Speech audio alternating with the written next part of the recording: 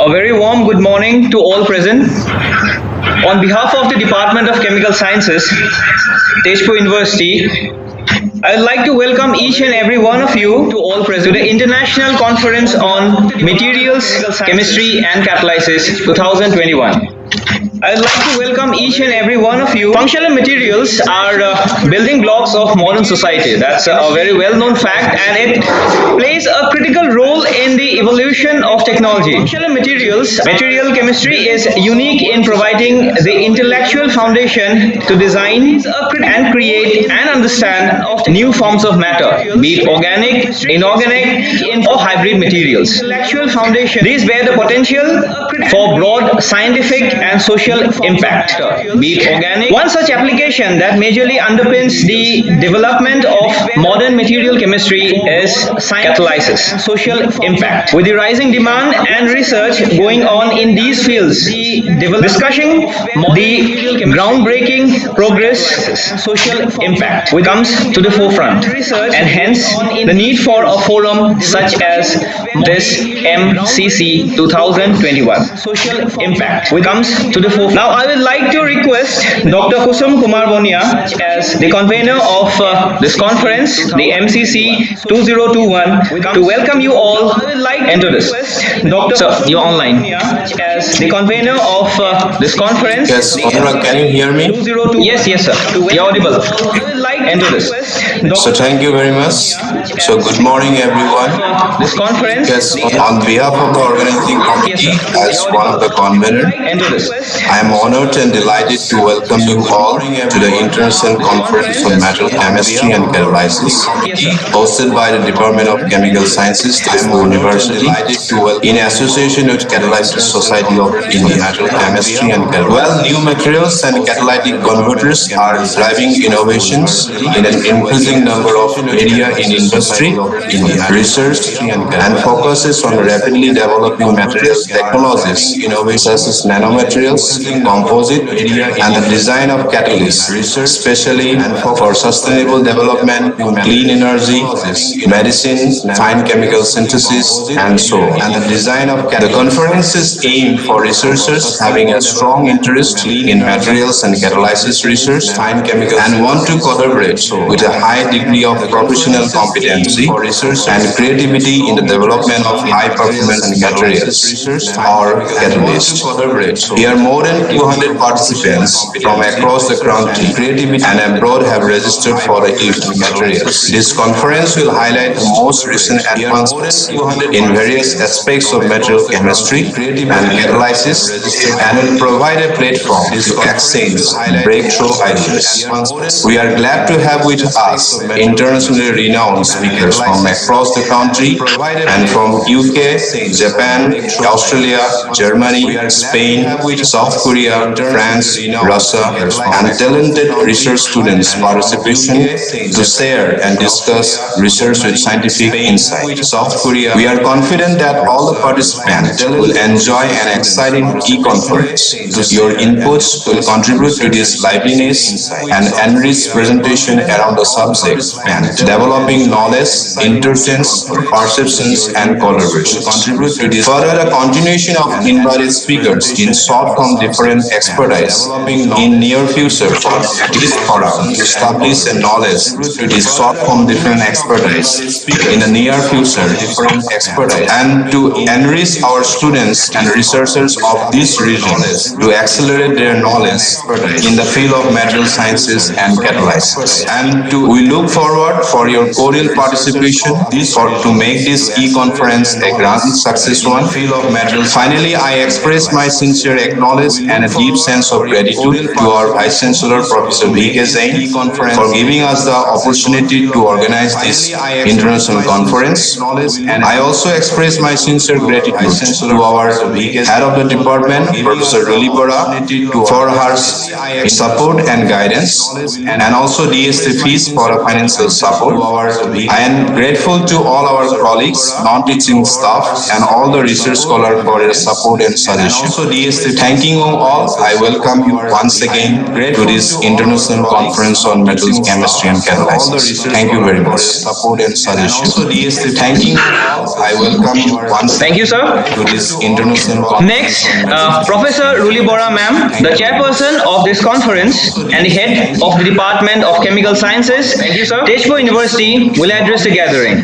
Professor, ma'am, you're online. The chairperson of this conference and the head of the Department of Chemical Sciences. Thank you, Ankur. Tezpur University will. Good morning to one and all. Professor, ma'am, you're online. Honorable Vice Chancellor, Sir Professor V.K. Jain, Honorable President, CATALYSIS Society of India, Dr. R.V. Zestra, renowned scientist, Professor D.T. Sharma, ISC Bangalore, Honorable eminent invited speakers of Academic and Research Institute, respected Dean School of Science and Head of Departments, esteemed colleagues, dear participant researchers and students. It is a great pleasure indeed for me to welcome you on behalf of organizing committee to the International Conference on Material Chemistry and Catalysis. It is a great pleasure organized by the Department of Chemical Sciences in collaboration with CATALYSIS Society of India for 2 days in virtual catalysis. It is a great pleasure organized by the Department of from Tezpur University. We know that catalysis provides an efficient and economical sustainable approach for transformation of materials to diverse useful chemicals ranging from petrochemicals, pharmaceuticals, agrochemicals, polymeric materials, fine chemicals, fuels, and many more. The economic impact of catalysis is very huge for production of these value-added chemicals from various raw materials. And the purpose of this conference is to discuss present advancement and future prospect of material chemistry and catalysis in chemical processes. I am very happy and grateful that so many distinguished scientists from India and abroad who have won accolades in this domain have accepted our invitation to share their knowledge and research experiences and to explore new ideas for future development. This platform will open new opportunity and interest of research among the participants.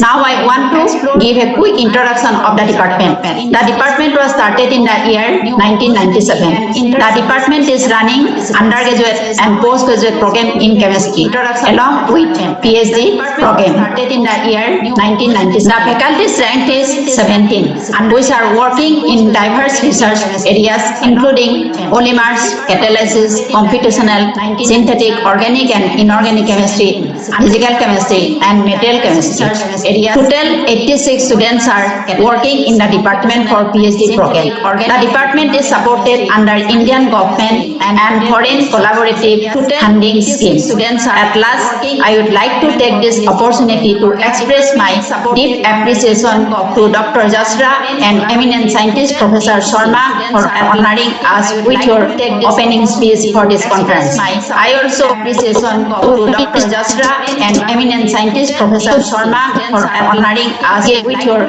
opening speech for this conference. I also appreciate to Dr. Jasra for financial and administrative support. I hope you will have 2 most productive days of interesting and stimulating discussion.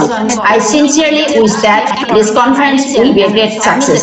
Thank you all. I hope you will have 2 most productive days of interesting and stimulating discussion.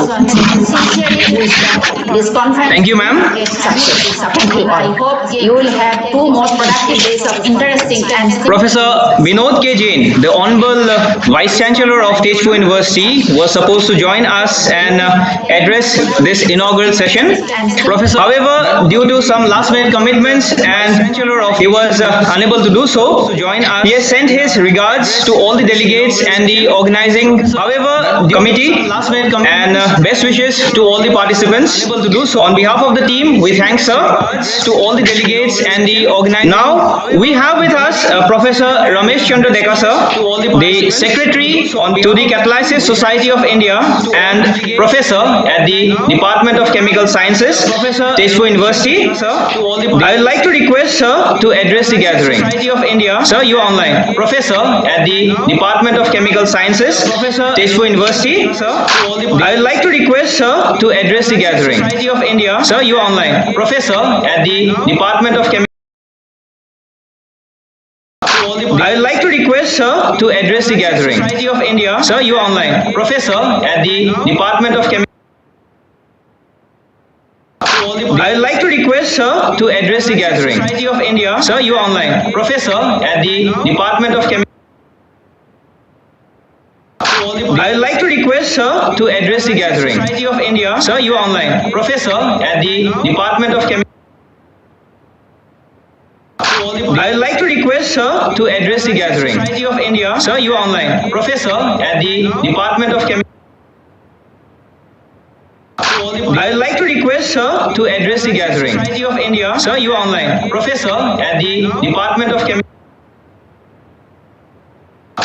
I would like to request sir to address the gathering. Society of India, sir, you are online. Professor at the Department of Chemical. I would like to request sir to address the gathering. Society of India, sir, you are online. Professor at the Department of Chemical. I would like to request sir to address the gathering. Society of India, sir, you are online. Professor at the Department of Chemical. I would like to request sir to address the gathering. Society of India, sir, you are online. Professor at the Department of Chemical.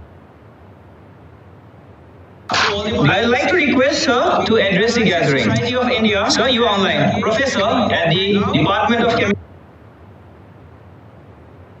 I would like to request sir to address the gathering. Society of India, sir, you are online. Professor at the Department of Chemical. I would like to request sir to address the gathering. Society of India, sir, you are online. Professor at the Department of Chemical. I would like to request sir to address the gathering. Society of India, sir, you are online. Professor at the Department of Chemical. I would like to request sir to address the gathering. Society of India, sir, you are online. Professor at the Department of Chemical. I would like to request sir to address the gathering. Society of India, sir, you are online. Professor at the Department of Chemical. I would like to request sir to address the gathering. Society of India, sir, you are online. Professor at the Department of Chemical. I would like to request sir to address the gathering. Society of India, sir, you are online. Professor at the Department of Chemical. I would like to request sir to address the gathering. Society of India, sir, you are online. Professor at the Department of Chemical.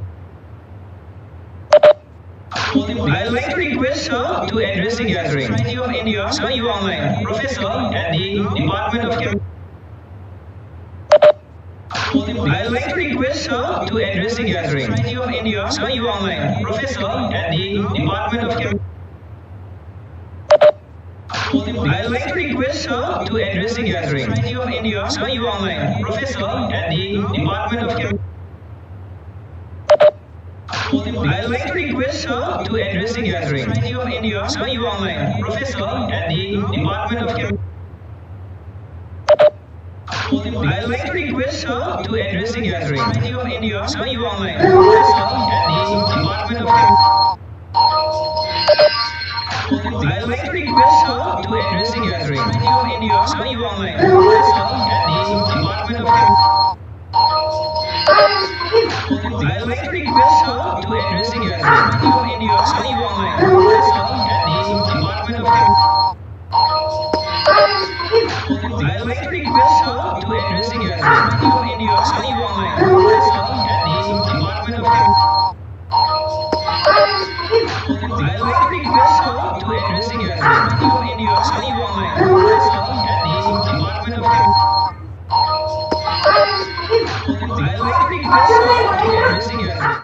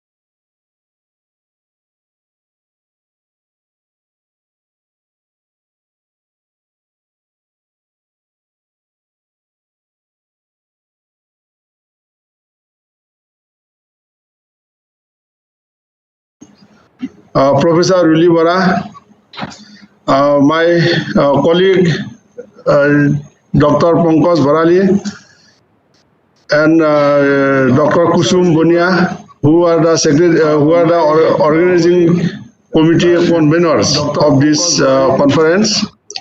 And my other colleagues, Dr. Kusum Bunia, distinguished speaker from India and abroad, committee conveners of this, my dear student of Tezpur University and other participants. Distinguished speaker, it is a pleasure for me to welcome you all to this international conference. My dear student, as Professor Ruli Bora told, our department started in the year 1997. Welcome you all, and we started MSc in Applied Chemistry in the year 2006 with specialization in catalysis and polymer and medicinal chemistry. And catalysis was a very trust area, and I am very much grateful to the Catalysis Society of India because in the same year, February 2006, the Catalysis Society of India organized one winter school on catalysis. That was a two-week long program. The Catalysis Society of India has been organizing this school for about more than 20 years, and Professor B.V. Sanatan from IIT Madras was the pioneer in organizing this school, and he was holding that school in IIT Madras and some other places. And last year, not last year, in 2019 December, it was organized in Central University of Kerala, and that was the last school we could hold because of this COVID-19. So we could not organize this school for last 2 years. Maybe after the situation improves, we can again try. And in Catalysis Society of India again gave us the opportunity to hold one national workshop on catalysis in the year 2009 at Tezpur University, where many eminent catalysis people came to Assam and participated in the workshop. So as our convener told, catalysis is a very trust area, and many people in the Department of Chemical Sciences. So we have many faculty members who are organizing either in homogeneous catalysis or heterogeneous catalysis or heterogenization of homogeneous catalyst. So this is we are working on that, and we have and because of that, I think our faculty member were interested to organize this workshop. In fact, when I was elected as the Secretary of Catalysis Society of India, my colleague requested that we should have a national conference at Tezpur University in the offline mode, not in online mode. And due to we were trying to have one national conference. Actually, Catalysis Society of India organized a national conference every 2 years and national workshop on catalysis every 2 years. Means every year we meet. If 1 year is workshop, next year will be a conference. So we could at Tezpur University we could organize a workshop and school, but we were also trying to organize one symposium. But I am very thankful to my colleague Dr. Kusum Bunia and Dr. Pankaj Bharali that they have organized this international conference, and many of the participants who are doing extensive catalysis research, they have shown their willingness to participate in this international conference. We are very much grateful to all the distinguished speakers from India and abroad. I think we have some more speaker. I said this. Yes, join. Just 1 minute.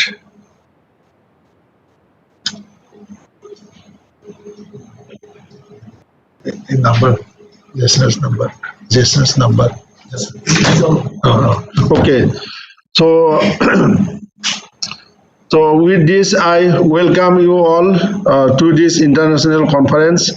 And our president, Professor Jesra, has joined our conference, and he will give a detail in overview of the Catalysis Society of India. And once we took the charge of Catalysis Society of India, we have organized various symposium. Initially, we started with offline mode, but during that COVID pandemic period, we have done extensive. We have organized several online conferences, and Dr. Jesra will give the details of all those conferences, workshops held during this period. So with this, I welcome you all to this international conference on material chemistry and catalysis. I hope this will be a very successful conference, and most importantly, I hope and I am hopeful that all the participants, particularly students, will be greatly benefited from this conference. I thank the organizing committee again for giving me this opportunity to address you all. Thank you very much.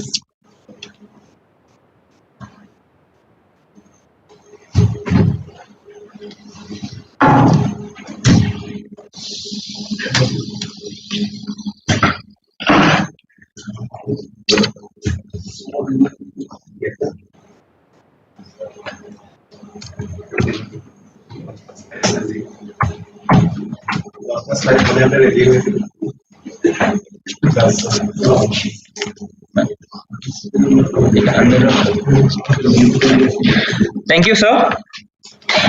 Next, we have a very eminent personality with us. We are highly honored by the gracious presence of Dr. Raksh Veer Jasra, the President of the CATALYSIS Society of India, in this conference.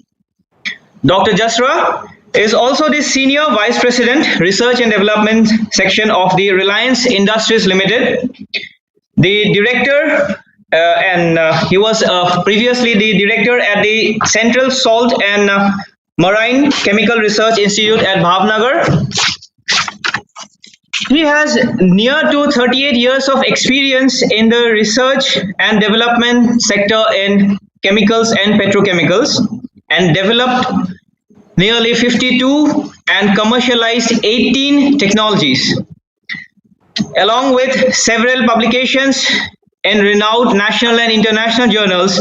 He has 180 granted patents to his name. Dr. Jasra has been listed among the top 2% scientists in the world in physical chemistry by a study done by Stanford University research team. I'd like to humbly request sir to deliver the inaugural speech of this conference. So you have been made the presenter. You can unmute yourself. Yeah, I have done that. My video is also there. I just want to, I have to click that share. Now I opened my presentation on my laptop. So I will put share, then I go to screen. Then I should see my presentation. What I have to do after that? Share. Yeah. But I'm not able to see my presentation. Sir, yeah. Sir, first you open your PowerPoint slide, sir. Okay, that is open on my laptop. Yes. Okay. After you click on the share button, just select the PowerPoint screen, sir. Yes, stop sharing. No, I am now open. Then I will that share button. Yes. Then there are two things: the screen and application. Sir, you can click on the screen. Okay, I have clicked on screen. Yes, sir. Only you people. Sir, yes, sir. Then you just open your PowerPoint file, which is minimized. Yes, just click on it, sir. Where is my PowerPoint? Here on that screen. Okay, here there is one. It's not open. There are three things: your input screen, application window, Chrome tab. So I have to which one? Entire. Okay. I have to go to share. No. Yeah. Nothing. Yes, sir. Now you just click on the PowerPoint tab, which is minimized. Yes. Yes, sir. It's visible now, sir. Yes, sir. Yes. Now just slide share it, sir. Yes, sir. That is visible, sir. Yeah. Okay. Now, thank you very much, Professor Ramesh Deka, and I'm also thankful to you for inviting me to really deliver this inaugural brief address. And I'm also thankful to all the organizers, Pankaj, Kusum, and many more who have really put efforts to organize this very, very important symposium or seminar in Tejpur. It's really very important. Only last week we had a meeting on catalytic material in Dhanbad, which went very well, one day webinar. And today we are again talking about these materials for catalysis. See, these materials are really very central to development of any new catalyst. Whenever there is any new material which has emerged on the scene, just 1 minute. Yeah, just tell him I'll talk to him after. Hello. Yeah, sorry, there was some interruption. So when these materials are key, and if you look into the history of development of catalysis, we will see whenever a new material has emerged on the scene, it has given a very big flip to catalysis results. One example is zeolites. When zeolites came on the scene, they transformed the catalysis in hydrocarbon industry. So that's why this in that connection, this particular seminar is very, very important and significant because it is focusing on material chemistry and its linkages with the catalysis. Very, very important. So what I will briefly tell during this period is just to give you a few highlights on how catalysis is important and what is exciting in catalysis today in this world. Now, one statement I made here that no other technical principle combines economic and ecological values as closely as catalysis. See, what does it mean? It means when you really intervene a chemical process with a catalysis or a catalyst, it not only brings down the economy of a process, it doesn't make it more inexpensive or more cheaper, but it also helps to improve the environmental quotient of that particular process, both, which is very rare. Whenever you want to take care of environmental quotient of a process, normally the cost of that chemical process will go up. But in this case, catalysis is one technology which is not only improve the environmental quotient, but also will improve the economics of a process. So that's why catalysis is very, very important, and it is being used prevalently. And before I go further on few points which I really want to share with you and which are very, very exciting related to catalysis, before I want to show that catalysis is very, very critical even for our own survival. We really, catalysis is in our blood. Every minute, with every breath we take, there is a catalysis happening within our body. Example is here. When we breathe in and breathe out, what do? We take oxygen in. That oxygen convert fats, lipid or sugars to carbon dioxide. And then this carbon dioxide, which is now produced in the body, if it is not fixed quickly, there will be serious problem. Now, how this carbon dioxide, which is produced within our body during respiration, or any activity we do, then there is a consumption of fat, oxidation of fat occurs with carbon dioxide, oxygen. Then there is an enzyme which is a catalyst, which is a biocatalyst, carbonic anhydrous enzyme. This is present in our red blood cells. It aids in the conversion of carbon dioxide to carbonic acid and bicarbonate acid. This is one enzyme which acts very fast. Most of the enzymes we all know are slow. Their kinetics is slow, but this particular enzyme is like 10 power 7 time faster conversion of carbon dioxide to carbonate or bicarbonate ions, and which gets then dissolved in our body system and taken out of the system. Now, if this carbonic acid is not there in our body, then it is very difficult for us to do any activity, because the more you run, more you do physical work, you produce a lot of carbon dioxide. It has to be fixed on a fast scale and immediately, and this is being done by our catalyst friend carbonic anhydride. And that's why I say the catalysis is in our blood, and I think we are practicing catalysis in our body every second with every breath we take. That is the significance. This is only one example. In our human body, even animal bodies, there are very large number of catalysts which are really doing their job to keep that whole system intact and survive. Now, another point I want to show with you, which also will throw some great impact catalysis made in the past.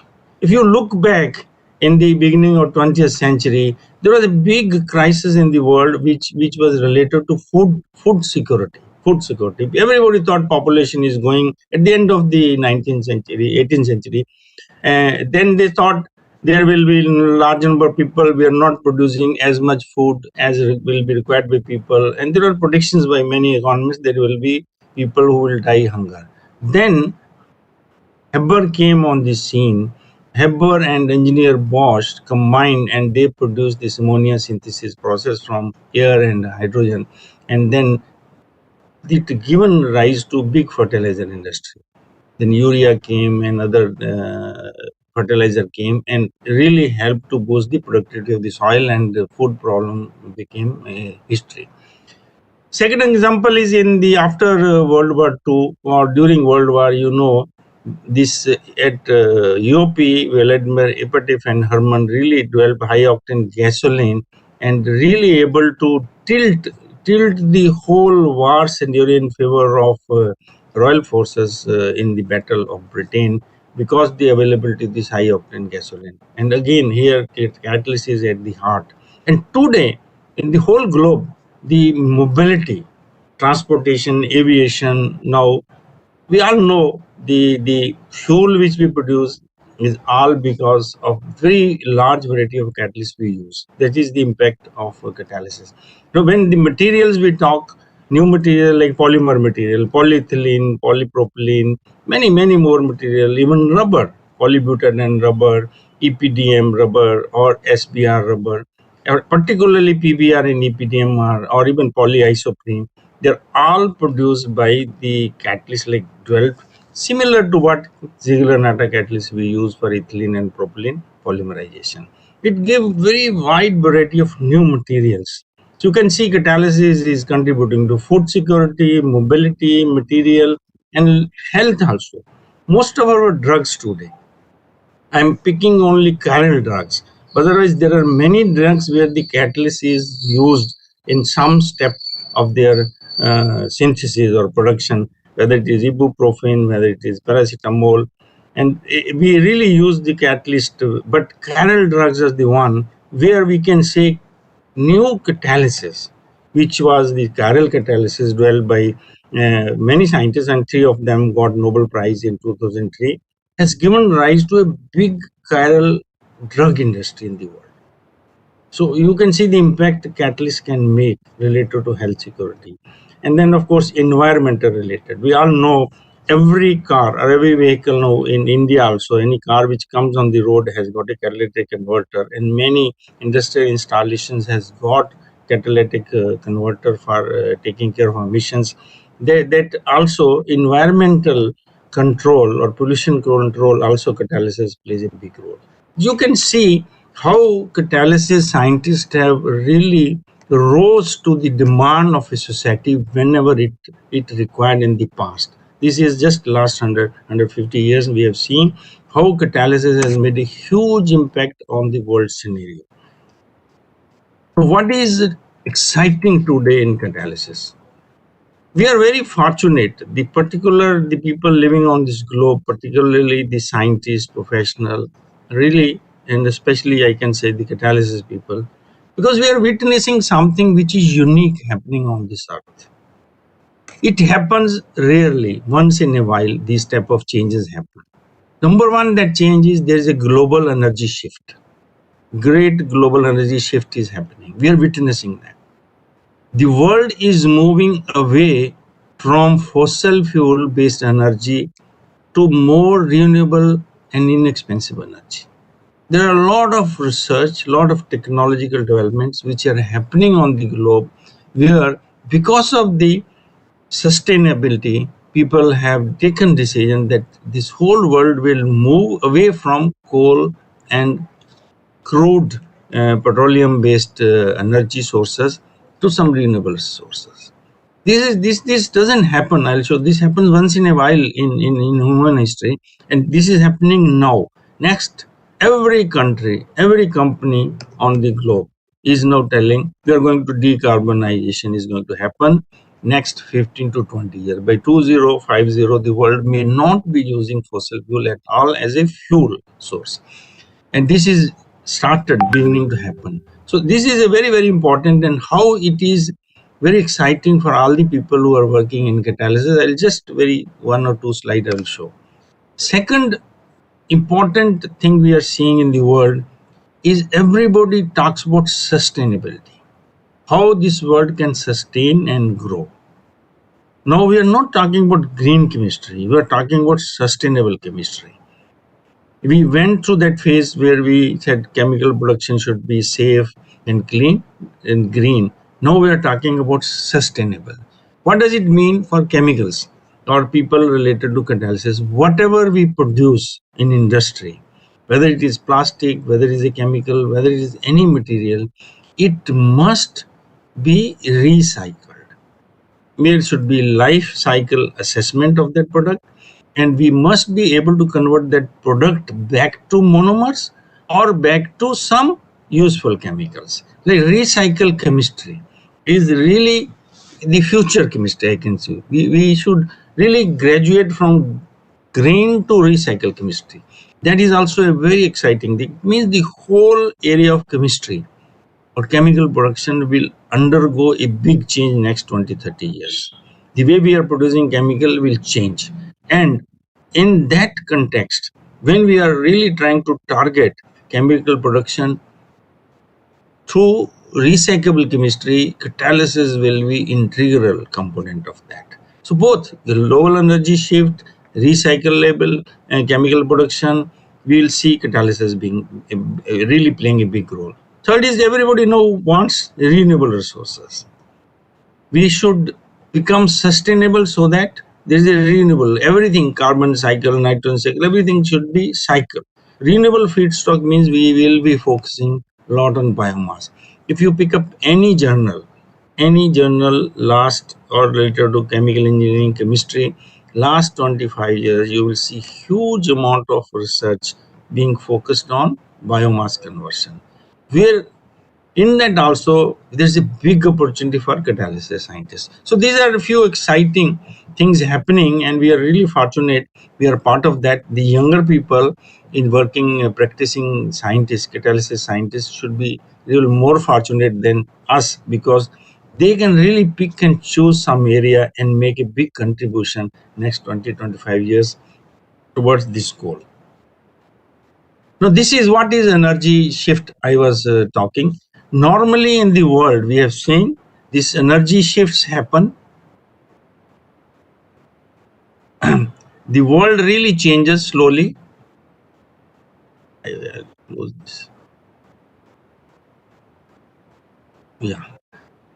You see, from wood, world has changed. I mean, stopped using wood, then dung we were using, it stopped. And then we can see the coal was here, and slowly we saw there's a big peak in coal as an energy source. You can see this is steam engine. We have seen power being produced from fire.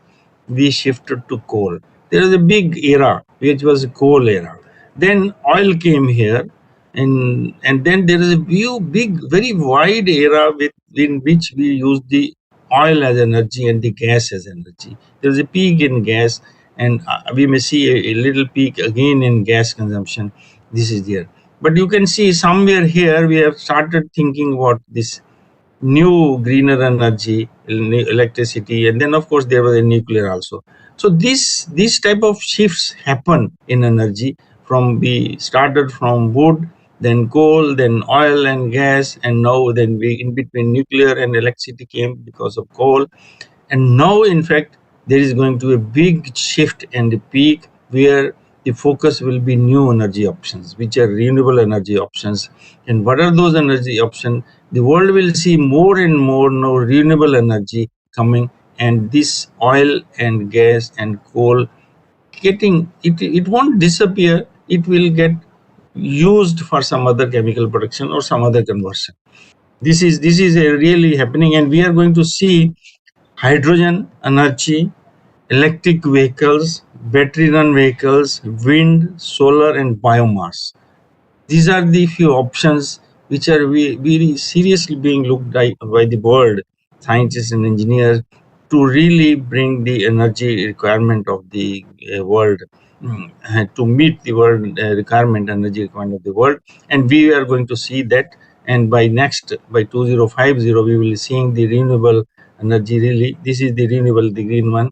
It started somewhere in mid 90s, and now it is becoming very important, and this will be the way energy will be produced and used in the world. So here again I have shown again, this is the how we use coal, natural gas, and you can see, you please just look at this here. Whatever this solar, renewable, wind or gas use is very small in this time. As we are moving going to 204050, you can see the contribution from renewable and gas, and there will be much more than coal and oil. This is a shift is going to happen. We are going to really move, the energy production will move from gravity to molecules. When we started using oil, it was using molecules. We are going to use photons in future, where this photovoltaic like solar and other energy sources will come, and that's where this energy shift I am telling you. Now, how it is relevant to catalysis, I'll show you. Because you look into any energy option which likely to become in near future, biomass conversion to fuel cannot happen if you don't have good catalytic process. Solar photovoltaic, you'll only succeed if we really develop some good catalyst for conversion of this light, solar light to energy. There are a lot of electrochemical, electrocatalysis, photocatalysis, where people are trying to really use this solar light to produce even chemicals and also energy. Fuel cell and battery. In fuel cell also, whether it is a methanol fuel cell, whether it is a hydrogen fuel cell, the catalysis is very important in this fuel cell development also. Hydrogen production from water using solar light or wind will only really be the ultimate source for energy in the world, and that will only succeed if we really develop some catalyst which can split water using solar light or renewable any renewable energy. So here this can see there are huge opportunities for catalysis people in all these areas. This is hydrogen here, and this is you can see this other biomass, other thing. Biomass, we are seeing a lot of activity already going on, and even you can see a lot of work being published on fuel cell, hydrogen production using solar light. A lot of catalysts being perovskite based catalysts are being projected. All variety of research you can see, and that's where I think we have got a huge opportunity. So catalysis people, not only for chemical production, but even today's energy requirement of the world.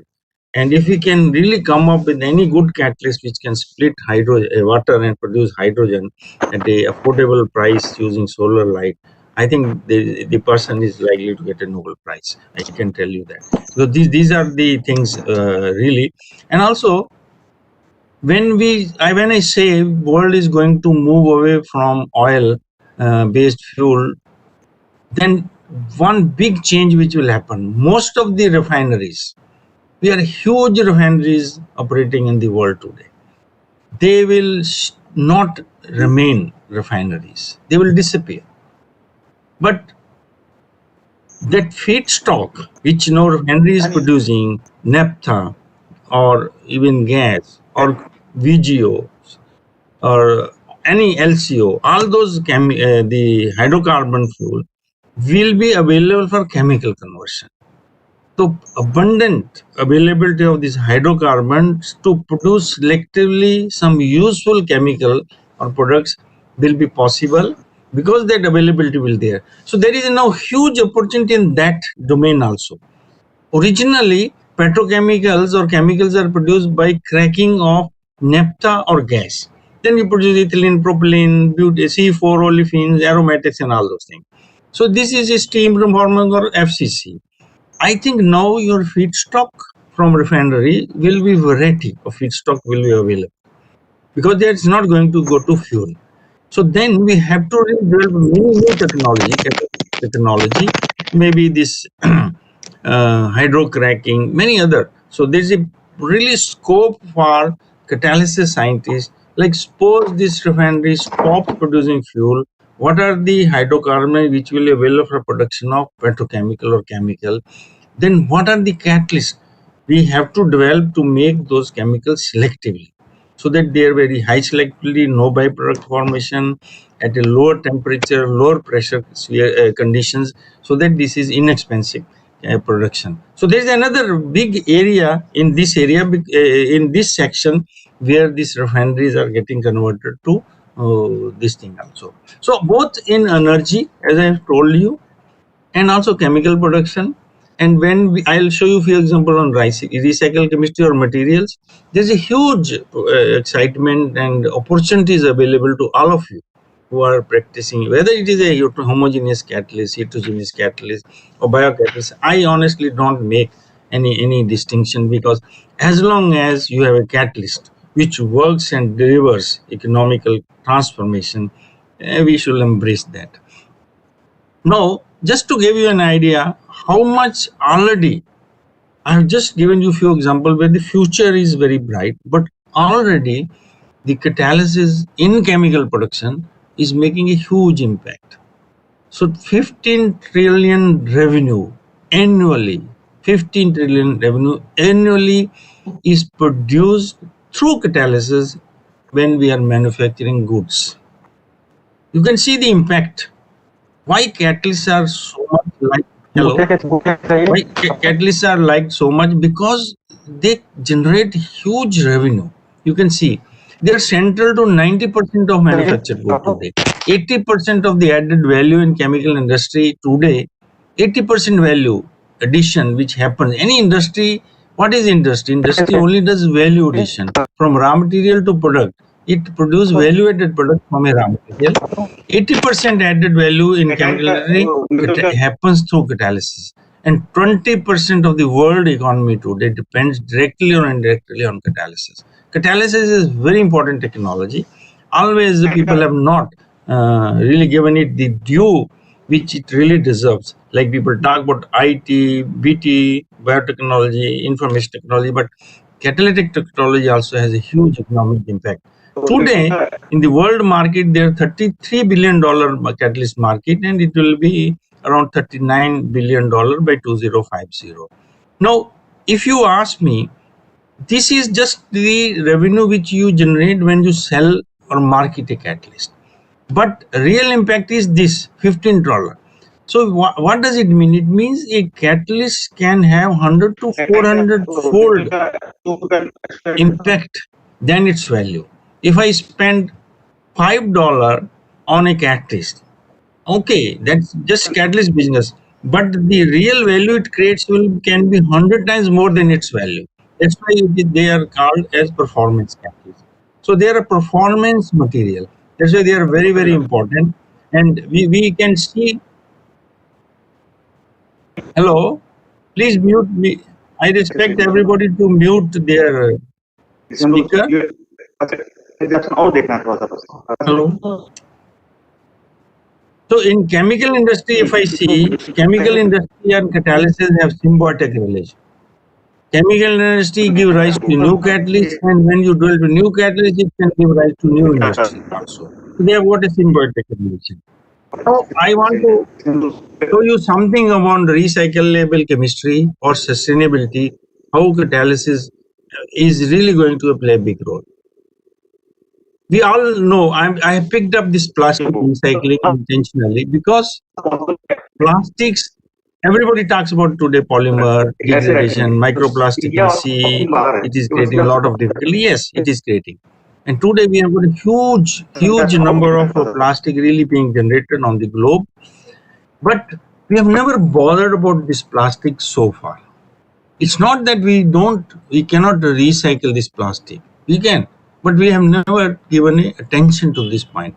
Now, because of the scale at which polymers and plastics are being produced and used, and it is creating litter in the sea, on the earth, people have really started bothering about it. Now, if you view plastic or polymer as a carbon source, here is a coal. I take coal and convert to chemicals and fuel. And here is a natural crude oil. I convert crude oil to chemical. Both of them, coal and crude, are what? They are the carbon source, which we convert.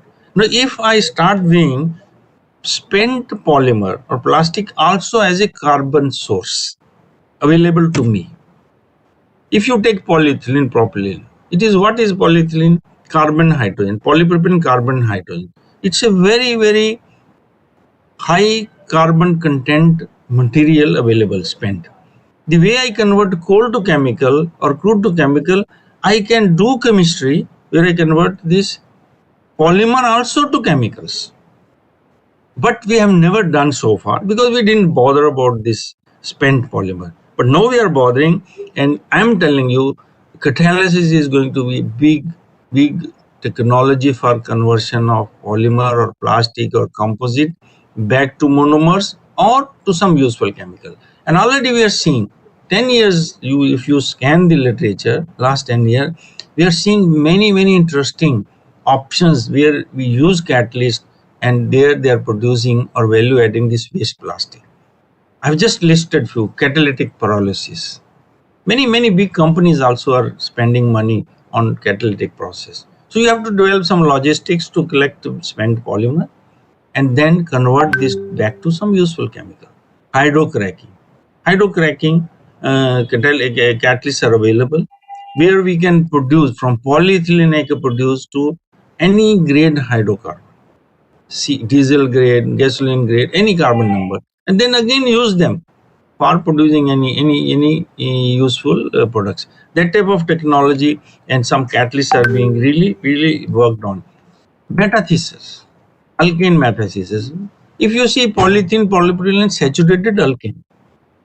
So I can do metathesis and create double bond on that. The moment you have got a double bond on any chain, you can do any chemistry.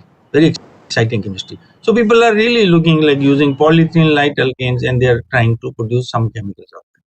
Oxidative depolymerization, another option where catalytic depolymerization is another. All these things, where everywhere catalyst is used. Somewhere metathesis is, or both homogeneous, heterogeneous catalysts are used. When I can do hydrogenalysis of these polymers also, where you can use homogeneous catalyst, pincer type catalyst, and really make some useful chemical. So you can see how could this challenge of sustainability, challenge of using spent plastic material to some useful chemical is a big opportunity for catalysis, and it should be easier for us to convert these material to chemical than people have done with coal and crude. Crude and coal are very complicated feedstock, whereas these polymers are not as complicated.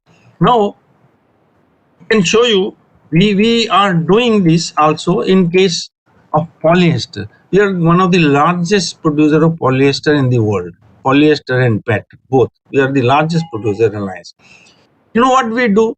We have got a 60,000 ton per annum plant where we collect the used polyester and convert back to monoethylene glycol and PTA.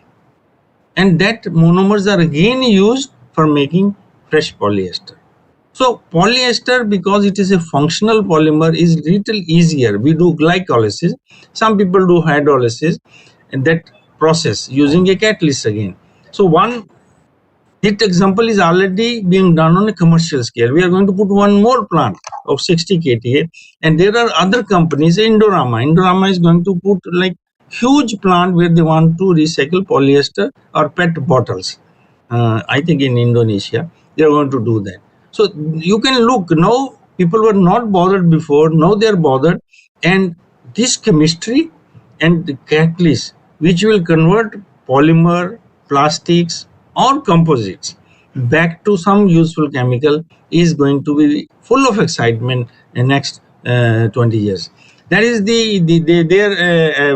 when all of you should look. Another thing which I want to tell you, because of this sustainability, recycle chemistry focus, LCA of every chemical, we are going to see lot of this type of chemistry where we have got reversibility, like esterification hydrolysis. You do esterification to produce some product, then that product can be hydrolyzed back to monomers. So this type of chemistry, when you want to produce new chemicals, new products, will become predominant. Dehydrogenation, hydrogenation. I can do dehydrogenation and produce some product, but I can do then hydrogenation of that product back to original molecules. Transfer hydrogenation, carbonylation, decarbonylation, supramolecular chemistry. These are the chemistries which will take really center stage, become center stage in the coming years, where the reversibility is possible. I think you will see the world moving from now chemistry, petrochemistry, then green chemistry. Now we are going to go to circular chemistry. And everywhere, when you want to do this type of reversibility, catalyst will be always required. And that's why the area of catalysis is going to be very, very exciting. Now, just renewable feedstock, if you see, we all know there's a huge focus on this biomass. And I mean, if you scan literature from cellulose, hemicellulose, lignin, people are now working very, very vigorously that how we can produce all sorts of chemicals. Only challenge here will be, how do you produce this biomass on a faster scale? Today the biomass production is slow. The photosynthesis is slow kinetics is slow. A tree takes few years to grow and produce that much biomass. Can I enhance the photocatalysis rate, kinetics? That is a challenge. And many scientists are already working how to enhance the photocatalysis, where we can, let's say I can grow a tree within 2 months, 3 months, 6 months and produce biomass. Once that happens, I think this whole world shift will happen. How do you produce all sorts of required chemicals and products using this biomass? And you can see many people have embraced to these areas now, biochemical, chemicals production from biomass. This is very exciting. And also people work really a lot of research happening. How do you convert carbon dioxide back to chemicals? People thought it is difficult to convert, but there are many commercial processes which are already existing, like you can salicylic acid, urea, and some other chemicals I have listed here. Polyurethane also makes use of. Already on commercial scale, carbon dioxide is used for production of chemicals. Now we are seeing many more which have been demonstrated at pilot scale, where the production of carbon dioxide, chemicals from carbon dioxide is already demonstrated.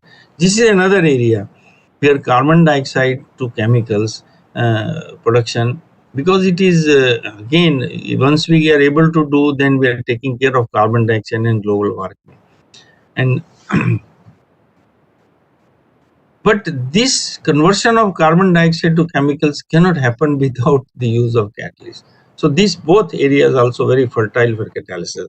So what I have told you people in last few minutes, catalysis is a very important area, not only in our own life, but even in producing of all the chemicals and products which we use.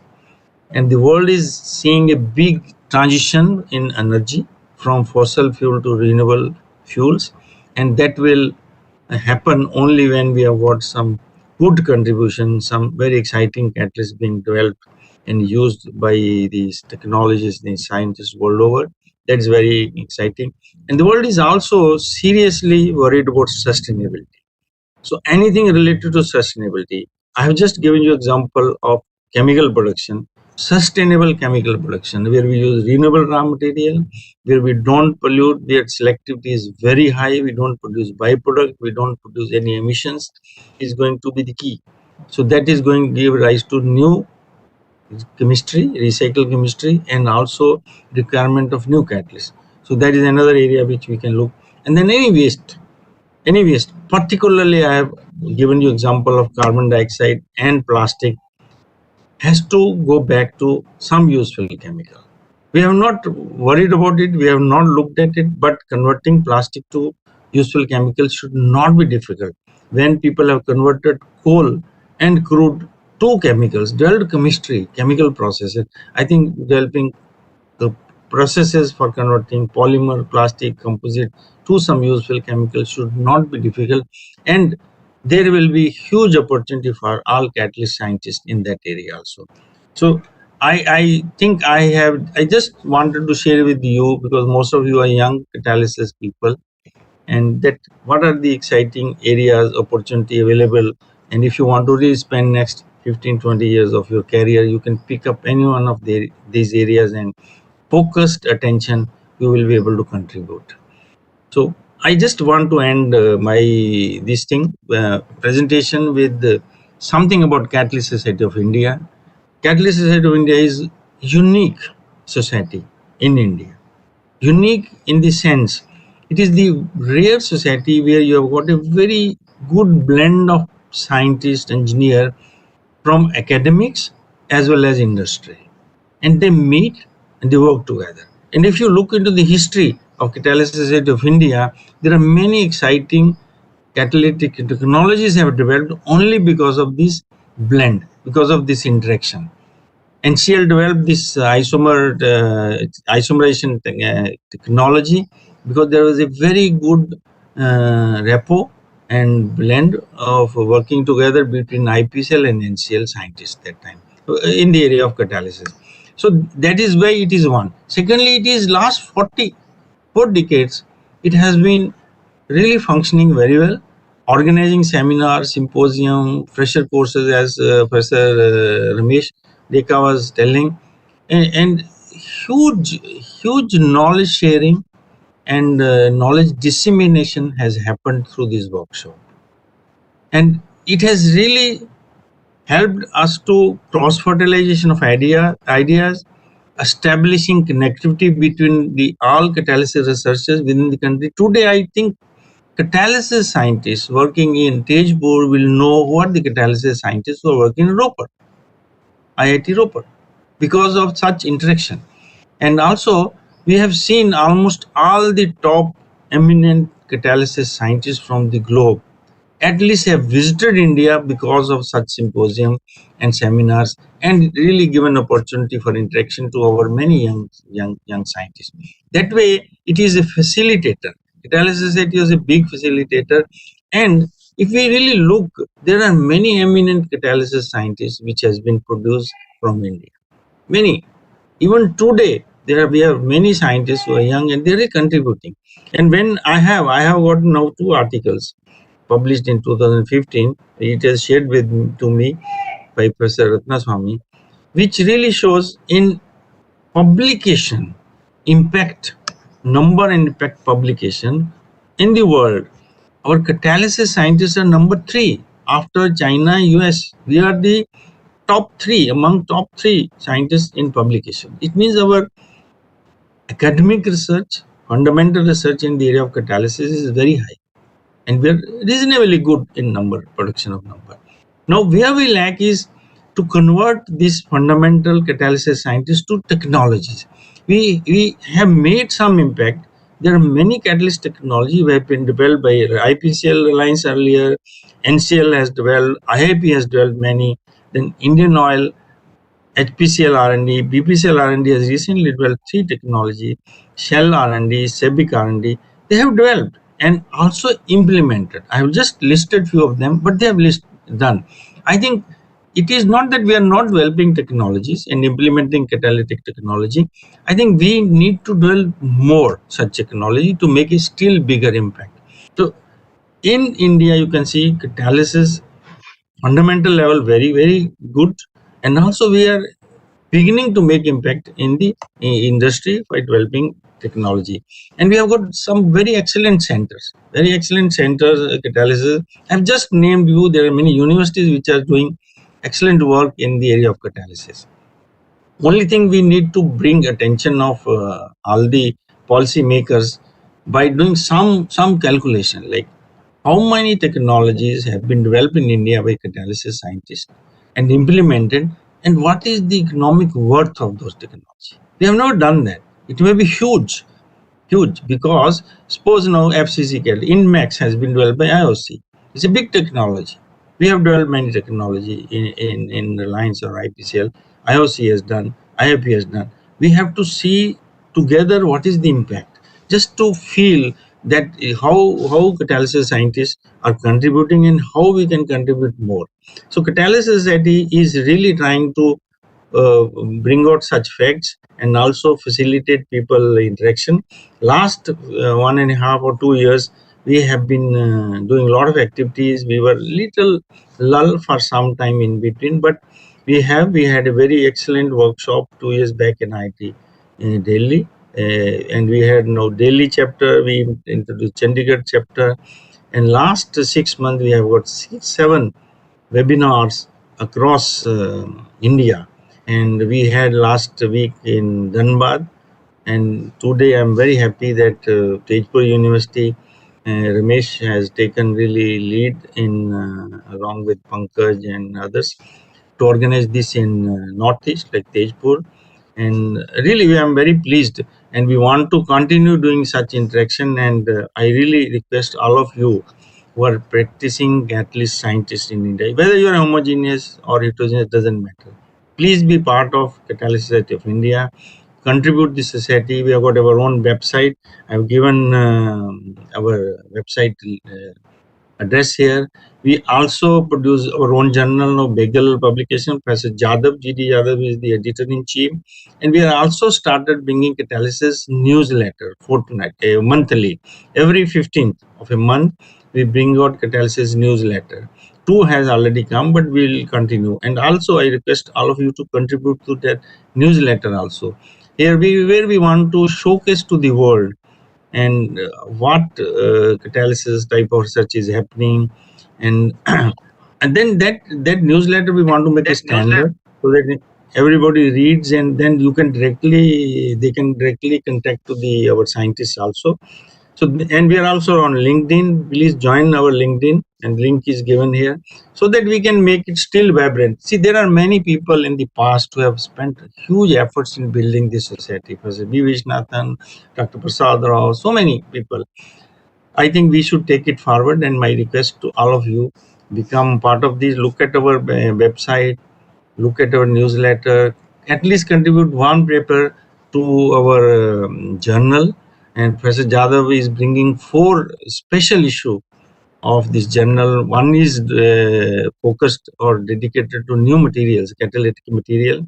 Please at least contribute to papers to that, so that this becomes a real true reflection of catalysis research in India. As I said, we are really doing very good publication, number 3 in the world. So with this, I really thank all of you, and especially I thank Professor Ramesh Deka, Pankaj, Kusum, and all the organizers who have really made, and Tejpur University and your chemistry department, who really supported this 2 days seminar. And I'm also thankful to all the speakers who have agreed to share their research with you, and all the participants. And I'm really looking forward to exciting 2 days. And I will join whenever I get time, and I will attend those seminars. And I really wish success of this seminar. With this, I thank you all. I would like to end. Thank you. Thank you, sir. Thank you. It was a really interesting talk, and it was glad to know about the industrial aspects of catalysis and the future prospect that it holds. However, we are running a bit short on time, so we'll be beginning our technical session 1 now, and my co-host Rakhi will take over from here.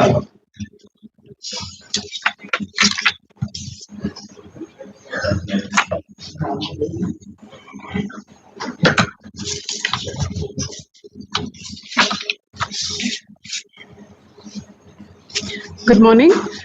Welcome to the first technical session of the International Conference on Material Chemistry and Catalysis 2021.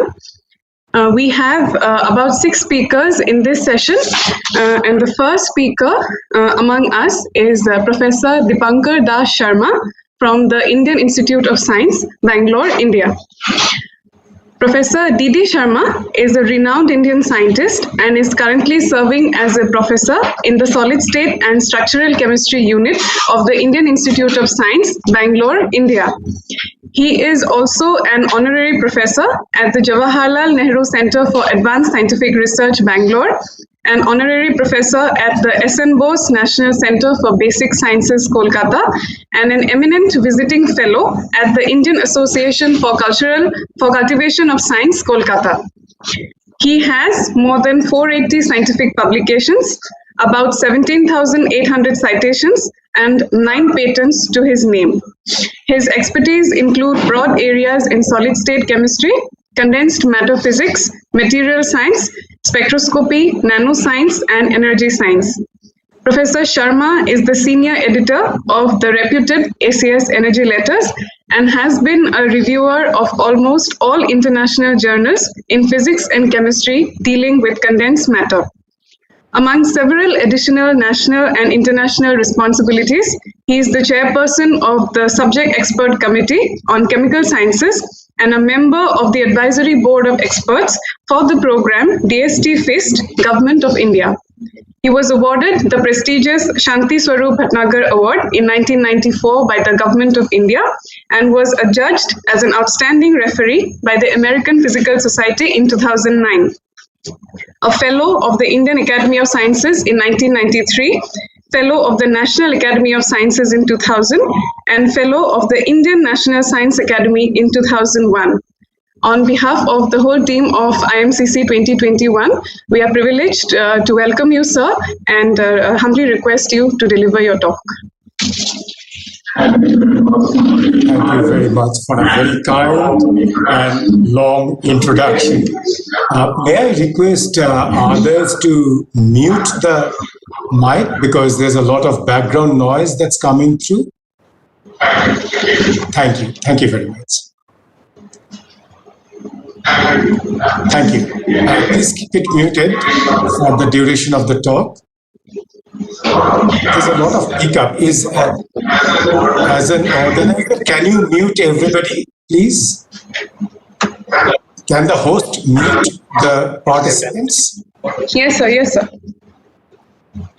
Please do that because I'm getting a lot of background noise otherwise. Okay, sir. Because there's a pickup coming. Thank you. It's wonderful. Thank you very much. Let me start because we are running already 17 minutes late. We are starting. I'll try to finish in next 25 minutes, leaving about 5 minutes for a discussion at the end.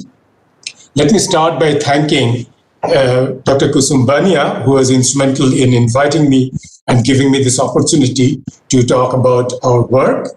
Let me start by sharing my screen, and I hope you can see my screen. Can you see the screen?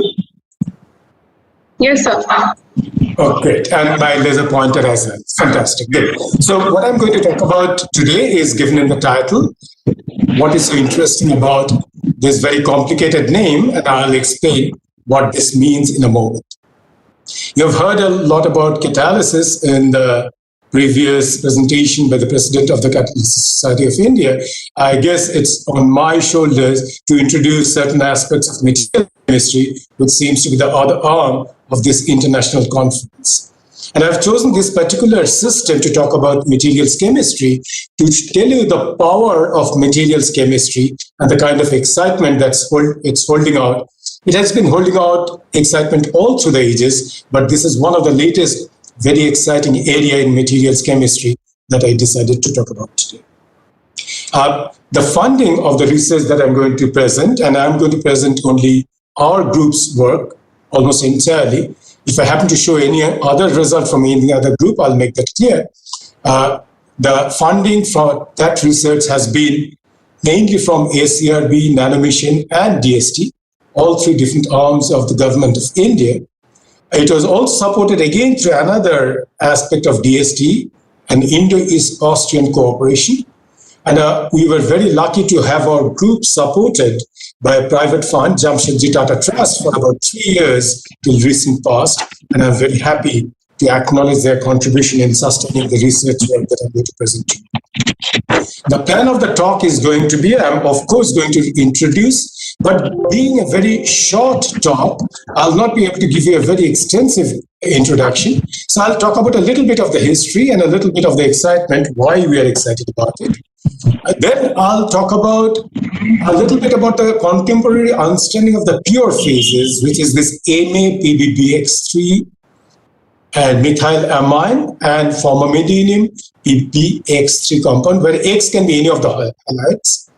And then I'll move on to the main topic today, which is about this mixed phase. You can see this complicated compound that I had written in my title is nothing but a solid solution where you take out Ma and replace Fa in site of Ma, making this mixed compound. And I'll tell you why this mixed compound has a relevance and why this particular kind of solid state chemistry has given us a lot of hope and excitement.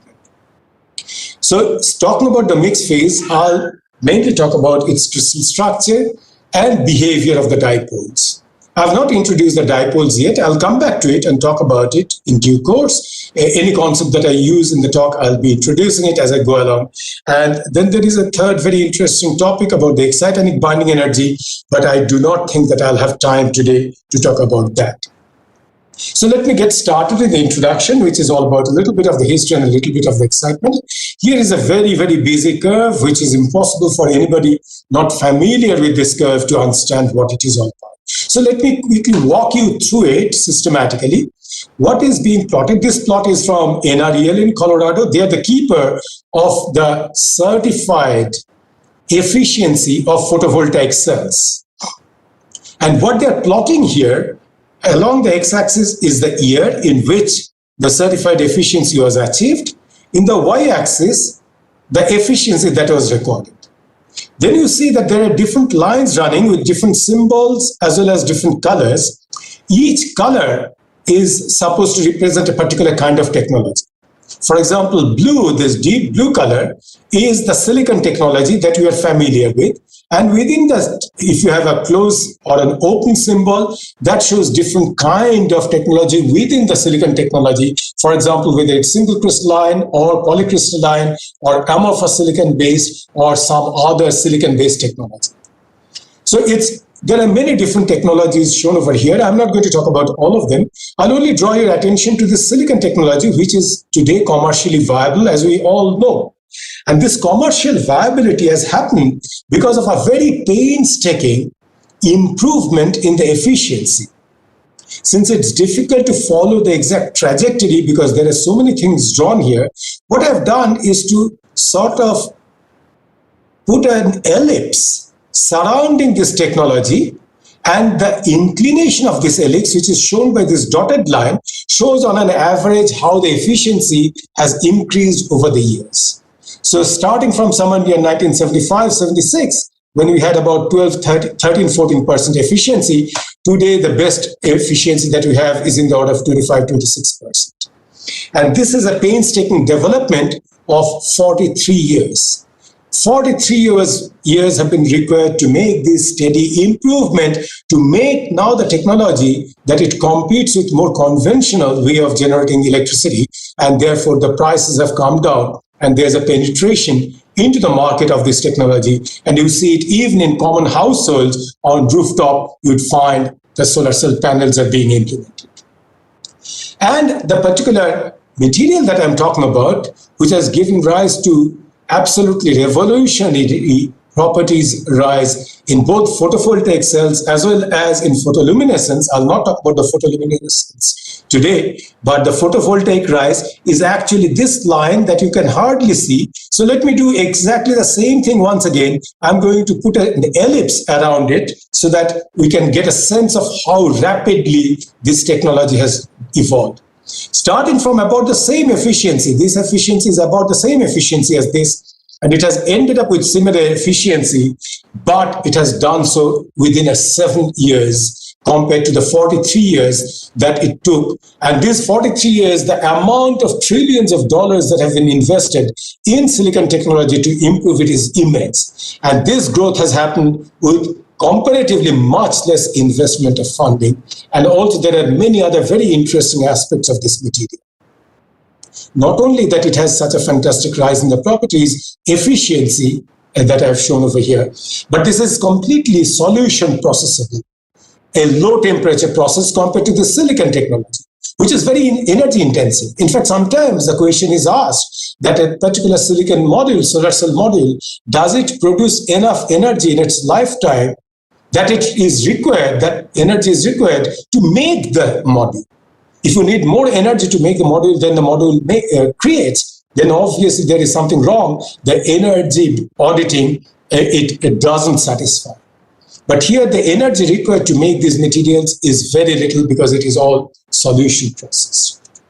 There are other ones. For example, one of the problem of the silicon technology is that it needs rather thick silicon wafer to absorb the solar light because it has very poor absorption coefficient. So you need very large thickness to absorb the light that you want to make use of. And that's why new technology had come in, which is known as the dye-sensitized solar cell, here abbreviated as DSSC. And that showed that that can make the thickness much lower, and the cell was about 10 micron.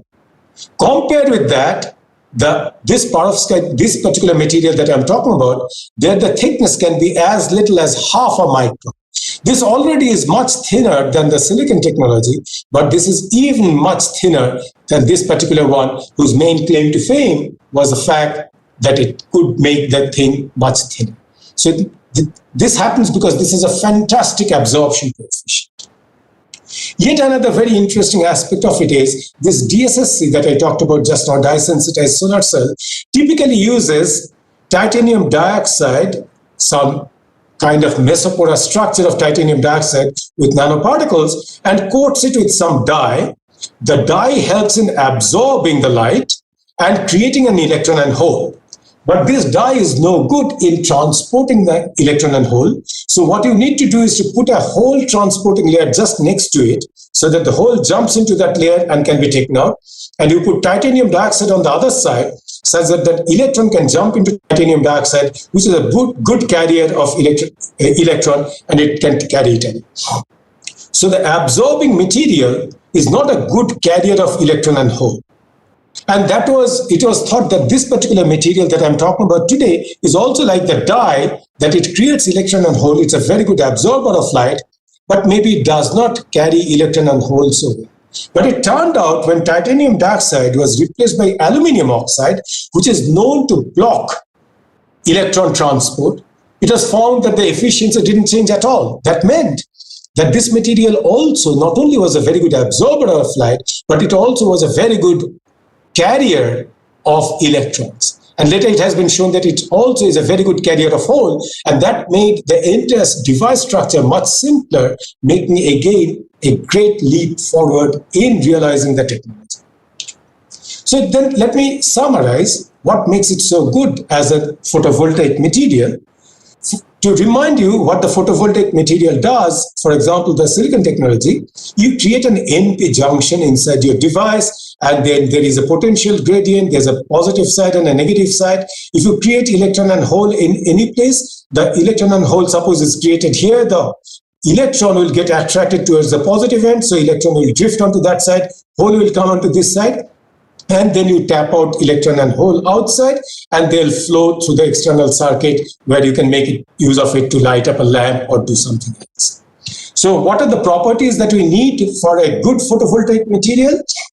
It must be a good absorber of light that I've already talked about. It must be very effective in separating the charge carriers, so that charge carriers, the electron and hole should not recombine. They should have long carrier diffusion lengths, and also they should have high open circuit voltage, because the power that I drive, which is the energy proportional to the energy per unit time, that is not only the current that I drive, but also multiplied by the voltage. So it helps to have higher voltage, because then I'm generating more energy. This particular material that I've talked about, this is the methyl ammonium lead iodide, is an extremely good absorber because it has a right band gap for absorbing the solar spectrum. It has a fantastic absorption coefficient. It has a very long carrier diffusion length, and its open circuit voltage can be as large as 1.1 volts. So it's really spectacular in terms of all these properties.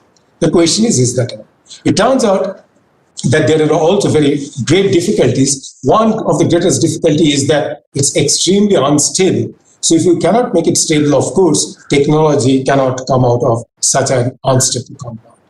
And also one would like to understand what are the things that make this particular system so good. We have been looking at it for years together, and there's been a whole generation of students, postdocs, and younger students in the group who have contributed to this work, as well as I have collaborated with my colleagues, Professor Anshu Pandey and Professor Guru Rao, in understanding the properties of it. And then I have collaborated with my colleagues at Jain CSR, Professor Sundareshan's group, Professor Narayan's group, and their group members.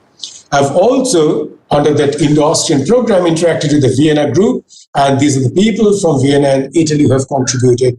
And the first part of the work that I'll not be talking about, except for briefly touching on, was mainly driven by Dr. Sharda, who graduated from the group, and Dr. Bhushan Kore, who was a postdoc and is now doing his postdoc in Stockholm, and they published these papers during 2016, 2018. I'm not going to talk about these work. The Mino Bogdam, who was a Curie partner, we published a couple of papers, and also I'm not going to talk about these today, but you can look them up if you're interested. I'm going to talk about Dr. Ashutosh Mohanty, who recently has submitted his thesis, is on the way to get his degree, and a paper that he published 2 years ago, 2019, and some unpublished results, as well as I'll touch upon a collaborative work that we have done with ERC recently, and that paper was published last year. So mainly based on these two work that I'm going to talk about today. So let me tell you a little bit about the unmixed compounds here. And the compound that I'm talking about has the perovskite structure. These octahedron that you're seeing, the corners are occupied by the halide ion. The center of this octahedron are occupied by lead ion, and this body-centered position has this methyl ammonium molecule, or the formamidinium radical. These, of course, as you can see, that they can rotate. The two kinds of rotation that are allowed to this methylamine is a threefold rotation around the CN axis, or the fourfold rotation around the axis perpendicular to it. Formamidinium, which is the formula given here, on the other hand, can have different kind of rotations. It can have a rotation around the CH axis, around the NN axis, which will be an uniaxial rotation, or it can have an isotropic rotational diffusion also. And these rotations can be actually measured and probed very effectively by quasi-electric neutron scattering, because it's extremely sensitive to hydrogen. And hydrogen are here, and there any kind of rotation will be moving the hydrogen, including this rotation, which will not move the position of carbon and nitrogen, but will move the position of the hydrogen, will be picked up by quasi-electric neutron scattering, and that's what we've done. And if I plot the intensity of the elastic peak as a function of temperature for the two N members, methyl ammonium lead bromide here and formamidinium lead bromide here, you can see that the quasi-elastic peak changes suddenly in certain temperature ranges. These changes come about because there are phase transition. For example, if this narrow range I expand, you'll see that there's a sudden drop here and there's a sudden drop here. That's because there are two crystallographic transition at these places. We go from orthorhombic phase to a tetragonal phase to another tetragonal phase, and then to cubic phase at a high temperature. And you can see that if I compare Ma and Fa, there's a drastic difference in this low temperature regime, though in the high temperature regime they look similar. There's a drastic change here. This transition is something that was not recognized earlier, but this is a plastic crystal transition that showed up in our quasi-elastic scattering. And you can look at the quasi-elastic scattering part, which is this broadening. There's the elastic peak, and this one can also analyze this broadening in the quasi-elastic part. And I'll not tell you about the details of it, but the essence of it is given over here. We can map out and we know exactly which temperature range, which one is rotating how. In the low temperature range, MA is mainly rotating, having its threefold rotation. The fourfold rotation in the perpendicular axis is strongly suppressed because it has a higher barrier. And at higher temperature, the fourfold rotation becomes active in this temperature range. Whereas formamidinium doesn't have this threefold rotations equivalent, has only this isotropic rotation at all temperatures, and the various barriers for these rotations are also given, measured from these experiments. Having understood that these units rotate, there's another important thing to keep in mind is this methylammonium radical has a very sizable dipole moment. Whereas this formamidinium radical has a very small dipole moment. What is the implication of that? And this is a question, of course, as soon as both these are asymmetric molecules, so they lack inversion symmetry. But since they're if they're rotating very fast, then I can have, on an average, inversion symmetry restored for the crystallographic considerations, but still they would have important consequences for other properties. And this is what we looked at by dielectric measurement. There's a very busy curve. Let me walk you through slowly. To understand what is a consequence of a rotating dipole to the dielectric property, what we first looked at is a different system, which is again the lead bromide structure, the same structure, but at the center, instead of having Ma, I've put a cesium. Cesium has no dipole, and that has a dielectric constant shown over here, almost temperature independent flat in this scale of things. And now I take out this Cs and put in Ma, which has a dipole, so that I can see what the dipole is doing, because by seeing what the difference is, and that when I do, I find this is the structure. At the low temperature, I find that this one and the cesium analog looks more or less the same, almost temperature independent, and that is because these dipoles stop to rotate at this low temperature. They're all ordered in an antiferroelectric manner. At high temperature, you see this fantastic distinction from the cesium analog tells you these dipoles are rotating very fast. It has a typical 1/T dependence here, and which is the Curie-like behavior, and it comes from rotating dipole contributing to the moment. And in fact, it can be theoretically described, and from there you can extract the dipole moment. This is what you have done, and you can get a good estimate of the dipole moment. And then it freezes down through this crystallographic transition where the dielectric constant changes into this antiferroelectric state. So keep in mind this 1/T dependency comes because of this very fast rotating dipole. What would happen if I change Ma into Fa? Because I'm going to talk about the mixed halide. So I'm showing you Ma PbBr3, which is this 1/T dependency that you have already understood. And now I'm showing you Fa, and that's here. And you see that it doesn't show this 1/T dependent behavior. It looks more like the cesium, and that's because Fa has very small dipole. So the dielectric properties are very drastically different between these two, simply because in this case I have a large dipole which is rotating, and here I have a small dipole which is rotating but is very small. So keep in mind both the dipoles are rotating, but this is small dipole, this is large dipole, because now I go to make very quickly jump this, and let me go on to talking about the mixed phase. In the case of the mixed phase, I'm going to take out my methylammonium and put in formamidinium. And I'll start with that crystal structure. And what Ashutosh did is to measure the crystal structure. This is the powder X-ray diffraction angles here, and for different temperatures here. He also made single crystals, so he also collected the single crystal data at different temperatures to determine the cross structure very accurate. This is a very busy curve, so let me take out one of these. This is just for this particular composition. For 87.5% Ma, 12.5% Fa. For that, I'm showing you the powder X-ray diffraction pattern at a particular temperature, 250 Kelvin. And there are too many peaks. Let's focus on just one single peak, which is out here. And I'm going to expand this part shown over here and show you how that narrow region, 26 degrees to 29 degrees of diffraction range, how it changes as I change the temperature. At 310 Kelvin, I have a single peak. It's a cubic structure. I lower the temperature to 250 Kelvin. The peak splits into two. It's a tetragonal structure. I lower the temperature a little more. Another peak begins to emerge. I still have the tetragonal peaks, so it's a mixed phase. I lower the temperature to 120 Kelvin. The tetragonal peaks have completely vanished, and I have these two peaks, which is a large cell cubic, and then that goes into an orthorhombic phase. So studying this, and by looking at identifying these four different structures, we can work out. So this is now the composition where the concentration of Fa is plotted.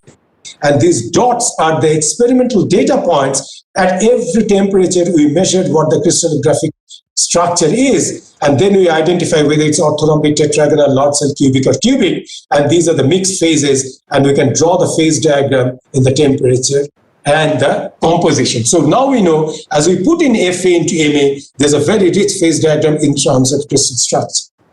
What happens to the properties? And that's the next thing that you're going to look at. And since I have introduced the behavior of the dipoles, that I'll be talking about today.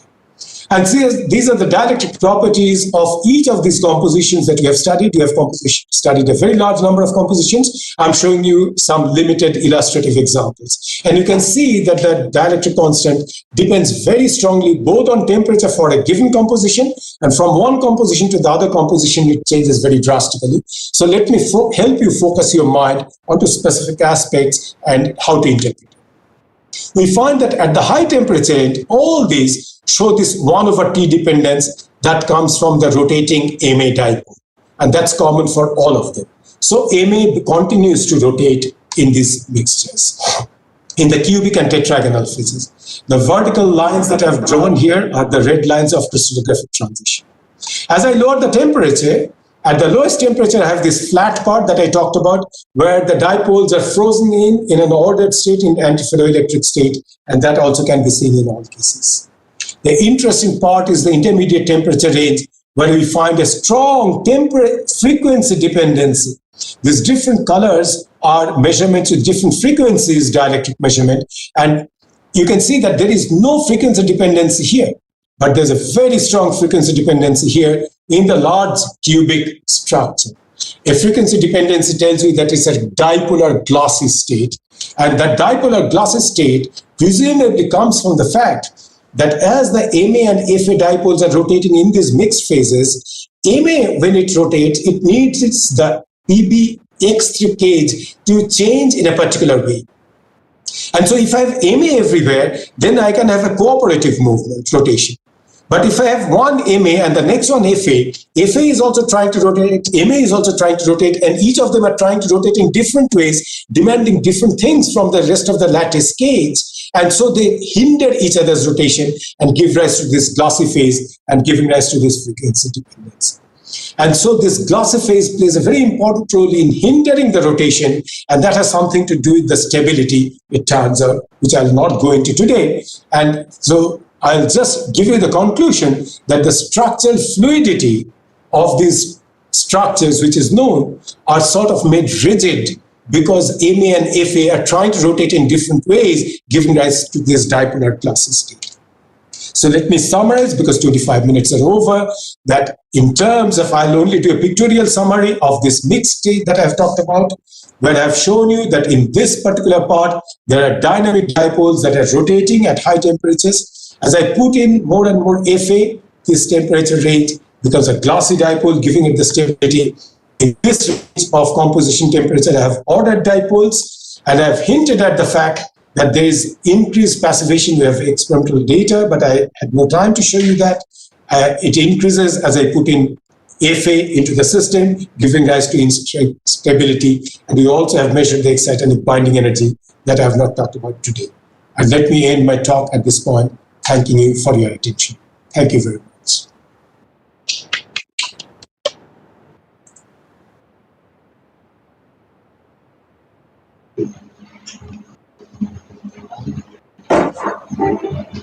Thank you, sir. for your wonderful talk. The session is now open for interactions.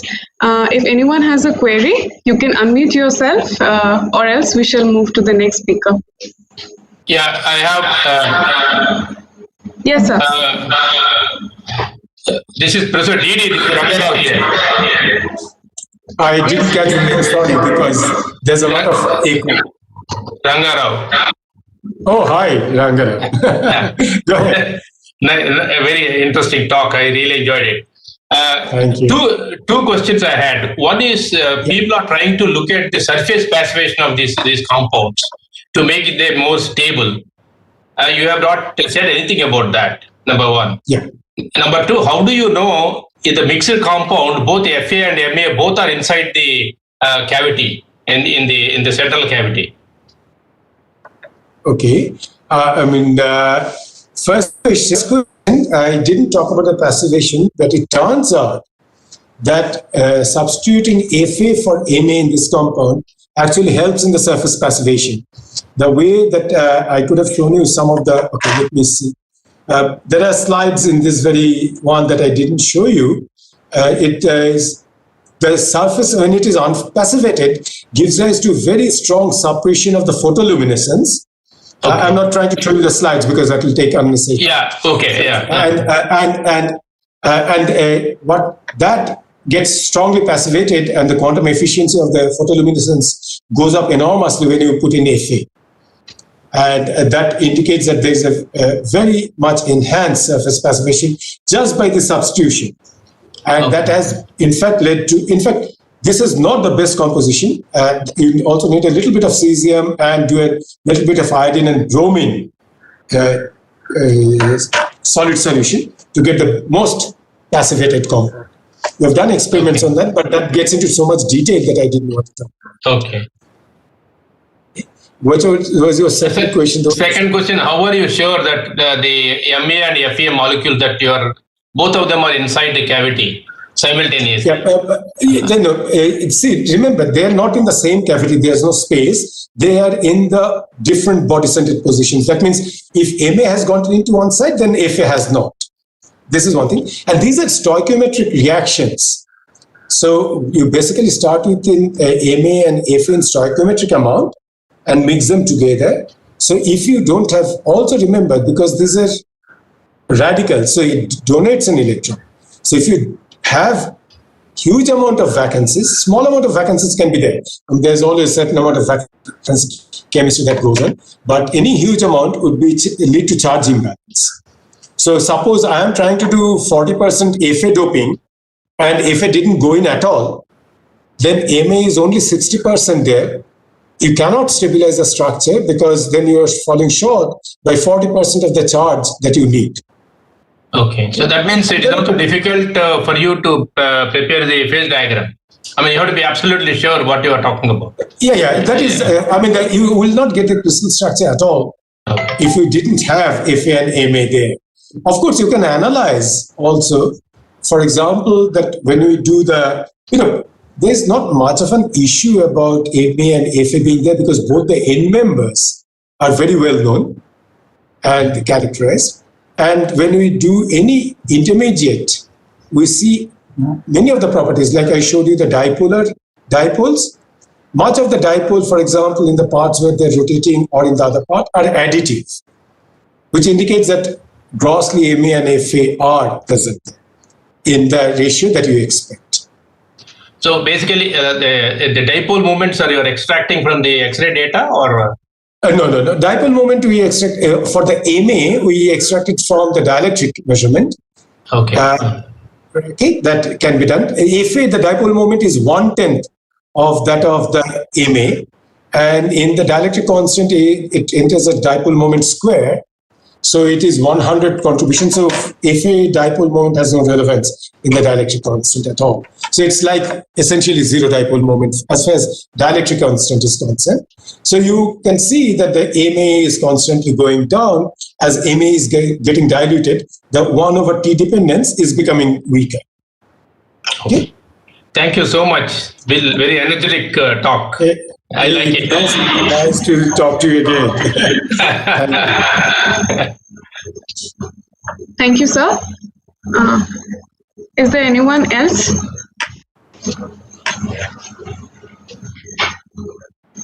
So we shall move to the next speaker, Dr. Chinnakonda S. Gopinath from NCL Pune.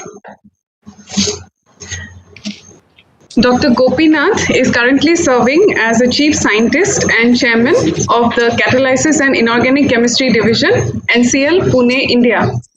He is also a Professor of Chemical Sciences at the Academy of Scientific and Innovative Research, ACSIR, New Delhi. He is a life member of the Chemical Research Society of India, CRSI, and also that of the Catalysis Society of India. Dr. Gopinath completed his PhD from IIT Madras in 1993, and his research interests are in the fields of surface science and heterogeneous catalysis. He has published more than 200 research articles and about 6,900 citations and 7 patents to his name. He is the former editorial board member of Indian Journal of Chemical Technology and the Journal of Chemical Sciences, Springer. He is the recipient of the prestigious Alexander von Humboldt Research Fellowship in 1995 and is an elected fellow of the Indian Academy of Science, Bangalore since 2011. On behalf of the IMCC team, our 2021 team, we welcome you and request you to present your talk. Yeah, thank you very much. Can I everybody to mute their mic and allow me to share my slides. The share option is not share option. So can you see now?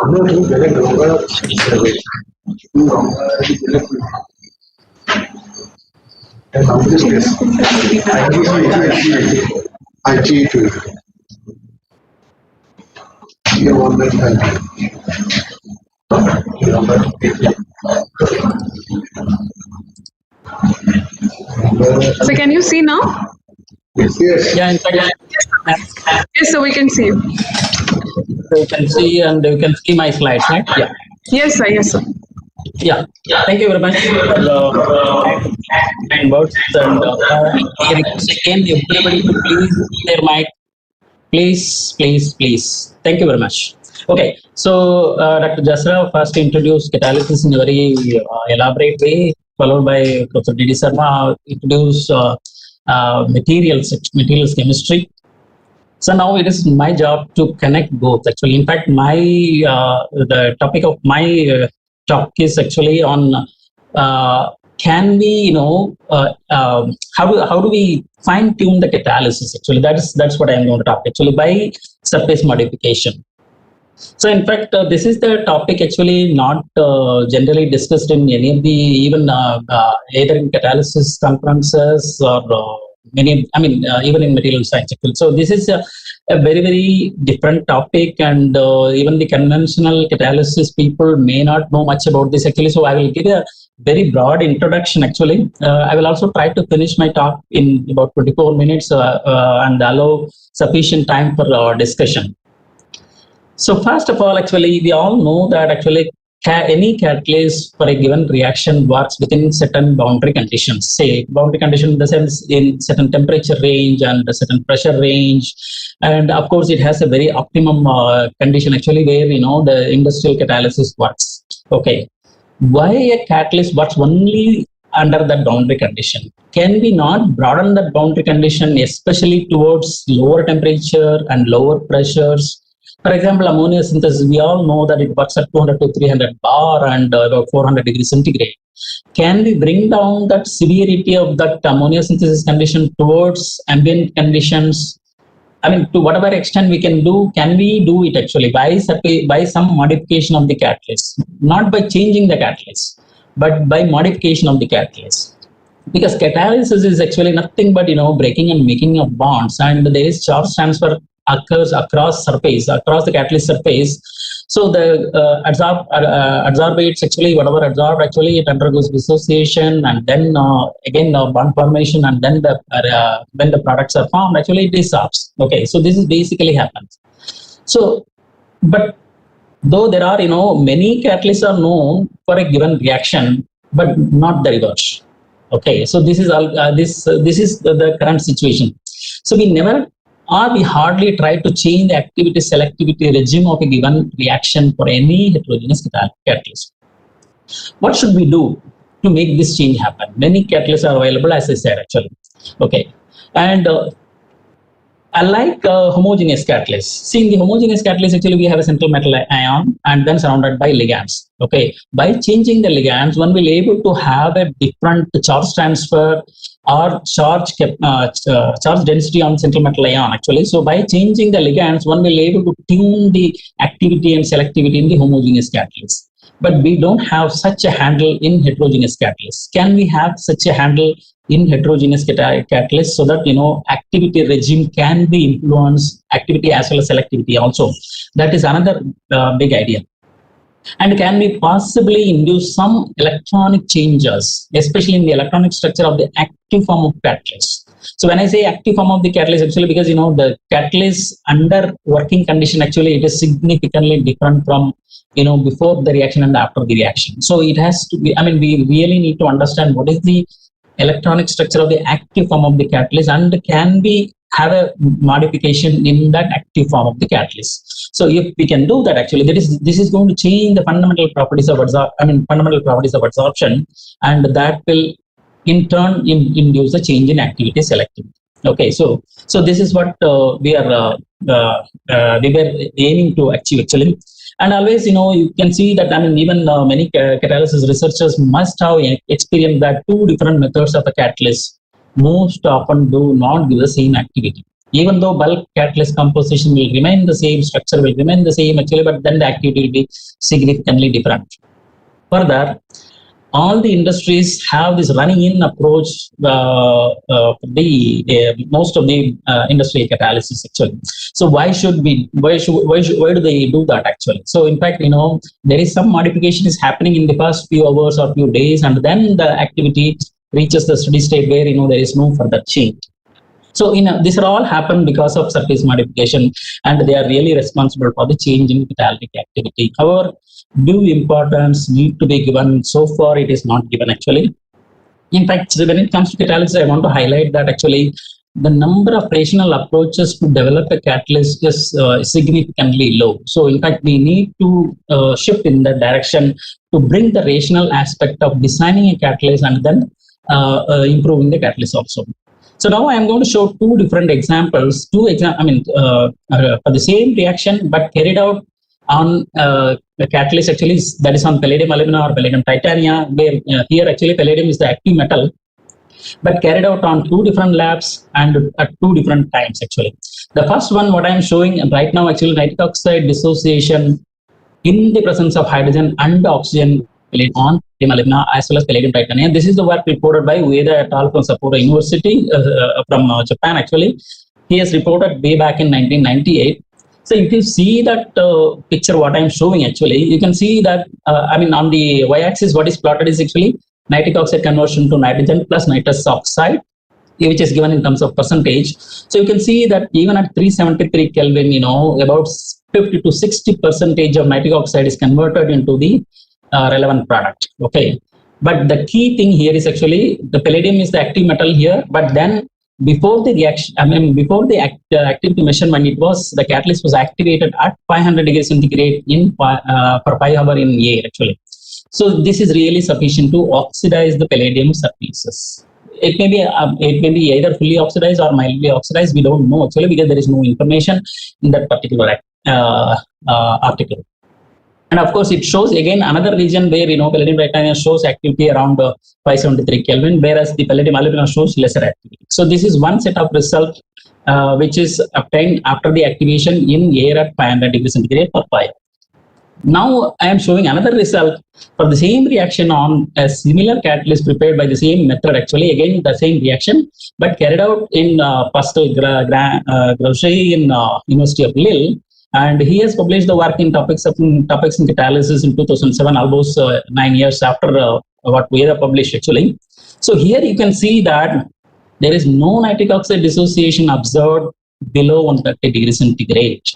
In fact, the pre-activation treatment, what Pascal Granger did is actually he has reduced the catalase in hydrogen at 450 degrees centigrade for a few hours. So here the catalyst surface is reduced. In the previous slide, catalyst surface is oxidized. So oxidized surface shows better activity at lower temperature at 373 Kelvin. It shows very good nitric oxide decomposition, whereas the reduced catalase actually which do not show any activity below 400 Kelvin at all actually. So there is a significant difference happening actually. What is that? So I mean that clearly indicates that actually the surfaces are modified because of the P-activation. I mean the activation treatment what they have done. So oxidation treatment improved the activity in the previous case, whereas the reduced activation with hydrogen actually decrease the activity and shifted the catalysis regime to higher temperature. So what I am trying to say is actually by modifying the surface, you will be able to fine tune the catalysis and will be able to shift the catalysis regime from one temperature regime to another temperature regime. So, but can we do, I mean, can we, so by having one catalyst, we'll be able to achieve a broader, I mean, catalysis for a broader range actually by modifying the catalyst surface. So that is the essential point I am trying to make, Philip. I'm going to stick to only the palladium oxygen interaction for this particular talk actually, and of course I will show silver oxygen interaction also at the later part of my talk actually. So here actually palladium oxygen phase diagram was published by a group from Salmaran actually, Berkeley University of California at Berkeley. So in fact, palladium with oxygen at ambient pressure actually, 1 tar actually, it clearly shows that palladium bulk oxide formation at somewhere from 500 Kelvin and above actually. But then as the oxygen pressure decreases, only subsurface oxide forms, followed by only surface oxide, and then only chemisorption happens at very high temperature actually. So this is the palladium oxygen phase diagram already published by that particular group actually. In fact, Schlogel et al. Actually, he has done another interesting studies actually, which with what we call actually near ambient pressure X-ray photoelectron spectroscopy or high pressure photoelectron spectroscopy. So here, what they have done actually, I mean, in the so here actually what is shown on this particular XPS results is actually in the presence of 0.06 millibar of oxygen at 573 Kelvin. In addition to palladium metal surface species, they are also able to observe surface oxide. The moment oxygen is switched off, within few minutes actually the surface oxide disappears and only the metallic feature remains. So that means actually you will be able to see the changes what is happening under the reaction condition. I mean, only under the reaction condition. The moment you switch off the reaction or you take out the catalyst from the reaction atmosphere, the changes are reversible actually. Okay, so the changes what happens under the reaction condition. That's what I introduced in the even in my introduction slide actually. We need to understand the active form of the catalyst actually. Okay, so this is what I mean actually. That is under the measurement condition, under the reaction condition, there are certain species or certain changes, certain electronic changes or chemical changes are happening, which we need to understand. Okay, this is one of the tool actually where it really helps us to understand what is happening under the reaction condition. So this is another important thing actually. In fact, this the slide what I am showing here is from JLG Fiero group actually, where palladium and gamma alumina was used for the methane oxidation actually. I mean, it is a simple combustion reaction they have carried out actually. But what is important here is actually palladium and gamma alumina actually, when it was used for methane combustion actually, the spent catalyst, all catalysts showed that palladium is in the oxidized state. So that is something we need to understand actually. But of course, this oxidized form of the catalyst is active for this particular reaction. Okay, so that also I want to underscore. So basically, let me put few more points actually. So interaction between oxygen and palladium is relevant to the oxidation as well as reduction reactions, and no thorough reports are available on the influence of surface modification towards oxidation and reduction reaction. And see, for example, oxygen, hydrogen, carbon, hydrocarbons. These are the common reactants what we use in catalysis actually. And please understand that these molecules will dissociate very easily on the surface, and it can even diffuse into the subsurfaces. If it diffuses into the subsurface, say in the top 5 nanometers, actually it is going to influence your catalysis. So please give importance to this particular point. In fact, in our group, actually, we have developed a molecular beam spectrometer long time back, and about 10 years back, we have added ambient pressure photoelectron spectroscopy also. So these are the really relevant choices to, explore this particular surface electronic changes. So this is the near ambient pressure photoelectron spectrometer what we have installed in NCL about 10 years back, and I'm really proud to say that India is the 6th country to add this near ambient pressure photoelectron spectrometer after US, Japan, Germany, France, and Sweden actually. So we are the only one have this particular technique in India, and not only in India actually, the UV photoelectron spectroscopy under near ambient pressure conditions also we are able to do, and we are really unique in that actually. So even at global level, nobody is able to do this actually. So in fact, we thoroughly exploited this UV photoelectron spectroscopy at near ambient pressure conditions, and we are really able to see many good changes actually. When I say good changes actually, the work function of the surface clearly changes up to an order of 1 electron volt compared to fresh catalyst. So, compared to the fresh catalyst and the active form of the catalyst, there is a very significant changes in work function happen because of the electronic structure changes, which we are able to understand now, and we have published quite a few work. So let me come back to the oxygen interaction with palladium actually. So here actually what I'm showing on the left side, the CO absorption on palladium. So as a function of temperature, we did actually, in fact, it is very well known that CO absorbs strongly on the surface, and it remains there below 400 Kelvin. But from 400 Kelvin and above, actually, the CO desorption starts, so and hence the effective coverage decreases. Actually, the dip in curve, what I'm showing here is the amount of surface coverage actually, and this dip in coverage actually it keeps decreasing with increasing temperature, and 550 Kelvin and above, there is absolutely no net CO absorption on the surface. Okay, this is with CO. But in the case of oxygen, whether you take it at 350 Kelvin or 900 Kelvin, you see that there is oxygen absorption happens actually. So that means actually, although oxygen desorption from the palladium surface happens around 750 Kelvin, but even above 750 Kelvin, oxygen absorption keeps continuing. That clearly indicates where is that extra absorbed oxygen is going actually. So in fact, a thorough study clearly indicates that oxygen absorbs and then it diffuses into the subsurface, and only oxygen that remains on the surface alone desorbs. What is moved into the subsurface remains in the subsurface, and it starts influencing the catalysis whenever it happens actually. So this is something I want to underscore. In fact, this is the temperature desorption studies what has been carried out actually with oxygen treated for so many hours or so many seconds actually. So what happens is actually the desorption peak what I'm showing around 750 Kelvin is actually, this is only oxygen that is absorbed on the surface, and it desorbs around 750 Kelvin. But then there is another small peak what we see between 1000 and 1200 Kelvin actually, that is exclusively due to the oxygen desorption from the subsurfaces. So this is something very important.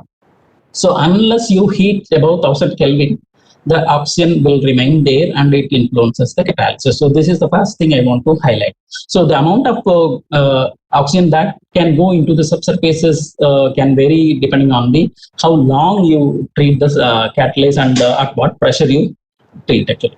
So now actually having understood that point, actually we wanted to see how that influences the catalysis. So what we did is actually we took a well-defined palladium surface of palladium on one single crystal surface, and then treated with isotopic labeled oxygen at 900 Kelvin, and we populated the subsurface, that is the second, third, fourth, up to few nanometer layers actually we have populated with labeled oxygen. And then subsequently we interacted the oxygen with the normal oxygen, that is 16O2, with either hydrogen or carbon monoxide, and we clearly see that their labeled oxygen, what is in the subsurface remains there. There is no formation of CO2 with labeled oxygen or no formation of water with labeled oxygen. So that clearly indicates the oxygen that is diffused into the subsurface do not participate in the reaction directly, but influences the catalysis by modifying the surface. So this is what we concluded actually. In fact, the surface oxidation state of palladium is no longer metallic but slightly modified. When I say slightly modified, it is a delta plus, we can say, not more than that actually. So it is not a completely oxidized, but some oxidized palladium also would be there actually, but they are in the subsurface layer. So XPS can distinguish those layers. So this is a typical CO oxidation reaction measurements done by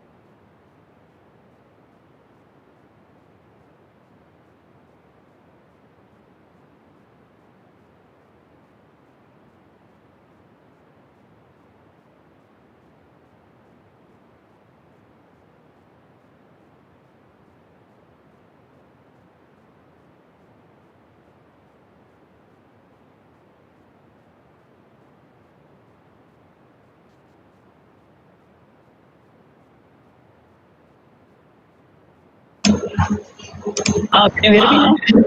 Yes, sir. Yes, sir. It's audible, sir. There was a big error. Okay, sir. No problem, sir. No problem, sir. Please continue, sir. Yeah. So,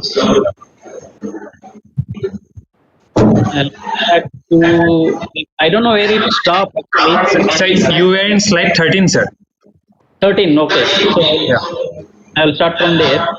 So Yes, sir. maybe everybody mute their mic. Okay. So this is again to just briefly to recapitulate what happened actually. So this is the CO oxidation results that was published by Nobel laureate Professor Gerhard Ertl actually way back in 1978, and he has again taken the palladium 111 surface and analyzed the CO oxidation reaction, and I mean this is on a clean surface, and you can clearly see that there is no CO oxidation happens below 400 Kelvin. And above 650 Kelvin also the rate decreases quite fast. Actually, this is the situation what has been published. In fact, we are very easily able to reproduce the result. So there is nothing new in this one actually. But then what we did is actually, of course, we started doing the CO oxidation results again, but on the modified surface. This particular slide shows actually how we do the measurement. So this is on the unmodified palladium surface, that is virgin surface. CO oxidation was carried out with 1:2 at 490 Kelvin. I mean, I just took one particular example just to show that how we are doing the measurement. So in the first few seconds, actually, we allow the beam, I mean, carbon monoxide and oxygen mixed beam actually to allow into the, to strike the surface, the palladium catalyst surface. And when we allow the shutter to open so that the reactant gas molecule CO and oxygen actually it gets absorbed on the surface. That absorption, extent of absorption, we are able to measure by seeing the decrease in the pressure actually. Okay, so that we are able to see the decrease in pressure. That is the red trace is for the carbon monoxide and the blue one is for the oxygen. And simultaneously we see the production of carbon dioxide to a good extent actually. And so the reaction reaches in steady state in few seconds. And in the steady state we deliberately block the beam to measure what is the rate of the reaction under steady state condition. So while blocking actually we know that the pressure increases because it is not getting absorbed, and I mean for the reactant, and for the product actually the pressure decreases because there is no production during the steady state because the reactant molecules are not absorbed. Okay, so this is the way we measure the change in we measure the rate of the reaction under steady state condition. Okay, so this is the simplest way of measuring. Now actually we modified the surface actually at 900. I mean we treated the palladium catalyst at 900 Kelvin with oxygen at 10⁻⁶ millibar for about 1 hour actually to make the maximum changes that happen on the subsurfaces. And on that subsurface modified palladium actually we carried out the reaction again with carbon monoxide with and oxygen with 1:2 actually.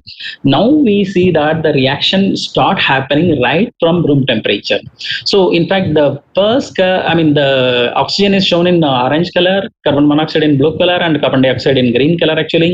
So you can see that under the steady state condition, when we close the shutter and open the shutter actually, the pressure change clearly indicates that on the modified surface there is still CO absorption happens under the steady state condition and the CO2 production happens. So this is something very, very important.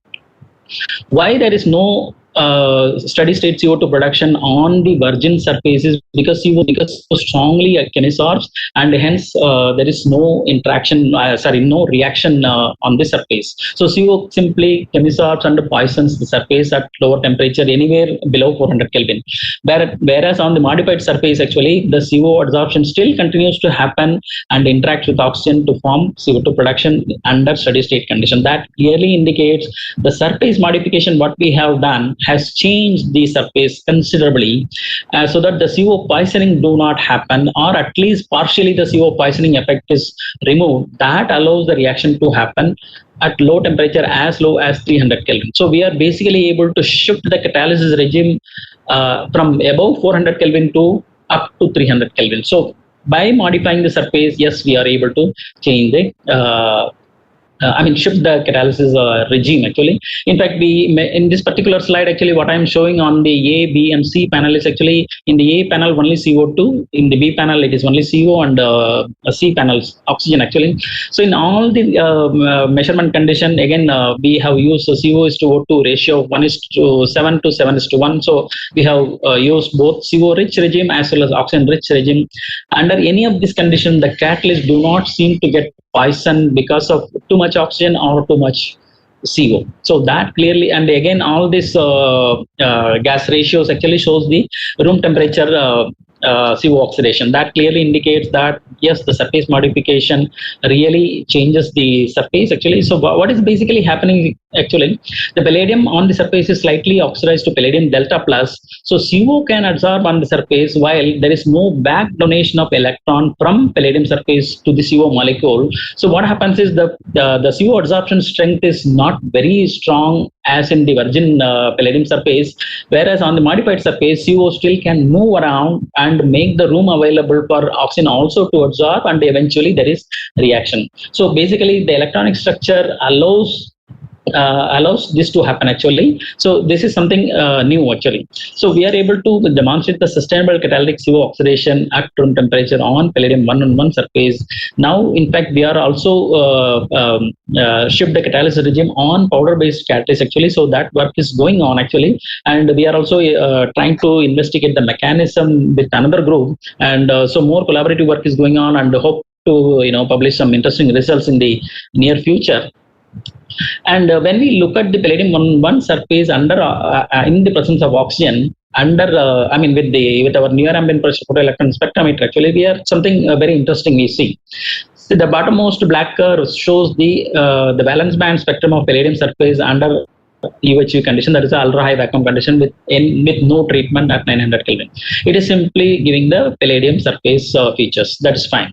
But the moment we treated the catalyst with oxygen at 10 power minus 5 millibar at 750 Kelvin, that is the red curve actually what I'm showing, a new peak appears around 6 electron volt. The very broad peak appears around 6 electron volt.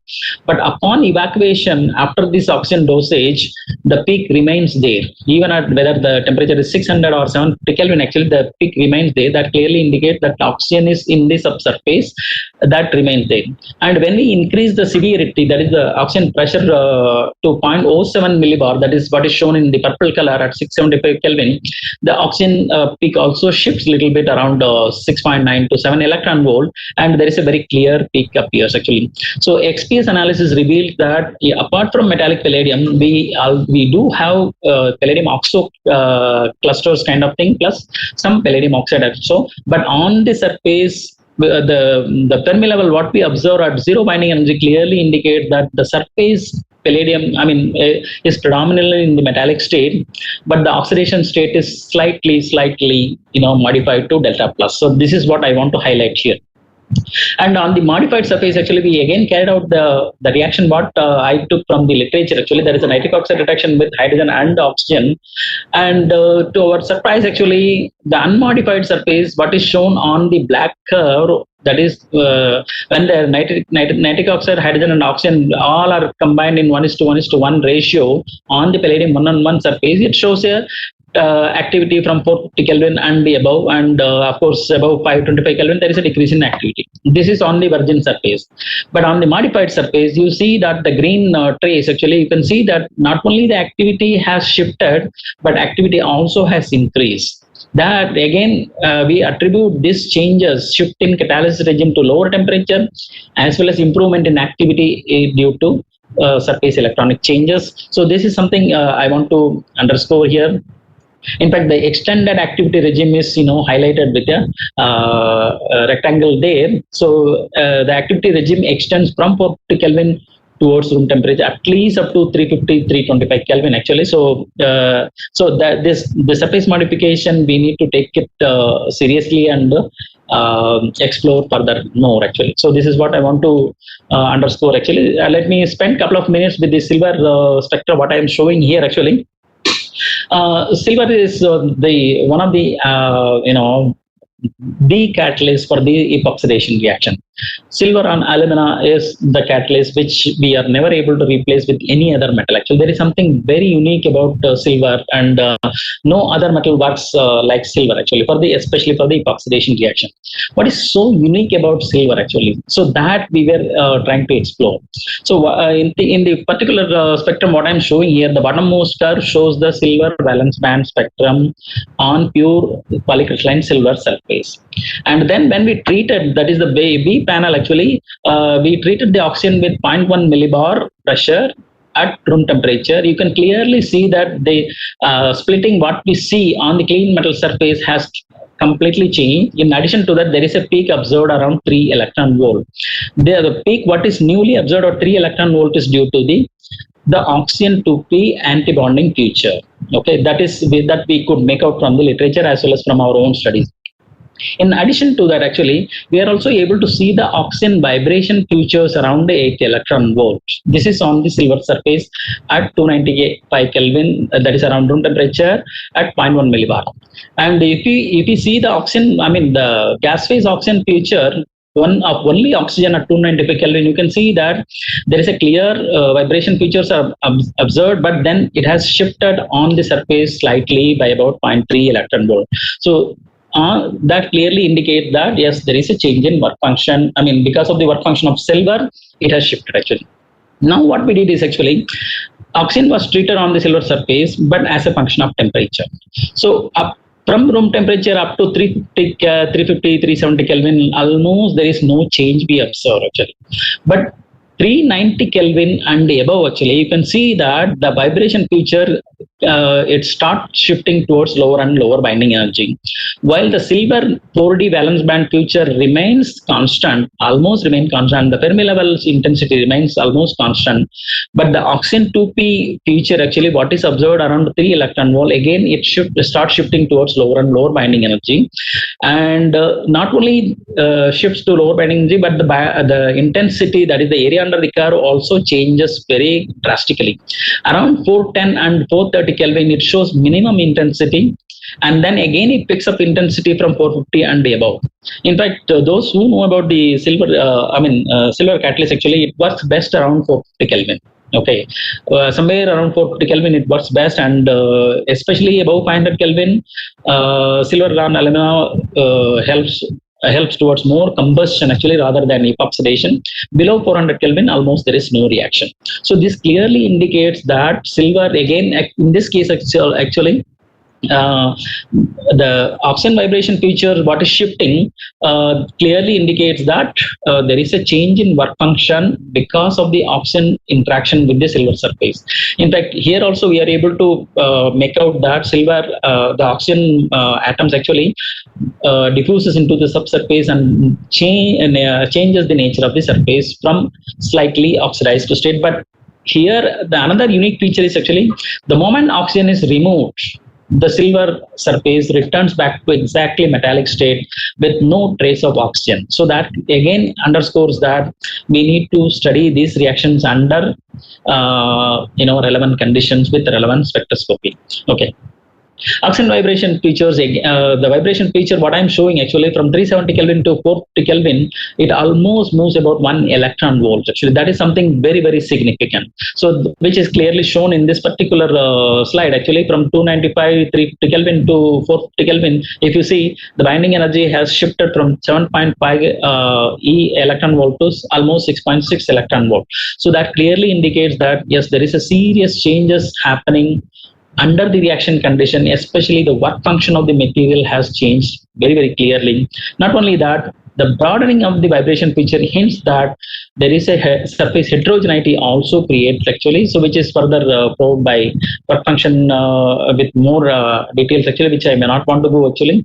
So now what I want to conclude actually in this particular case, there is a space charge layer created around 440 Kelvin or 450 Kelvin that changes the nature of the absorbed oxygen to be electrophilic in character, which is also helpful for the epoxidation.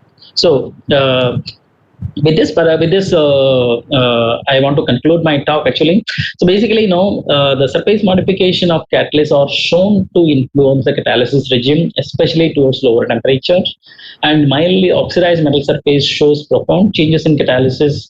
And I believe there is wide implication towards shifting the catalysis to many different reactions with many different catalysts, especially metal-based catalysts are amenable to these changes, especially when we are using oxidation, reduction, or any hydrocarbon or carbon compounds. Actually, all these atoms, that is all the small atom, hydrogen, oxygen, carbon, they are very, very easily can diffuse into the subsurfaces and can influence the catalysis.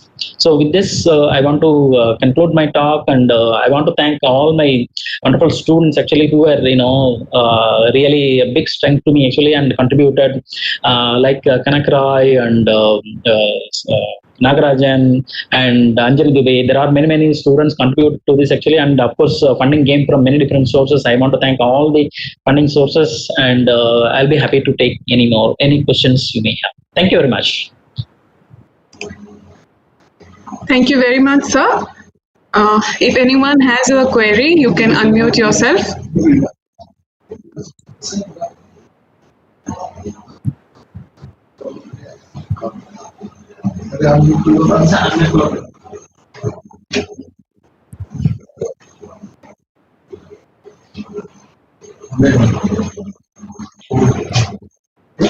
Any question? Yes. No, I will Yes. stop. no. Yes, sir, there is No, a sir. question. Yes. Sir, 1 minute. Sure, yeah.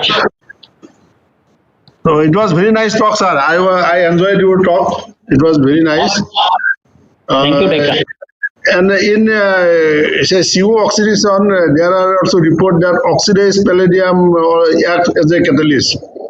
So, in your opinion, which should be better, palladium or oxidized palladium? Oxidized palladium. Oxidized palladium is better, no? But not completely oxidized palladium, mildly oxidized palladium. So we have a room to fine tune the activity regime there. Oh, okay. So another question is related to that oxidation of methane.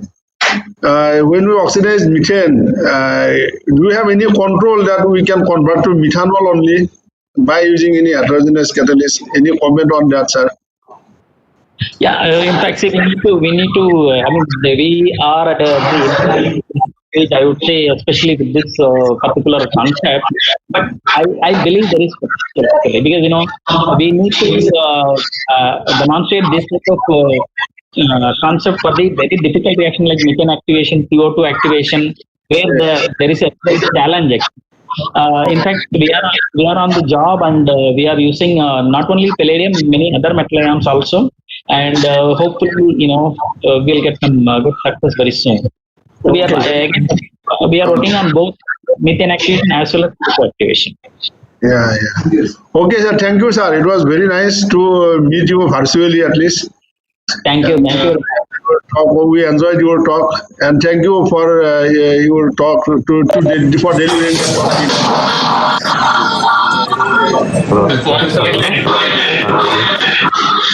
Thank you very much. Yeah. Oh, okay. Thank you, sir. Thank you. Hello. Yes. Yes, sir.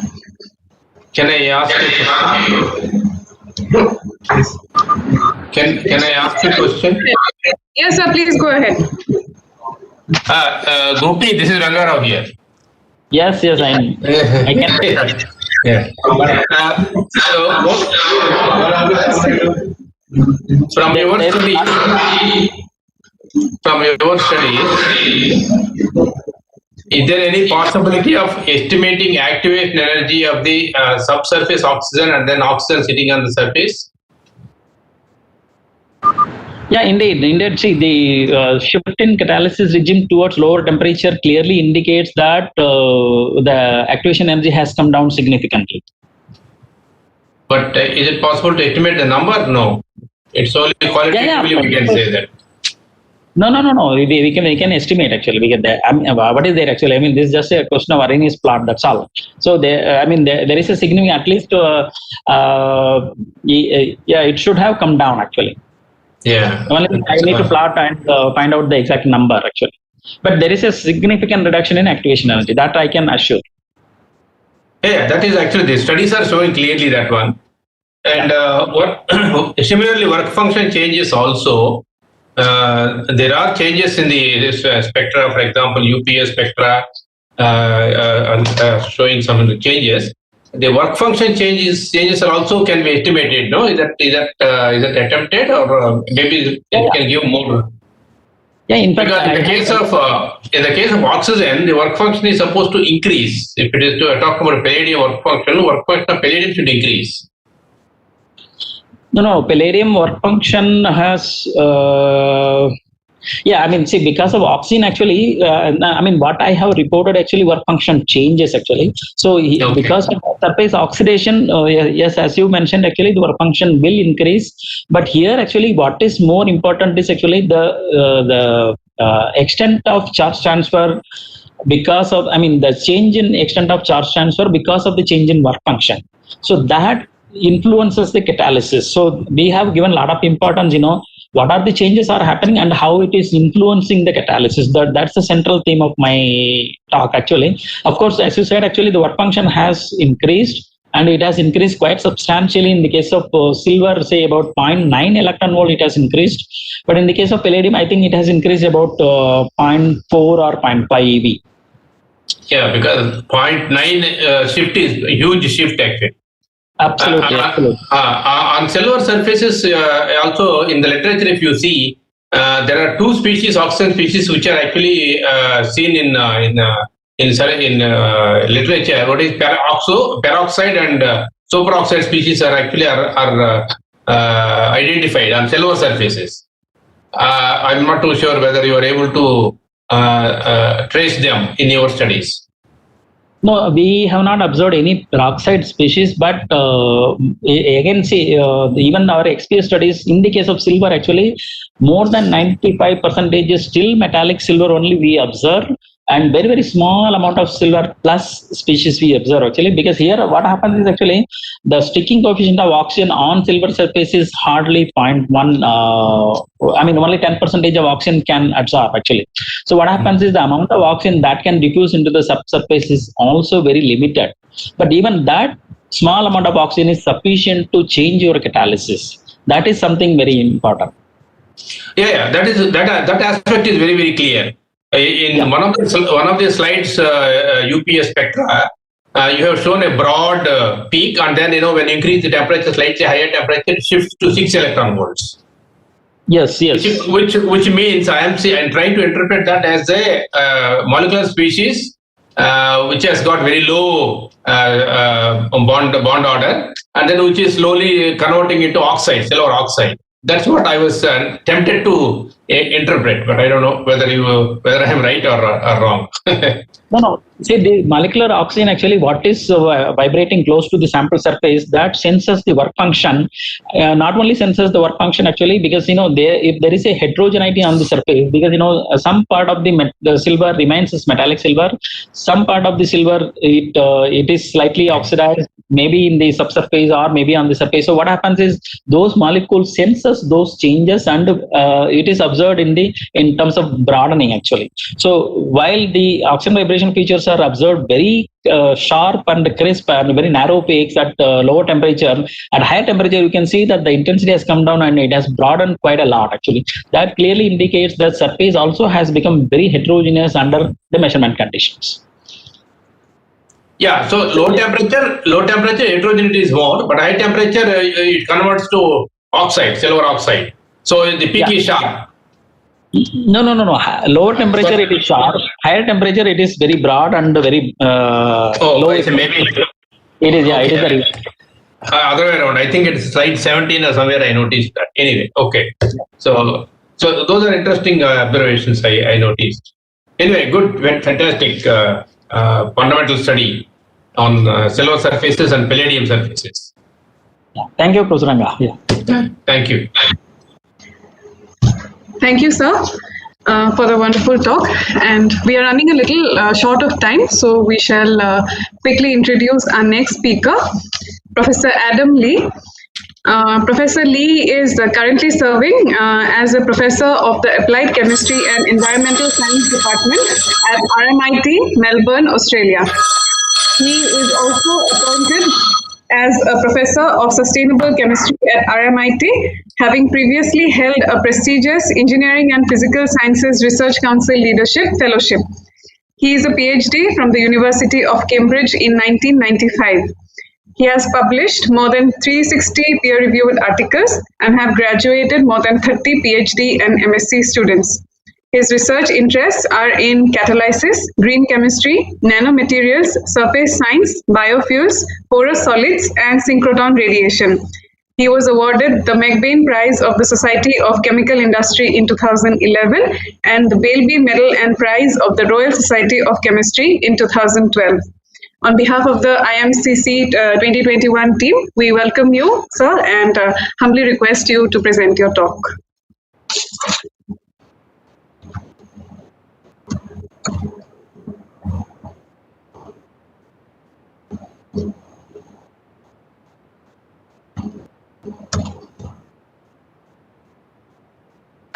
So can you hear us?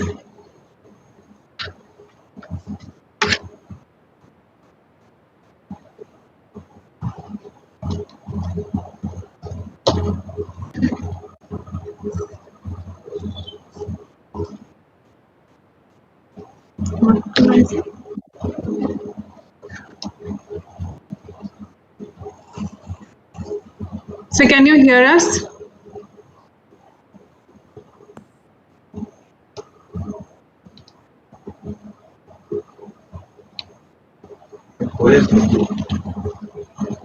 You can't hear us. So we can't hear you. Can you hear us?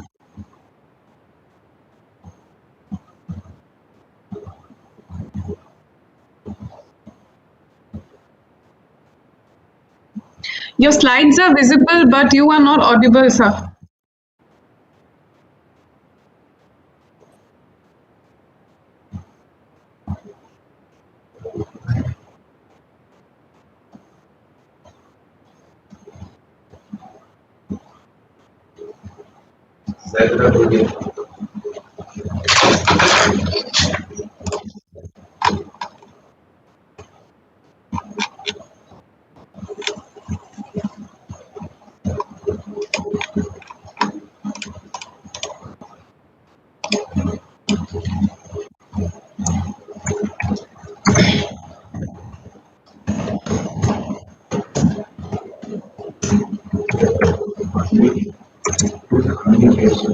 Please unmute yourself.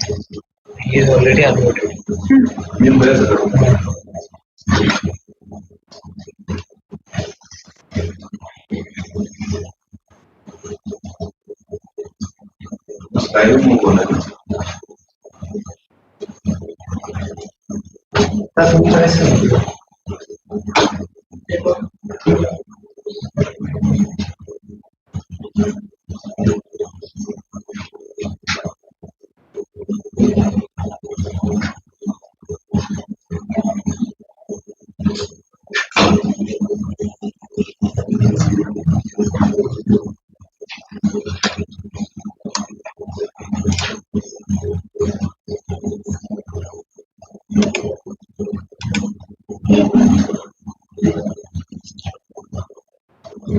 Disconnect Google Meet.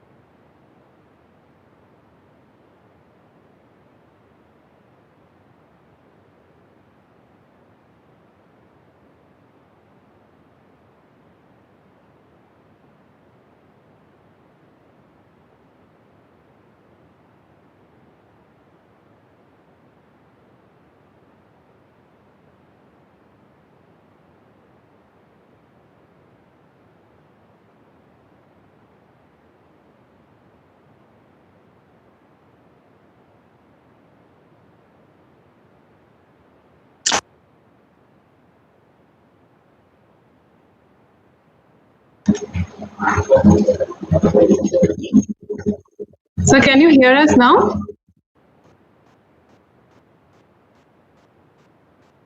We can see your slides, but cannot hear you.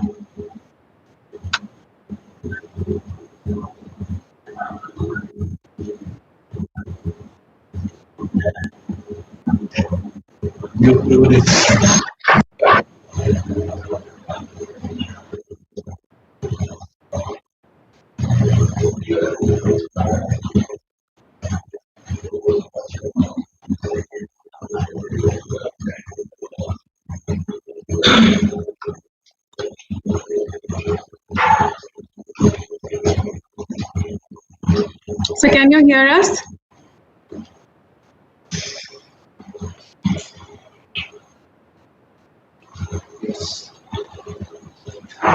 So, but we cannot hear you.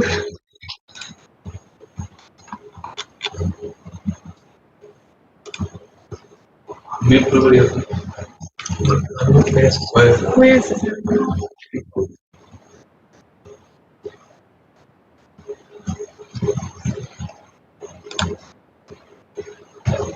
Your microphone or problem has like which microphone?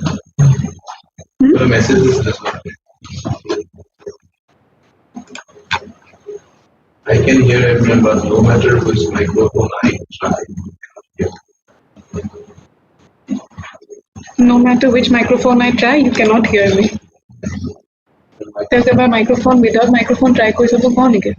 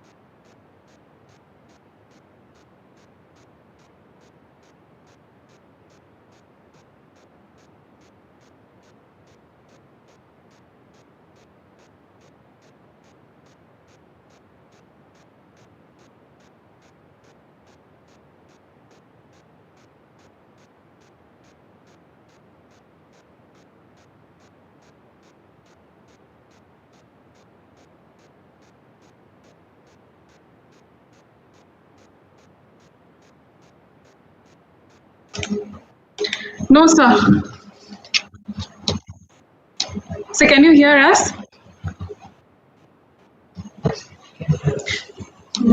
Sir, but we cannot hear you, nor can we see your slides.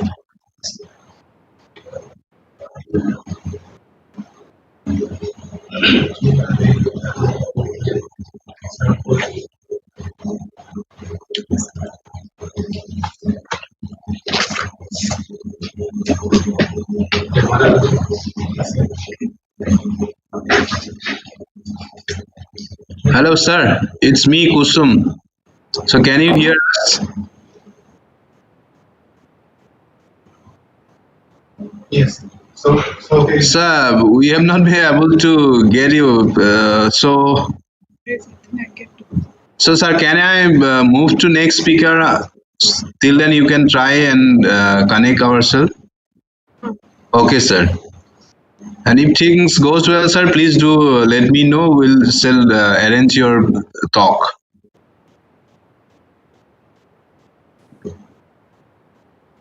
There is nothing I can do.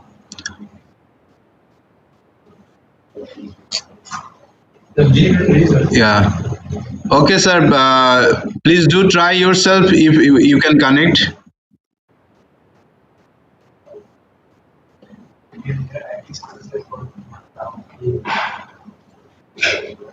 Okay, we are moving to our next speaker.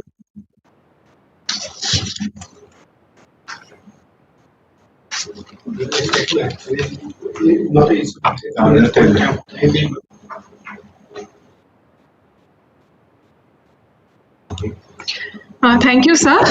It's not an issue. If you can, we shall reconnect your talk. So we shall move to the next speaker, Professor Yusuke Yamada. Professor Yamada is serving as a professor at the Department of Applied Chemistry and Bioengineering course at the Graduate School of Engineering, Osaka City University, Japan. He obtained his PhD from Osaka University and was a visiting scholar in the Department of Chemistry, University of California, Berkeley during the period 2007-2008.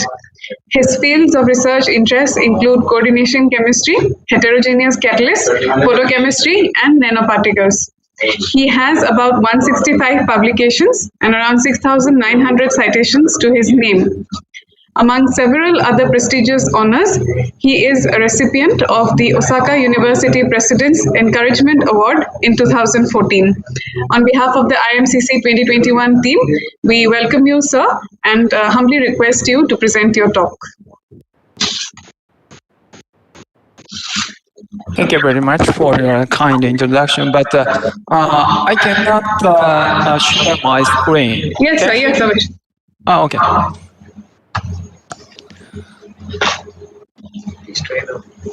So please try now.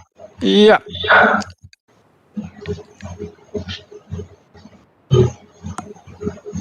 Can you see the slide? Yes, sir. We can, sir. Sir, please go ahead. Yep. Okay. Thank you very much for your kind introduction. My name is Yusuke Amara, working at Osaka City University in Japan.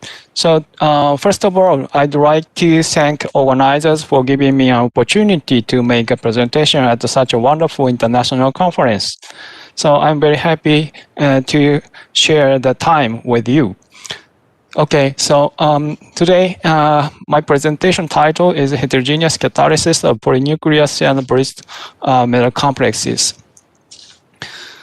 Okay, the heterogeneous catalysts are functional materials significant for not only chemical industries but also energy and environmental issues. Okay.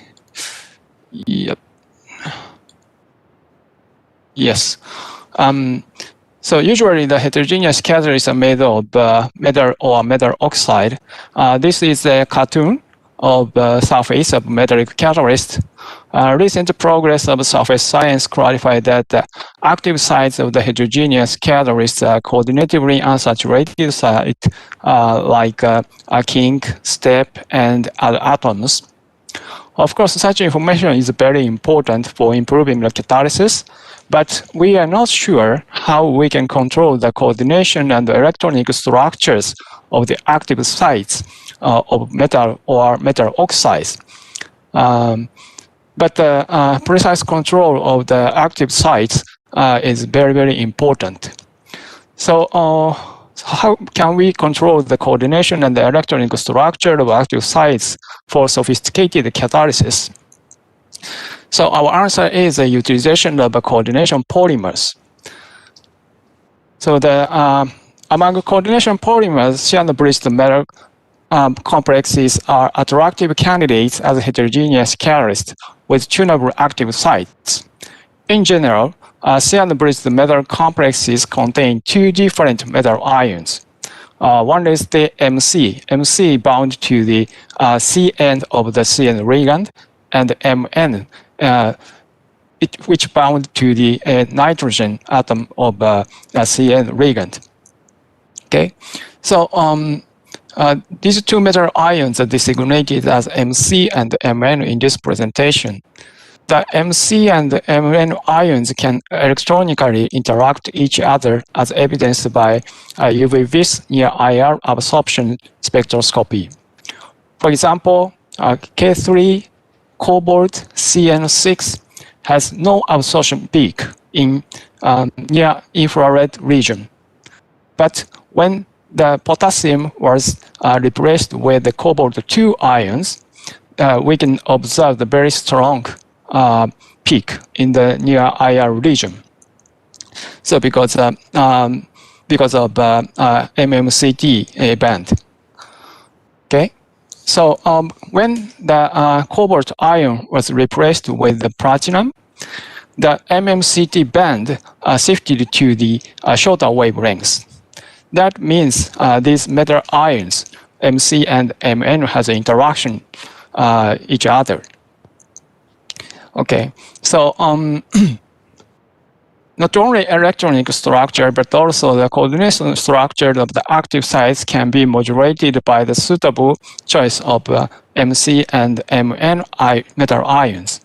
For example, the complex employing cobalt-2 and cobalt-3. I'm sorry, cobalt-2 and cobalt-3 case, the chemical formula is cobalt-2 1.5 and cobalt-3 CN6 due to the charge compensation. But when we look at the chemical formula from the cobalt-2, it looks like this. The cobalt-2 NC4 1.5 cobalt-3. This formula indicates that the number of cobalt-2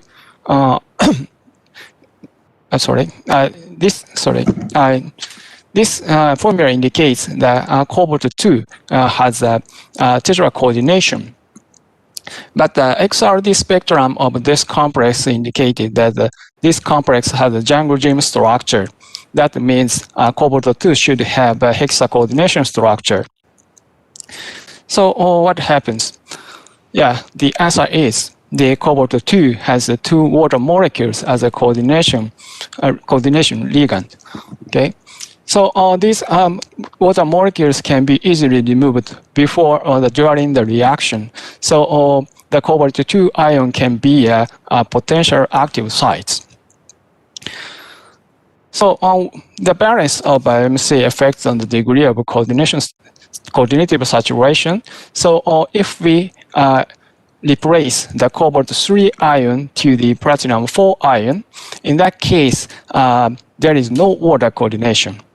So both electronic and the coordination structures can be modulated by the combination of MC and MN ions.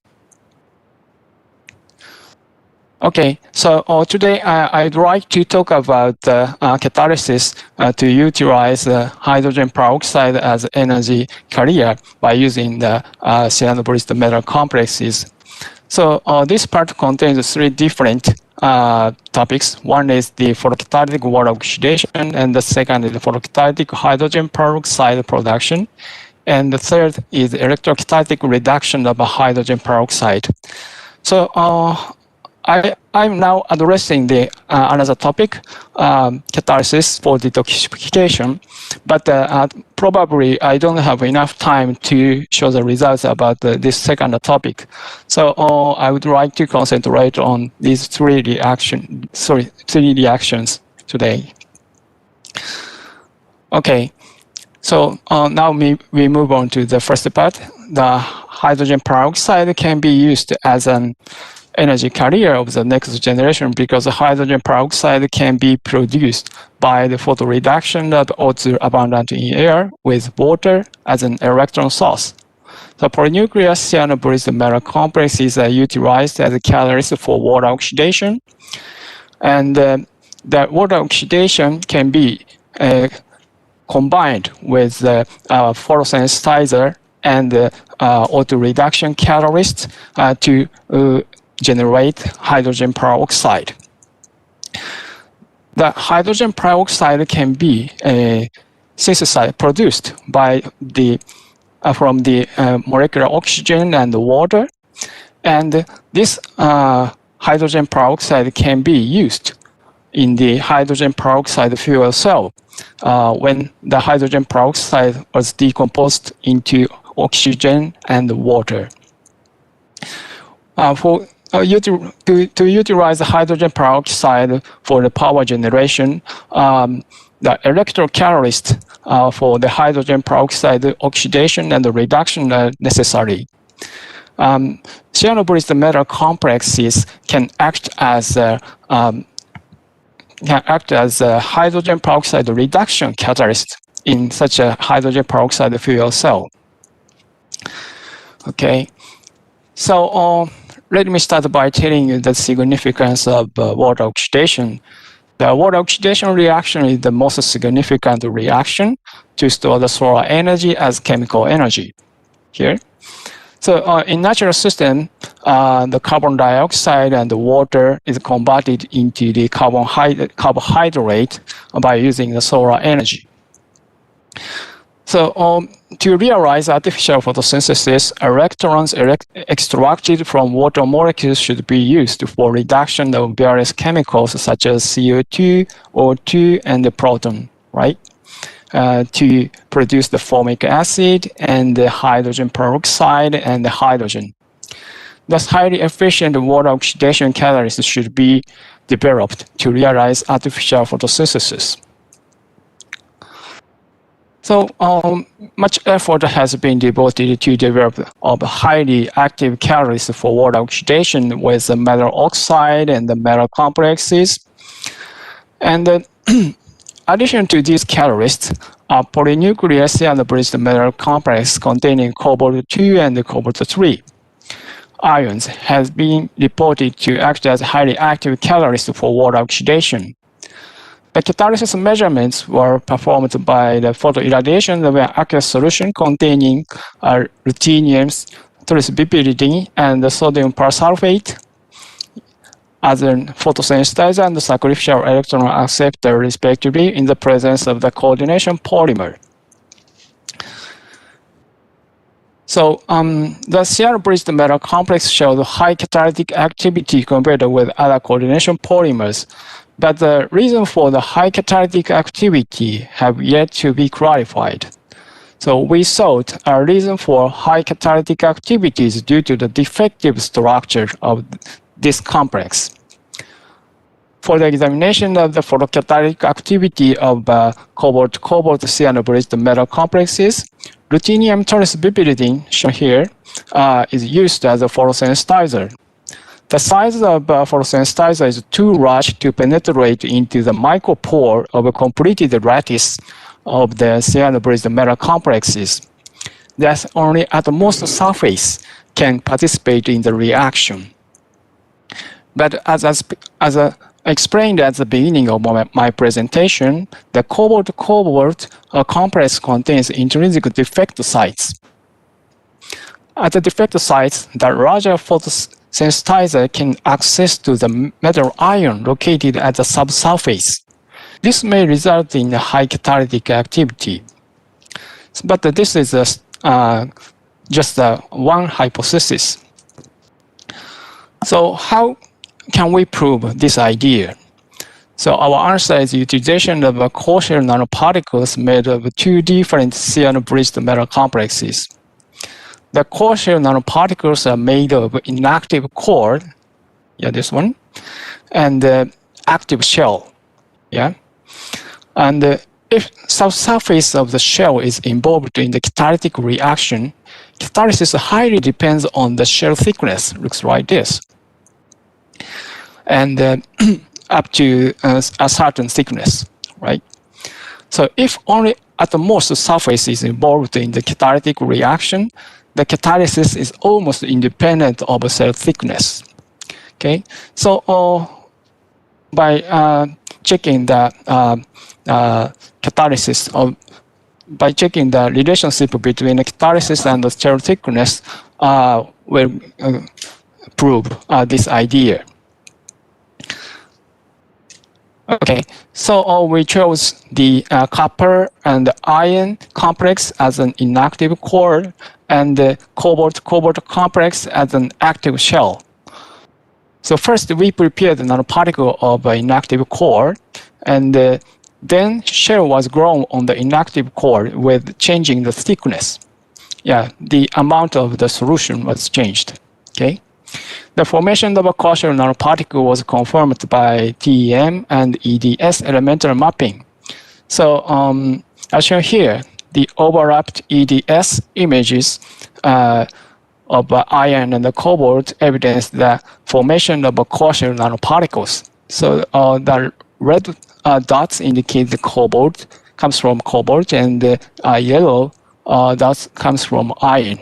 Those two are very much overlapped, so the covalent particles formed.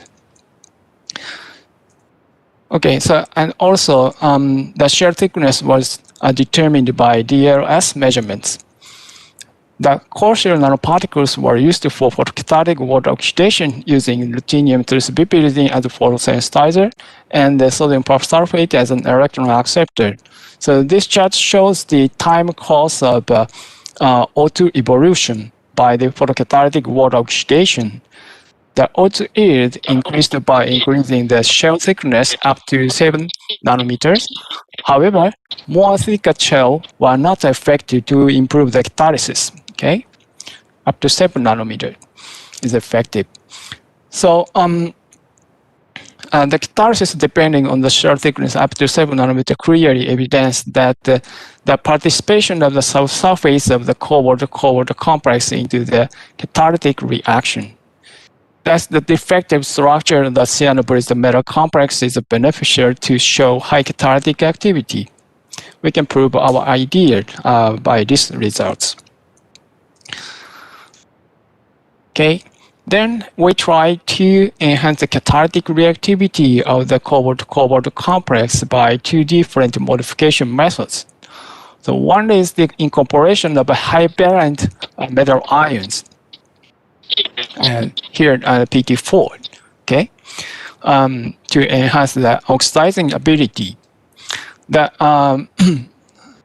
Okay, so in more detail, the C-bound cobalt-3 ion in the cobalt complex was partially replaced by platinum-4 to enhance the oxidizing ability. The cobalt ions surrounding the platinum-4 ions become more positive, right?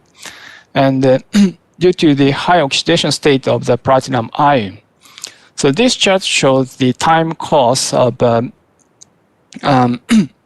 excuse me, sorry, O2 evolution from the reaction solution containing a series of cobalt complex involving platinum ions with different concentrations. The catalytic activity was highly enhanced when the concentration of platinum was 0.15.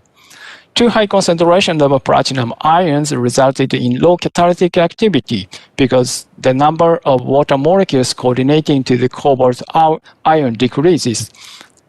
Okay. The catalytic activity of the cobalt complex can be further enhanced by incorporating redox inactive metal ions such as calcium 2+ ion in the framework. In natural system, oxygen evolution center the photosynthesis utilizes the calcium ion at the oxygen evolving center. The role of the role of calcium ion is still unclear. But if there is no calcium ion, the catalysis decreases very much. So, and also the Lewis acid the effect of the Lewis acid on the oxidation power has been proved by Professor Fukuzumi in Osaka University. He used various types of metal ions. They are Lewis acids, and he found the co-presence of this metal ion increased the oxidizing power of a metal oxo species. So maybe this calcium ion also act as the improving the oxidizing ability of the metal species. In this case, a manganese oxo species.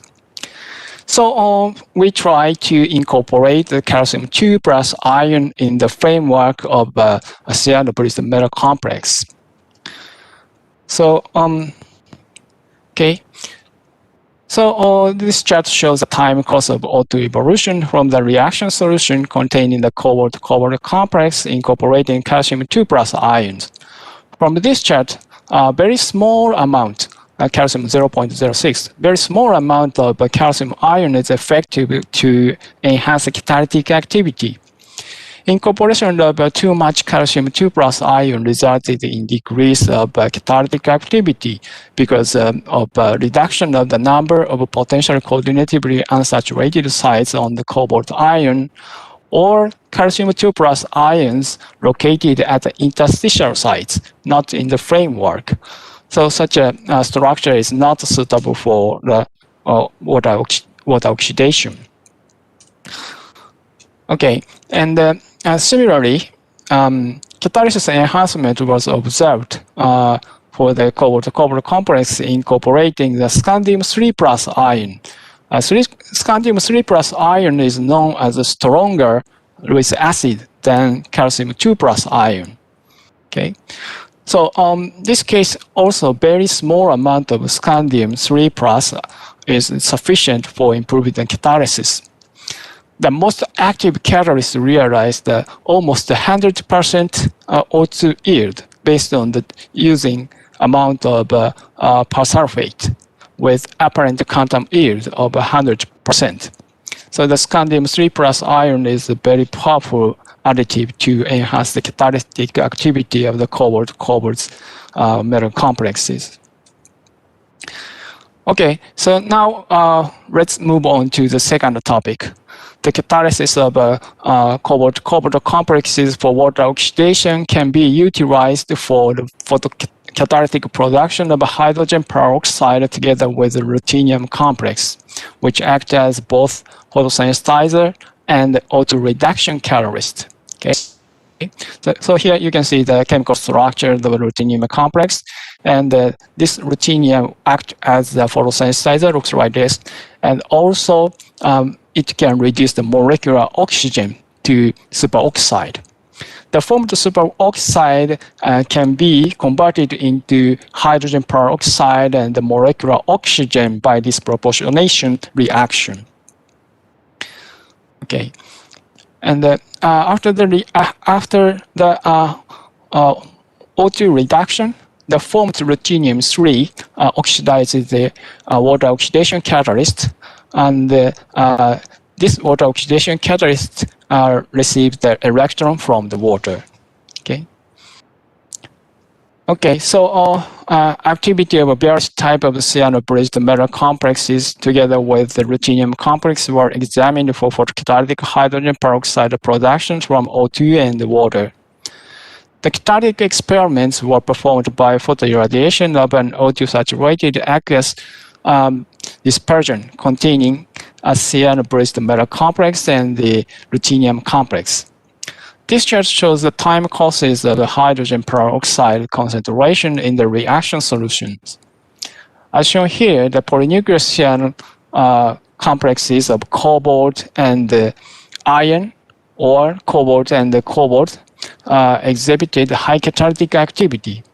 However, the hydrogen peroxide yield was as low as 350 micromolar at the maximum, very small amount. So we decided to improve this reaction system. A possible reason for the low hydrogen peroxide yield in the two-component system is undesired electron transfer between a photosensitizer and the product or catalyst. Thus, we thought the integration of the two components in the same framework may improve the hydrogen peroxide yield. So this is the formula of the integrated catalyst for photocatalytic hydrogen peroxide production. Ruthenium was used for light harvesting and O2 reduction, and iron was chosen for the water oxidation. The complex was loaded on the silica alumina to increase the catalytically active surface area. The photocatalytic performance of the integrated catalyst was examined by photoirradiation of an O2 saturated aqueous dispersion. This chart shows the time course of hydrogen peroxide generation. The integrated catalyst shows high catalytic activity, where the concentration of hydrogen peroxide successfully increased up to 8 times of that obtained for two-component system I showed in the previous slide. However, this integrated catalyst cannot use visible light. I mean, the UV light irradiation is necessary because the ruthenium CN6 cannot absorb the visible light. Okay, then, so the cyanoreagents of the ruthenium complex was partially replaced with the piperidine here to improve the response to the visible light. The ruthenium complex with the piperidine ligand was reacted with various metal ions, nickel, mangan, iron, cobalt, and copper to form a coordination polymer. Looks like this. The structure is a bit complicated, but yeah, this type of complex was synthesized. A series of cyanobrist metal complexes were examined for photocatalytic hydrogen peroxide production and the visible light irradiation of an O2 saturated aqueous dispersion. The time course of hydrogen peroxide generation shows that the hydrogen peroxide production was successfully observed under visible light irradiation.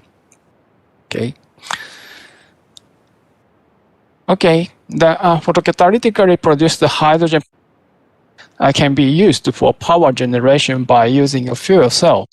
So we developed an electrocatalyst for hydrogen peroxide reduction with a cyanobrist metal complex to be used as a cathode of a hydrogen peroxide fuel cell. So maybe the hydrogen peroxide fuel cell is not so famous. So I would like to explain the hydrogen peroxide fuel cell a little bit. So the hydrogen peroxide can act both oxidant and reductant. So if we can use that selectively oxidize or reducing electrodes for the hydrogen peroxide, we don't need a membrane between the anode and the cathode. So just we put the two electrodes in the hydrogen peroxide solution, we can get the electric power. A problem of the hydrogen peroxide fuel cell is the large overpotential for the hydrogen peroxide reduction. In previous report, the Prussian blue is a good catalyst for the hydrogen peroxide electron reduction. So we decided to use the Prussian blue as the cathode of the hydrogen peroxide fuel cell.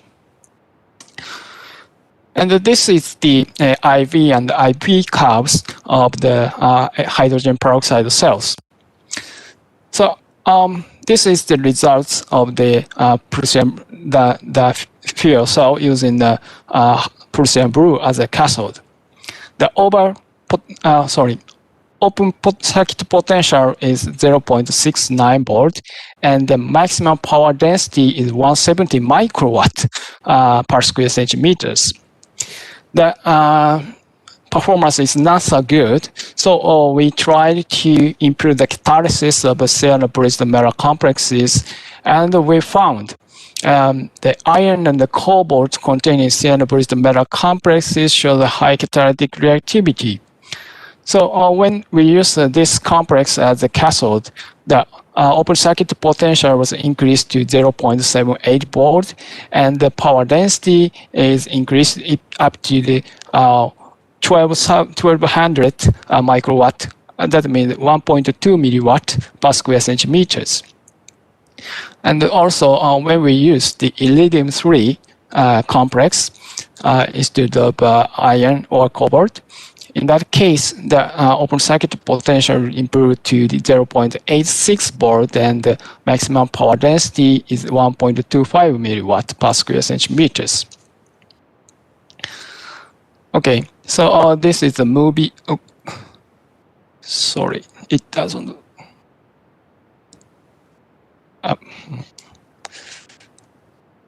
Sorry, the movie doesn't work. I'm very sorry. So this is the electrode, cathode electrode, and this is the anode electrode. This is the hydrogen peroxide solution. And when we put these two electrodes, when we dipped these two electrodes in the hydrogen peroxide solution, the fan starts turning. Unfortunately, the movie doesn't work now. Okay, I'm sorry, it doesn't work. Okay, and also we can use this hydrogen peroxide fuel cell for lit light, LED light. And yeah, in that case, we needed to connect 3 hydrogen peroxide fuel cell because voltage is not sufficient to lit the light. Okay. Okay, so I would like to summarize this topic. The catalytic activity of cobalt-cobalt complex was originated from the defect-rich structure, and the catalysis was rationally enhanced by incorporation of high-valent metal ions or redox-inactive rich acid in the framework. Also, the water oxidation catalysis was combined with the ruthenium complex, which have the reduction catalysis and the photosensitizing ability to produce hydrogen peroxide from water and the molecular oxygen. And finally, the photocatalytically produced hydrogen peroxide was used for electrical power generation in the hydrogen peroxide fuel cell, which uses the cyano-bridged metal complexes as a cathode. And finally, I'd like to acknowledge my colleagues, especially Dr. Tabe. Now he is working with me in Osaka City University, and also Professor Fukuzumi and Suenobu in Osaka University. And the other guys were students at the Osaka University and the Osaka City University. And they worked very hard to get the good results. And also, I'd like to thank financial support from the Japanese government and other private funding companies. Thank you very much for your kind attention. Thank you for the wonderful talk, sir. The session is now open for interactions. If anyone has a query, kindly unmute yourself.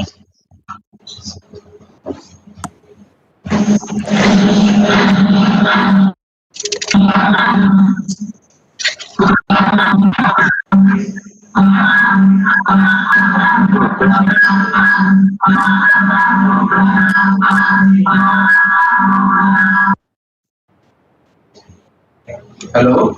Hello.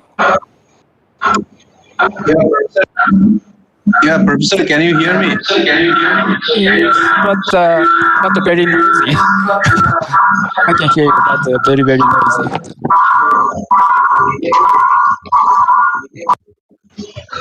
Okay, thank you very much for your wonderful talk. Thank you. I just want to was wondering about the system that you use for your photocatalytic H2O2 production. So yes. Yeah.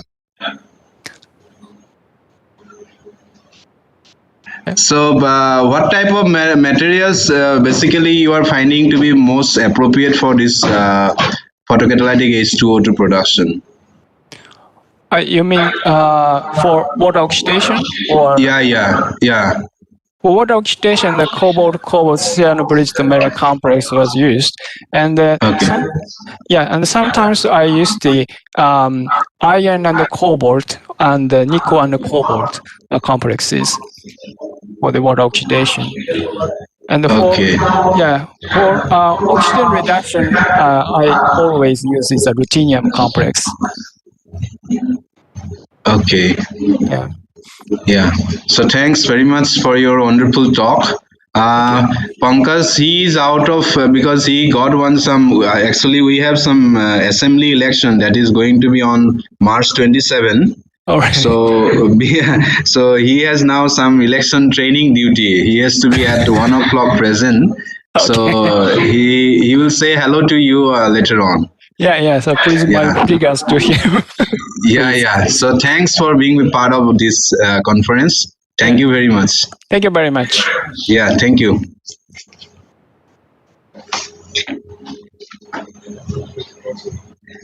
Thank you, sir. So our next speaker is Dr. Nageshwar Rao Pila. Dr. Pila is currently serving as an associate professor at the Department of Chemical Engineering, Indian Institute of Technology, Guwahati, India. He obtained his PhD from IIT Kanpur in 2010. His research group is currently working in biomass conversion to value-added chemicals, catalytic co-pyrolysis of biomass and waste plastic to transportation fuels, and mesoporous zeolites and optofluidic devices for water splitting reaction to produce hydrogen. He has about 42 publications, around 375 citations, and 1 filed patent to his name. Among several other prestigious honors, Dr. Pila won the Young Researcher Award for the 3rd North American Symposium on Chemical Reaction Engineering Conference in 2013, held at Houston, USA. On behalf of the IMCC 2021 team, we welcome you, sir, and humbly request you to present your talk. Okay, thank you very much for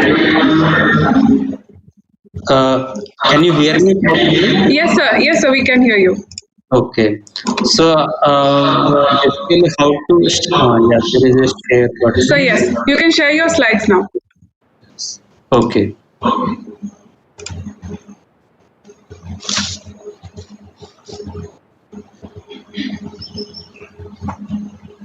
Okay, can you see my slides? Sir, no. No, okay. Just a second. Yes, sir, we can see. So please go ahead, we can see. Just a second. Yeah.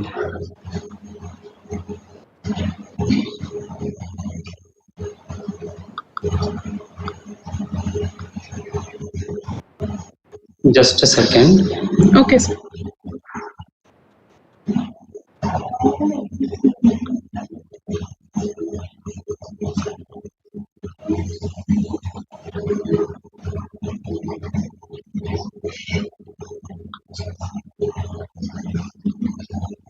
Okay, so now you can see my slides.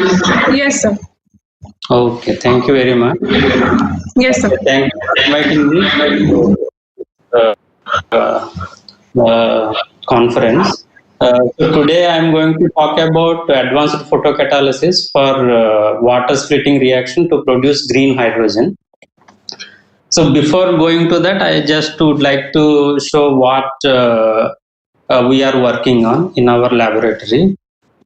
So here we are working on like 3 themes. One is biomass conversion to fuels and chemicals, and water or carbon dioxide to hydrogen and chemicals, and then ethanol, direct ethanol fuel cells, ethanol conversion to electricity. So like in this waste to chemicals and fuels, we use raw biomass, raw lignocellulosic biomass and waste plastic to produce fuels and various chemicals such as furfural, 5-hydroxymethyl furfural, So these are the platform chemicals from which we can produce various other chemicals.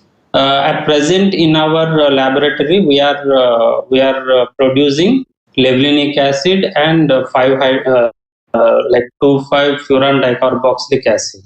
So this furan dicarboxylic acid is a monomer for polyethylene furoate, which is actually PEF, we call in short, and it is basically having properties which are similar to PET, okay, polyethylene terephthalate, and its properties, like in terms of oxygen permeation, carbon dioxide permeation, this is superior to PET. So people are looking at this polymer.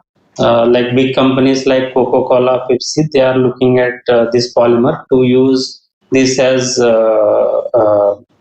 bottling material. Okay, so coming to our topic, hydrogen production by using photocatalysis. So, like if we look at the renewable energy, like major contribution is from solar energy and wind energy. So solar energy is about 630 gigawatt, and wind energy is 650 gigawatt in, I think, 2018. But the major issue, like, I mean, we are producing the electricity by using these two technologies, wind and solar energy technologies. But here the major issue, I mean, we are producing electricity, but the major issue is that the time when we produce this electricity is not the right time to utilize, because electricity should be used as soon as it is produced. So we need to we need to produce it at the time when it is required, or we need to store it and then utilize it whenever it is required. So for utilization, basically we require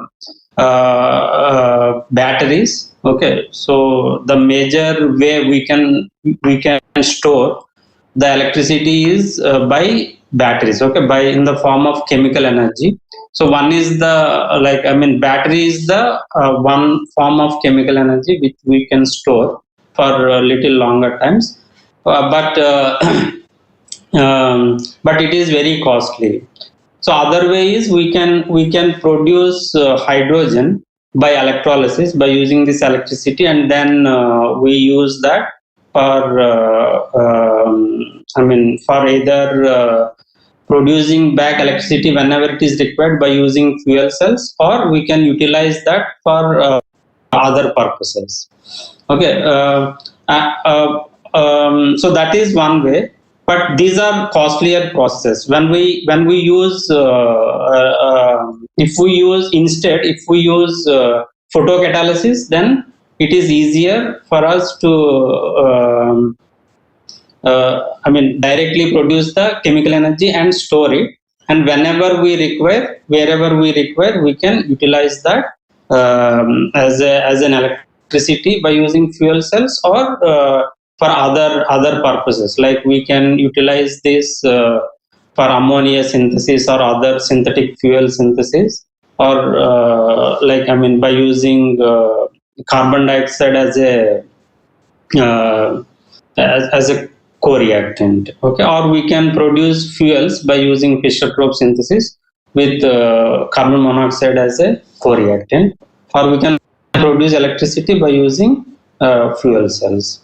So the advantages of hydrogen are like its energy storage is very high in terms of specific energy.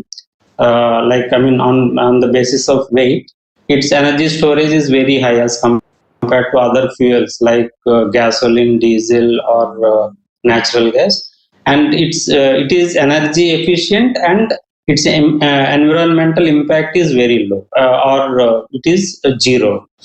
Okay, so when we compare with if we use hydrogen in the vehicles, and if we compare the hydrogen vehicles with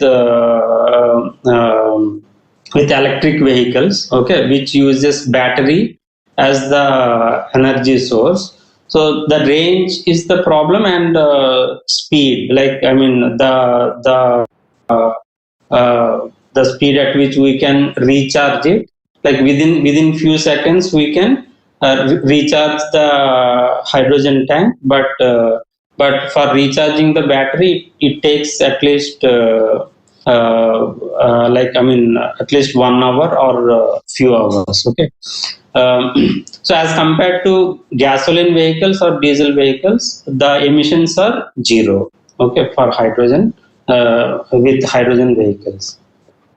So natural and artificial photosynthesis, like we know, like from like natural synthesis, our plants use carbon dioxide and water to produce their food, okay, that is glucose, and as a side product or as a byproduct it produces oxygen, okay. So to mimic this artificial synthesis, we have people have developed I mean natural synthesis, people have developed artificial synthesis to utilize water and carbon dioxide and to produce other chemicals, other useful chemicals like hydrogen, carbon monoxide, methane, or methanol. Okay, so by this way, like by utilizing water and solar energy, if we produce hydrogen, so this is like I mean this will be pollution free, and we can store the energy in the form of chemical energy. So the major issue with this artificial photosynthesis is the efficiency, the solar to hydrogen or solar to fuel conversion efficiency. So far people have reported only maximum of 1% STH, solar to hydrogen efficiency of 1%, with quantum yield at 100%. Okay, so that is also with UV light. Okay, so if we look at the graph that I have shown here, you can see that the UV light present in the solar spectrum is very less. It is like about 4.6%. And if we look at the whole visible light, that is up to about 50%, like more than 700 nanometer wavelength, we can see it's about 50%. So the targeted STH, okay, for any artificial photosynthesis to produce hydrogen at a cost which is reasonable and which is affordable and which is competitive with the other technologies is 10% at 100% quantum yield. So for this purpose we need the photocatalyst which can absorb light with wavelength 520 nanometers. Okay, that is the band gap should be less than should be around 2.4 electron volts. Okay, so if we look at the single step water splitting reaction, so these are the steps that involve. First, there will be absorption of light whose photon energy is more than the band gap energy and forms electron and hole. So the holes are used to oxidize the water and electrons are used to reduce the water. So here the major challenges are we need to have the photon energy. I mean the band gap energy should be more than 1.23 electron volts and edge potential should be in this range, okay, in the range that I have shown here. And also there should be good charge separation and transport, and catalyst activity and stability should be high. Okay, so these are the major challenges that one faces to design a photocatalytic system which will give the good efficiency. So if we take the intrinsic wide band gap semiconductors, we see that the band gaps are high, and so we cannot use the visible light for excitation, okay, for exciting the electrons from valence band to the conduction band. So we dope with either some kind of ions or with metal nanoparticles to make use of the properties that we can enhance by using these doping techniques. So coming to our group, so we are developing photocatalysts in like various ways. Like we have used doping, we have used co-catalyst, we used the heterojunctions also. Okay, so to produce the visible light photocatalyst, okay, for water splitting reaction to produce hydrogen. Today, actually, because of the time constraints, I'm going to focus only on like one method that we use, that is co-catalyst. Okay, we used CQD, that is carbon quantum dots, as co-catalyst for the CDS nanowires. Okay, so we used this as a hydrogen production catalyst, hydrogen producing what you call photocatalyst. So here, quantum dots are very interesting. Carbon quantum dots are very interesting material. So because it has various applications, okay, in biology, in catalysis, and also in solar cells. So we can produce these carbon quantum dots from various raw materials, okay, like various waste raw materials. We can use banana peels, we can use like any kind of juices, like any biomass based material we can use to produce these carbon quantum dots. Just we need to modify the conditions little bit. So in this study, we used orange peels as our source for carbon quantum dots, and this is the procedure that we use to produce carbon quantum dots. So in this, we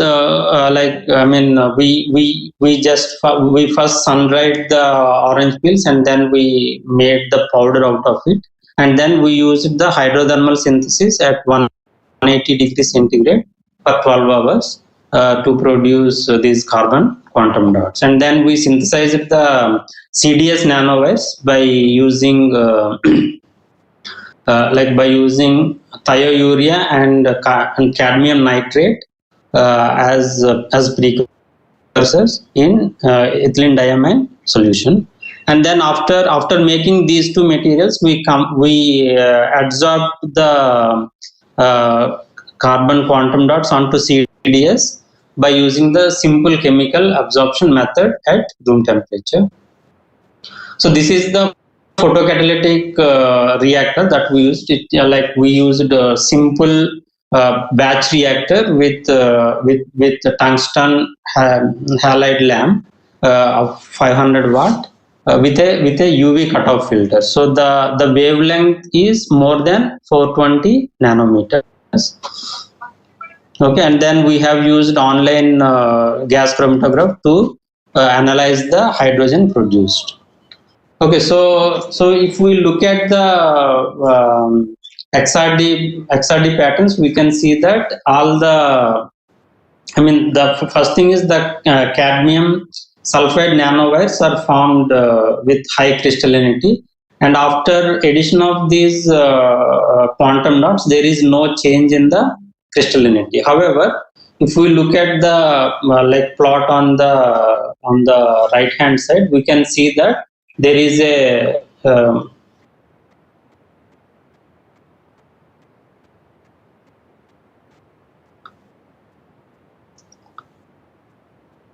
Okay, so we can see there is a slight shift towards the lower 2 theta angle, which basically indicates that there is a good interaction between carbon quantum dots and CDS nanowires. And here, if we look at the XRD patterns of CQD, that is carbon quantum dots, you can see there is a small peak at 002 plane. So which basically indicates that there is graphitic carbon. Okay, there is graphitic carbon found in the CQDs.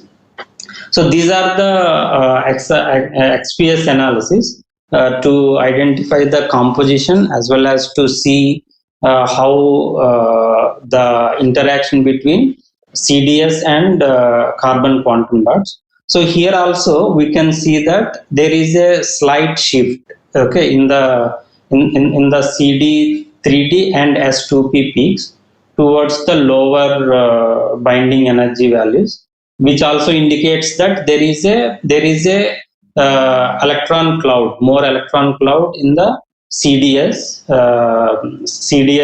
particles, nanowires.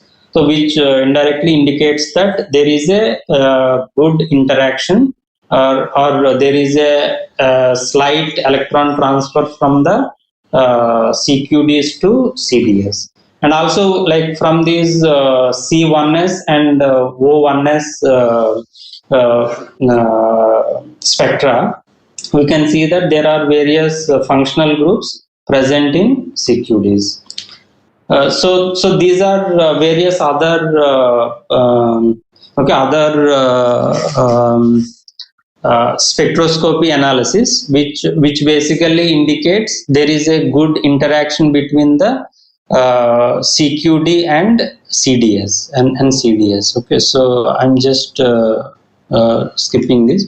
So so these CQD nanowires, sorry, CDS nanowires are formed with about like less than 20 nanometer diameter and about 4 micrometer length.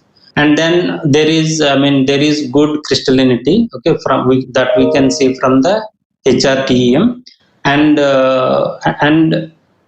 like from the SAED pattern we can see a good like monocrystalline phase of CDS. But when we incorporate CQDs onto CDS nanowires, we can see there is some distorted SAED patterns, which may be because of the amorphous nature of the CQDs. And also, like in this CQD CDS TEM, we cannot see the CQD particles. That may be because of the amorphous nature of the CQDs. So these are like photoelectrochemical analysis that we have done on this photocatalyst. So we can see there is a stable from like chronoamperic experiments. We can see there is a good stability of this photocatalyst. Like the photocurrent density is stable till 300 seconds. Like like when we on and off the light, the activity regains after starting the light. Okay, so so in terms of Nyquist plot, we can see that there is a decrease in the resistance when we add CQDs to the CDS nanowires.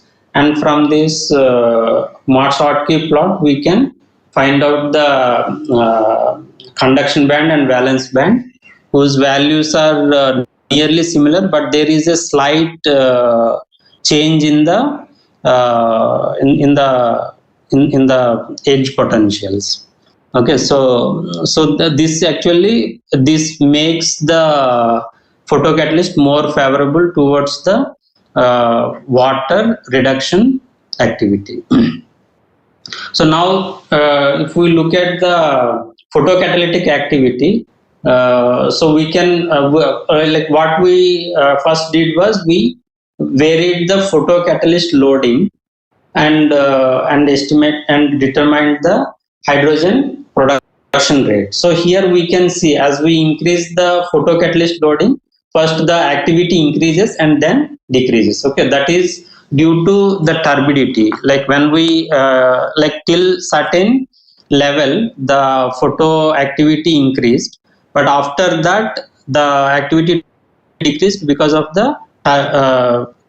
because the solution becomes turbid and the light penetration becomes tougher. Okay, so because of that the activity decreased after certain photocatalyst loading.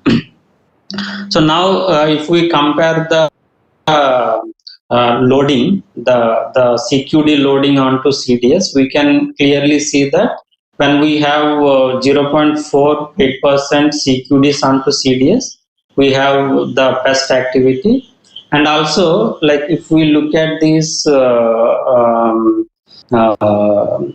stability of the catalyst, we can clearly see that the CQD loaded CDS nanowires is more stable as compared to bare CDS. So this is because we the bare CDS, though its activity is high as compared to literature studies, like when we compare the activity with bulk CDS, the activity is high. Activity of CDS nanowires is high because of the thin nanowires that we used, and we have good activity of these wires.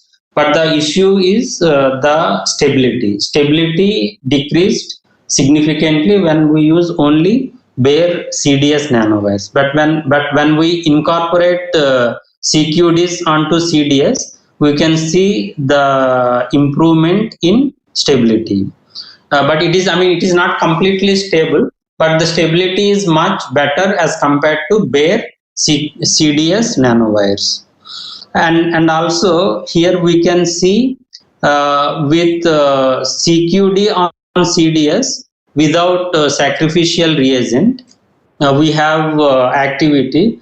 But in the case of bare CDS nanowires, the activity there is no activity without sacrificial reagent. So which basically, and also the activity of CQD CDS is stoichiometric in terms of hydrogen and oxygen production. So this basically indicates that the CQD is stabilizing the CDS nanowires and avoiding the photocorrosion of CDS nanowires. So this is the hydrogen production mechanism. So basically here what is happening is there is a once the light hit the photocatalyst, there will be generation of electrons, and these electrons are transported to CQDs, which stabilizes this electron, and it passes this electron to water, okay, to form hydrogen. Okay, so by this way the recombination rate was reduced significantly, and also the photocorrosion was reduced. That is the kind of brief mechanism about it. And then so these are the reactions involved in CQD CDS. Like first there will be absorption of this light, and then there will be formation of electrons, and these electrons react with water to form hydrogen and OH minus ions, and then the sacrificial reagent takes the holes and forms S2 minus, and then like this is the basically the overall reaction that is taking place. There will in the overall reaction, if we look at, so there will be consumption of 6 holes for each hydrogen molecule formed. Okay, so because of this, the sacrificial reagent utilization is very low in this case.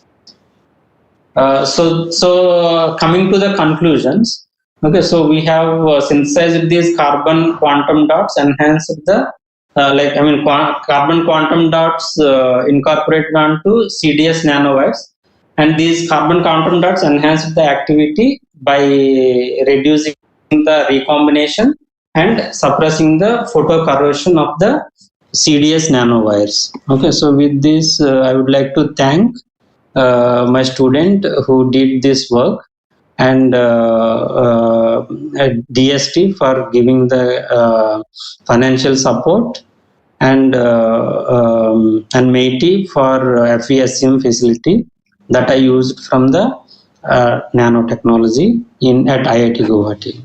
So finally, I thank my institute, IIT Guwahati, and also I thank the conveners of this conference for giving me this. Thank you, sir, for the wonderful talk.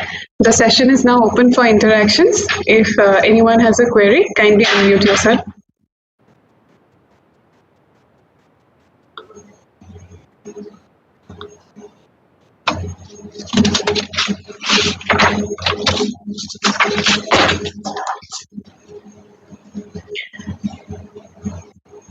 So, I guess there are no questions. So, thank you, sir. Thank you very much. Thank you. We shall move to the next speaker, Dr. Devdatta Ratna from DRDO, India. Dr. Ratna is working as a senior scientist in Naval Materials Research Laboratory, DRDO, Maharashtra, India, from the last 14 years.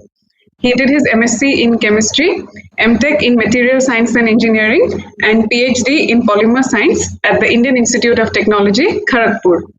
He has about 106 publications and around 3,100 citations to his name. His field of expertise includes epoxy resins, polymers, nanocomposites, and polymeric materials. He has worked extensively on chemical modification of epoxy resin for the development of high-performance fiber-reinforced composites and shock-resistant adhesives. Additionally, he is a referee for several international journals of repute. He was a visiting scientist to Monash University, Australia, on a Boy Scouts fellowship sponsored by DST India in 2000. Dr. Ratna has visited several universities in Australia, USA, and Germany, and was awarded the prestigious Alexander von Humboldt Fellowship in 2006. We welcome you, sir, and humbly request you to deliver your talk.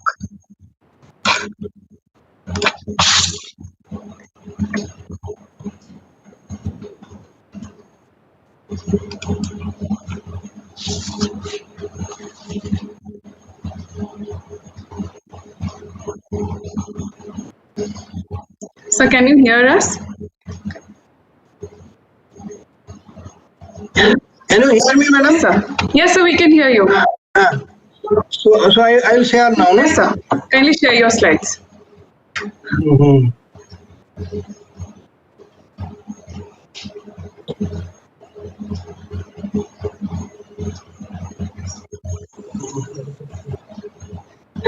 Just 1 minute. Yes, sir, sure.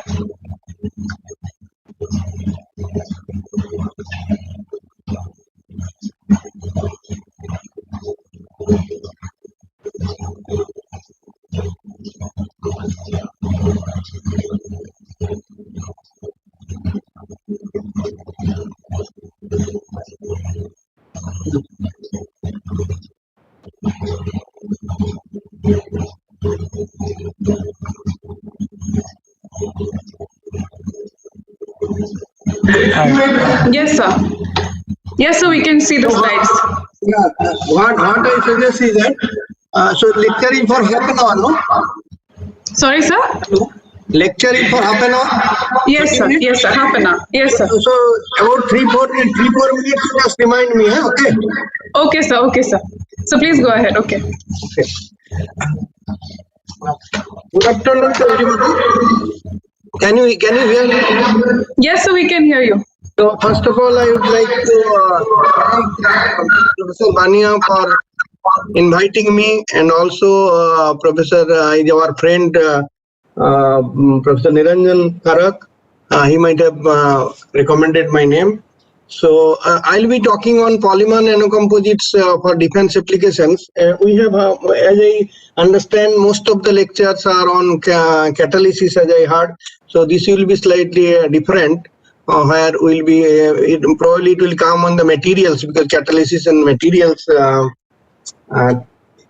font, and so I'll be now talking about the nanocomposites. If you see now, I think I need not give the introduction to nanocomposite, because those who are studying even master's level, they are now studying courses on nanocomposites. So if you look at in the last 3 decades, a lot of works have been done on nanocomposites, and a lot of synthesis, how nanocomposite synthesis have taken place. If you can see the sol gel process, then hydrolysis of metal hydroxides.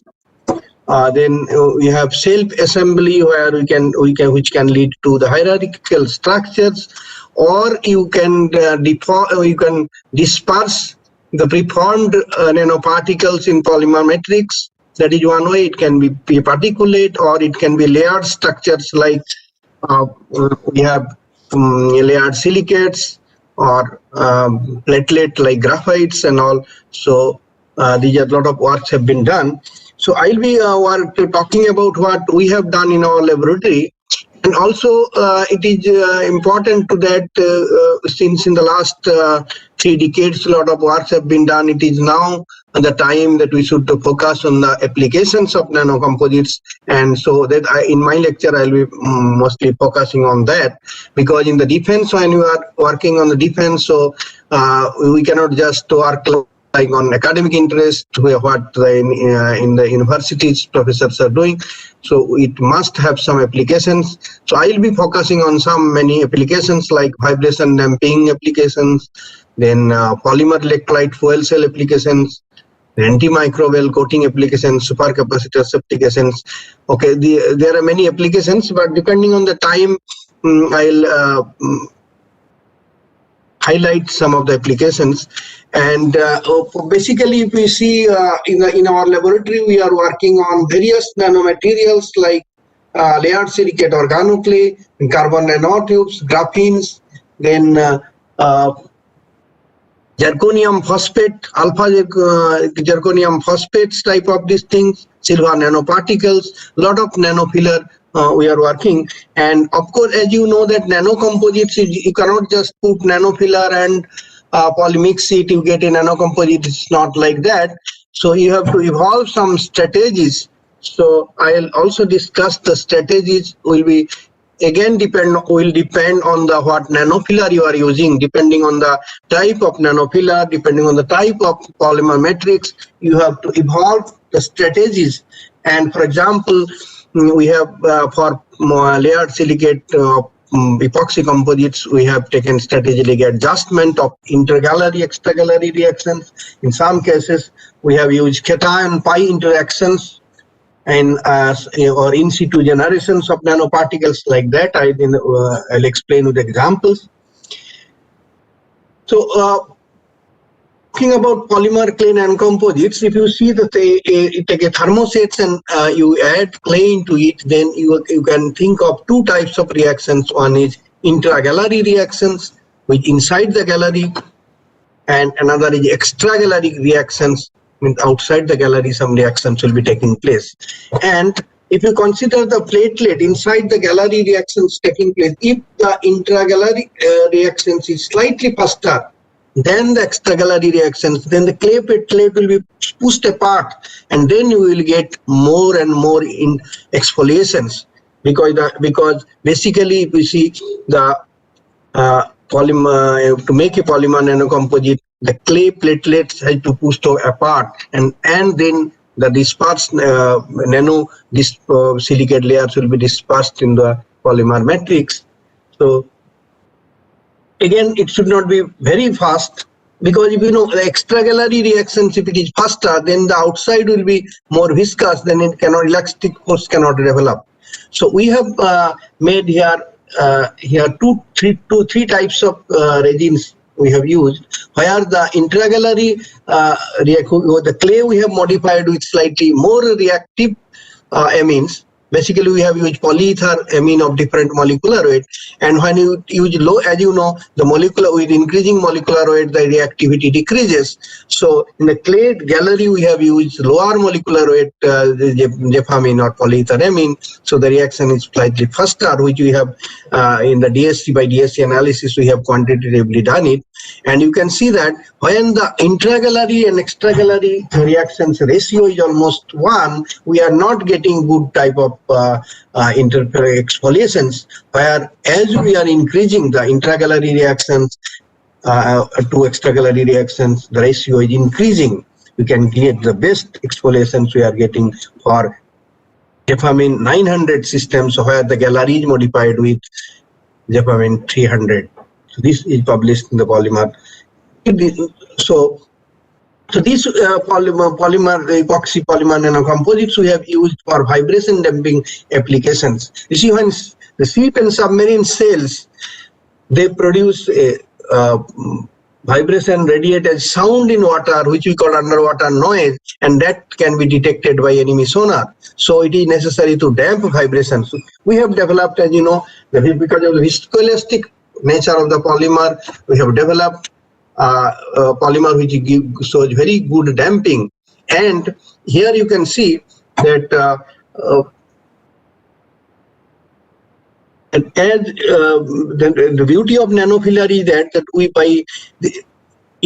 when we are putting the nanofiller, the strength significantly increases without deteriorating the loss factor. Loss factor, we say, generally we say that indicative of vibration damping. So that is the beauty of nanofiller, that of course, when you put more and more nanofiller, then generally nano effect is not found. So here also you can see at 7.5% the loss factor is decreasing, but up to 5% without deteriorating the loss factor or disturbing the loss factor, the modulus is significantly enhanced.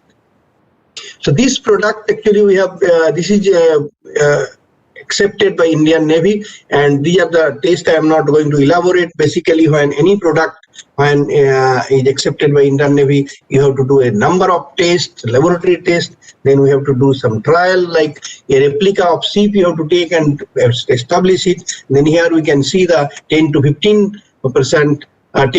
dB vibration reduction. That means 90% of vibration energy is absorbed, and this Navy has accepted it, and they are using in tons, because each one ship requires about 50 tons vibration damping materials to be applied. This is a epoxy based materials, and you can see it's like it can be applied in the putty. In putty type of material can be applied both horizontal and vertical surfaces. And, depending on the filler also, these are the papers published in Applied Acoustics, where we have investigated the effect of different filler on the vibration damping properties, where you can see the loss factor. This is the top of the plot. You can see the loss factor, that is system loss factor, where we do what we get from vibration analysis, whereas at the bottom I have presented the 10 delta loss factor, that what we get from dynamic mechanical analysis. And what I want to tell you that generally we correlate with the loss factor of DMA and loss factor of system loss factor from vibration analysis. They may not match, as you can see here. And another thing what I want to show is that we have got synergistic effect. Suppose, for example, when you put only nano clay, you are not getting good type of system loss factor, whereas where you are using combination of nano clay and carbon black, we are getting very good, or combination of nano clay and aramid fiber, we are getting very good damping. So this is my recent book on vibration damping materials.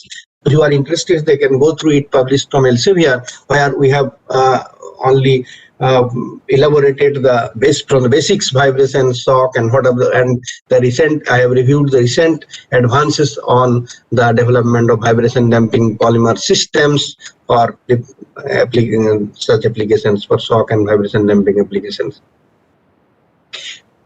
Second product what we have developed is the polyelectrolyte membrane, polymer electrolyte membrane. In the previous speakers, I have heard that they have talked about the various catalysts. You know, the fuel cell, what happens, the hydrogen and oxygen reacts in presence of catalyst, platinum catalyst, and they give water and energy. So that way you can give energy. And morning I saw somebody was presenting about the different types of catalysts. So there are different types of polymers. The beauty of the fuel cells, as you can see, you have solid oxide fuel cells, phosphoric acid fuel cells, polymer electrolyte fuel cells. But polymer electrolyte fuel cells, because of their high energy density and the compact volume, they are used for a wide range of applications. And so, as you know, why fuel cell? Because they give clean energy cell.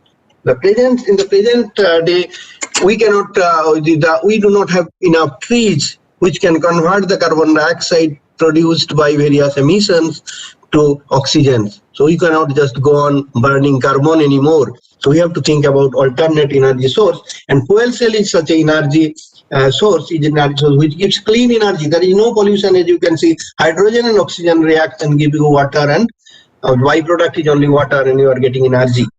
So now the main heart of this fuel cell is the membrane.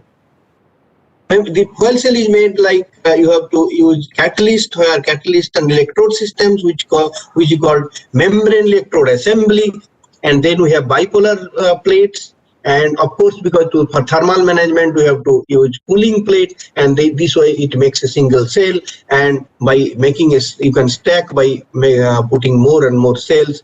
Basically, you get fuel cell stack. Now, if we see that there are two types of membrane, one is low temperature electrolyte membrane, high temperature. I will be talking mostly on the high temperature polymer electrolyte membrane. So membrane, if you see the commercial membrane, Nepion is a fantastic membrane which gives a very high proton conductivity, but the drawback is that it cannot work at more than 80 degrees centigrade. So this we call as low temperature polymer electrolyte fuel cells. So that is the idea. We are going to develop high temperature. Now the question is, why should we go for high temperature electrolyte cell? Because see now, when you run a fuel cell in a low temperature, more than about less than 150 degrees centigrade, then you have to use extremely pure hydrogen, 99.999%, because even traces of carbon monoxide present in the hydrogen will poison the catalyst. So that way you are increasing the recurring cost of fuel. It is not that the catalyst is only costly or membrane is costly, but you are also increasing the recurring cost of the fuel because you know, high purity, to make high purity, you have to use costly purification processes. And whereas when you run the fuel cell at more than 150 degrees centigrade, even if carbon monoxide absorbs, it will dissolve. So it is not going to poison the catalyst. So by you making high temperature fuel cell, not only the reaction rate or power we are increasing, but also we are significantly reducing the cost. In fact, one of the reasons why fuel cell is not coming into the market is that because of the high cost. So that's why in our laboratory we have done a lot of work to develop. Membranes for the fuel cells, like starting from, we have worked for radiation grafted membrane for fluoropolymers. Then we have used sulfonated speak. Peak is sulfonated and to get sulfonic acid groups. But all these membranes, they are giving very good property, but they do not work at high temperatures. So see the latest development what we are using, ABPBI, poly-2,5-benzimidazole. We have developed this polymers, so which can operating temperature 150 to 180 degrees centigrade. When you can run this fuel cell at such high temperature, so higher carbon dioxide tolerance is can be achieved, and you can use simply the commercial hydrogen gas for this. So this will significantly reduce the cost of the fuel cell which we are going to develop.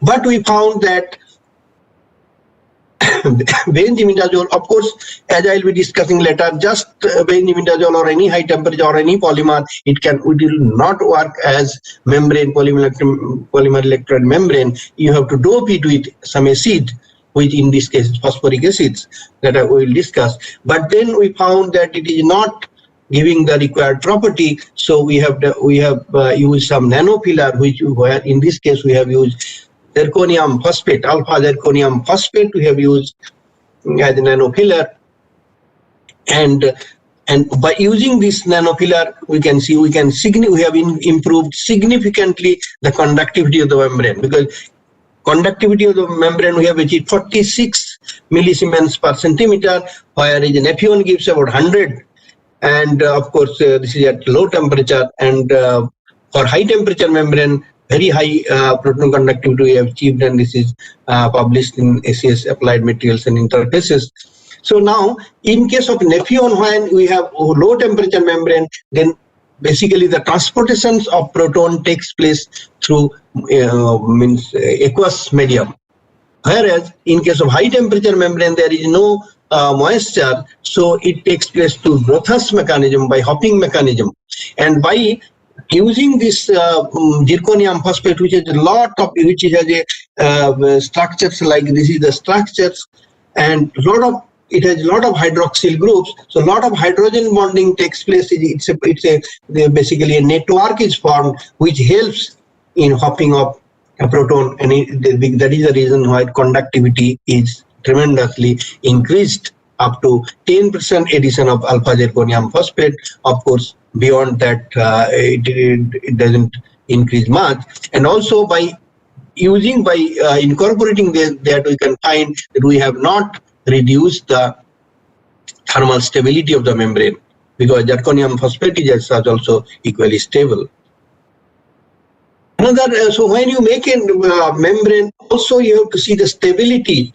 It is not any membrane, if it is giving very high conductivity, it is not the only thing, it has to work. And for that stability test, what we do is we do an experiment using phantom reagent test with hydrogen peroxide, and we measure basically the weight loss. From the weight loss we can see the stability of the membrane. And here you can see the ABPP, pure ABPP shows about 20%, phantom test it shows about 20% weight loss, whereas in case of nanocomposite it is drastically reduced. So we can say that making nanocomposite we have enhanced the stability of the membrane.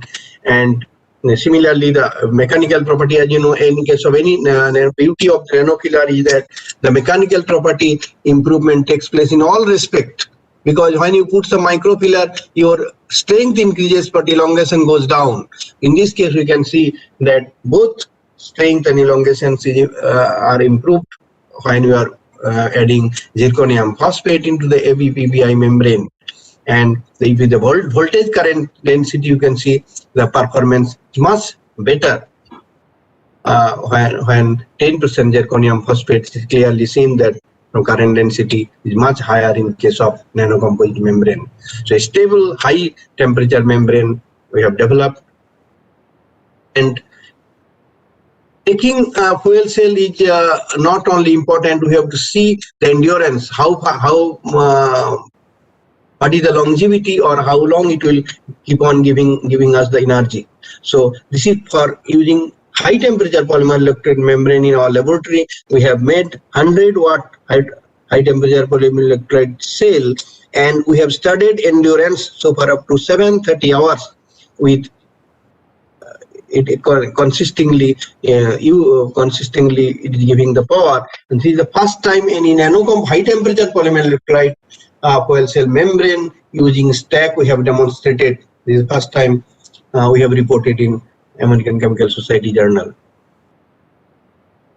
So this is, after developing the 100-watt capacity, so basically now you can increase keeping this design same, you can by increasing the area of the membrane you can enhance, upscale the power, so that this is the we have made about 250 watt, and we are in the process of making up to 5 kilowatt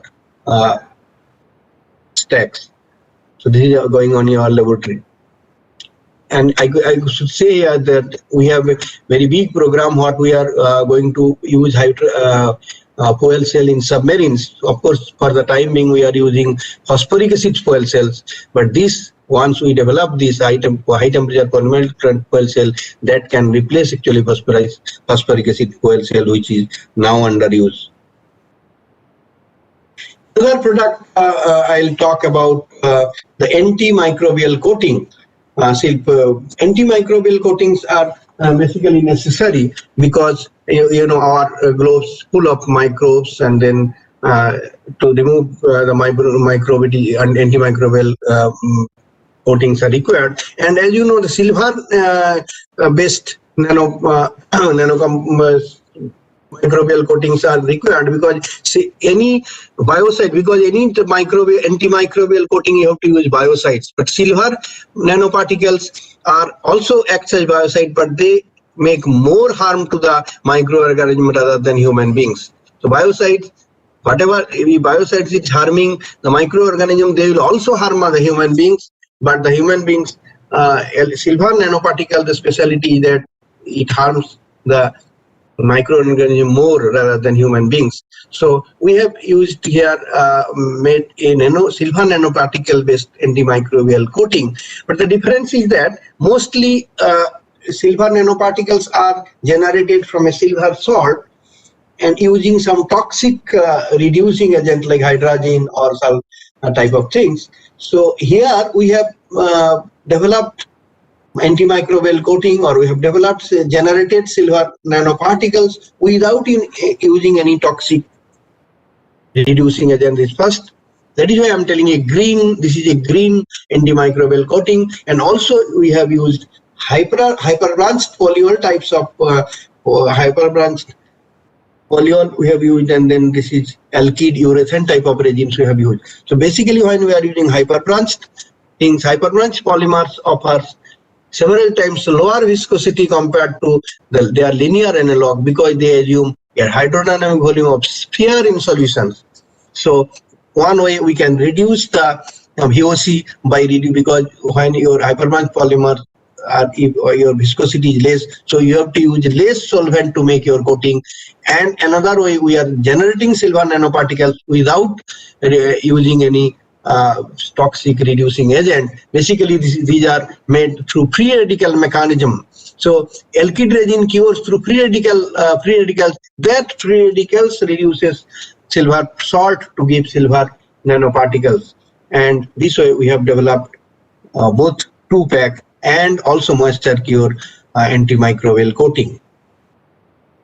These are the hyperbranch polymers we have developed, and once we make the hyperbranch polymer, we have used silver benzoate, and then silver benzoate in the process it gets reduced from silver nanoparticles. So this is silver nanoparticles generations, and after coating we found that no choking or cracking of the paint film observed after 200 hours exposure in weatherometer, because any paint you make and if it is used for naval applications, we have to use this weatherability. And to test its antimicrobial activity, we have used Serratia type of a bacterial strain, and this particular bacteria produces a red pigment called prodigiogen. So that red color pigment is formed. So you can see here the formation of red color indicates the growth of bacteria. So basically we have done agar overlay methods where the presence of the red color, that means production of the red pigment, indicates that the bacteria they are growing. Whereas in other case, when we are using silver nanoparticle, then red color is not there. So absence of red color indicates inhibition of the growth of bacteria. So in this case, you can see the bacteria is completely grown on the coating, whereas the coating inhibited the growth of bacteria. So this is the silver nanoparticle based coating. Now another applications I will be using supercapacitors. Supercapacitors also one type of energy devices, basically storing energy devices, which gives instant power. That is the difference between battery and supercapacitors. Battery will have a lot of energy, it will give slowly, it will slowly give you the energy, while supercapacitors will that way much lower energy, but it will give instantly. So power density is much higher. So this so when you need a boost of energy, then instead of battery you have to use supercapacitor, or in some cases we have to use a combination of supercapacitor and battery, and there are huge applications in defense. I will not go into details. Basically, supercapacitor principles I am not going to, basically a double layer I am not going to discuss here because of the lack of time. So basically, compared to the original simple capacitor, the supercapacitor is basically a double layer concept, where the in a solvent layer, positive 2 layers of solvent, and then are acting as the parallel plates, and in between the solvent layer is the dielectric. So since the distance, the D is much, because the capacitance is A by D, proportional to A by D, and D is very small because the distance in molecular level. That's why supercapacitor gives very high capacity, because the D is very and by also, of course, by area always you can increase. So main importance is that because D is very less, it gives very high capacitance. Polymer nanocomposites, the advantage, the synergistic effect on capacitance that we have proved in various, good stability during charging and discharging cycle, and reduction of ESR. So let's say that we have used a polythiophene type of conducting polymer, and multi-wall carbon nanotubes. What we have shown is that this is a synergistic effect. When you take only multi-wall carbon nanotube, because of this high conductivity, you don't get much capacitance. Whereas when you get conducting polymer combination, as you can see, when you get polythiophene, you are getting 293. In pure polythiophene is give only 226, and pure multi-wall carbon nanotube gives less than 6. So similar, and then what you have done, multi-wall carbon nanotube, we have done unzipping.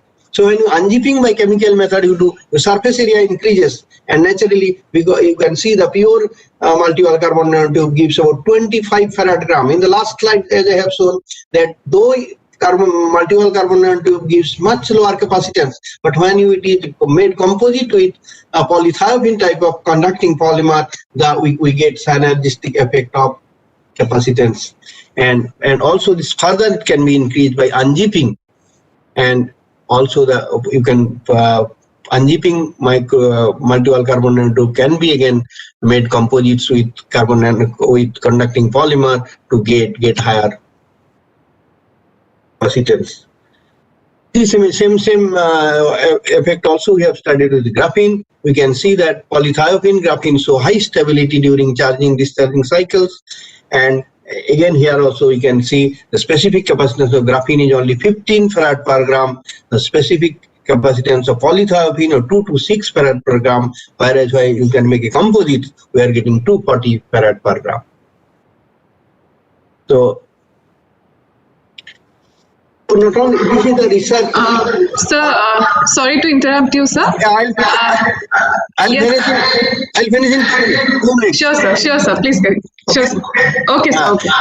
Also, we have made supercapacitors in the laboratory, where a particular binder system, we have perfected the technology to the higher level of sophistications, and we have made up to 1,600 farad supercapacitor in the laboratory, and we have a full setup of laboratory for fabrication of supercapacitors, for testing of battery and supercapacitors, and all these things. Now we are going to use supercapacitors for various, for railgun and for aircraft, because aircrafts with the battery combination supercapacitor can be used. As I have shown, a huge applications are there, and then you can one supercapacitors you can make a module by parallel and series combinations of this type of cells. So as I have shown, this is the module, this type of module we are making. Thank you very much. Thank you, madam. Okay. Okay, thank you, sir. The session is open for interactions. If anyone has a query, kindly unmute yourself.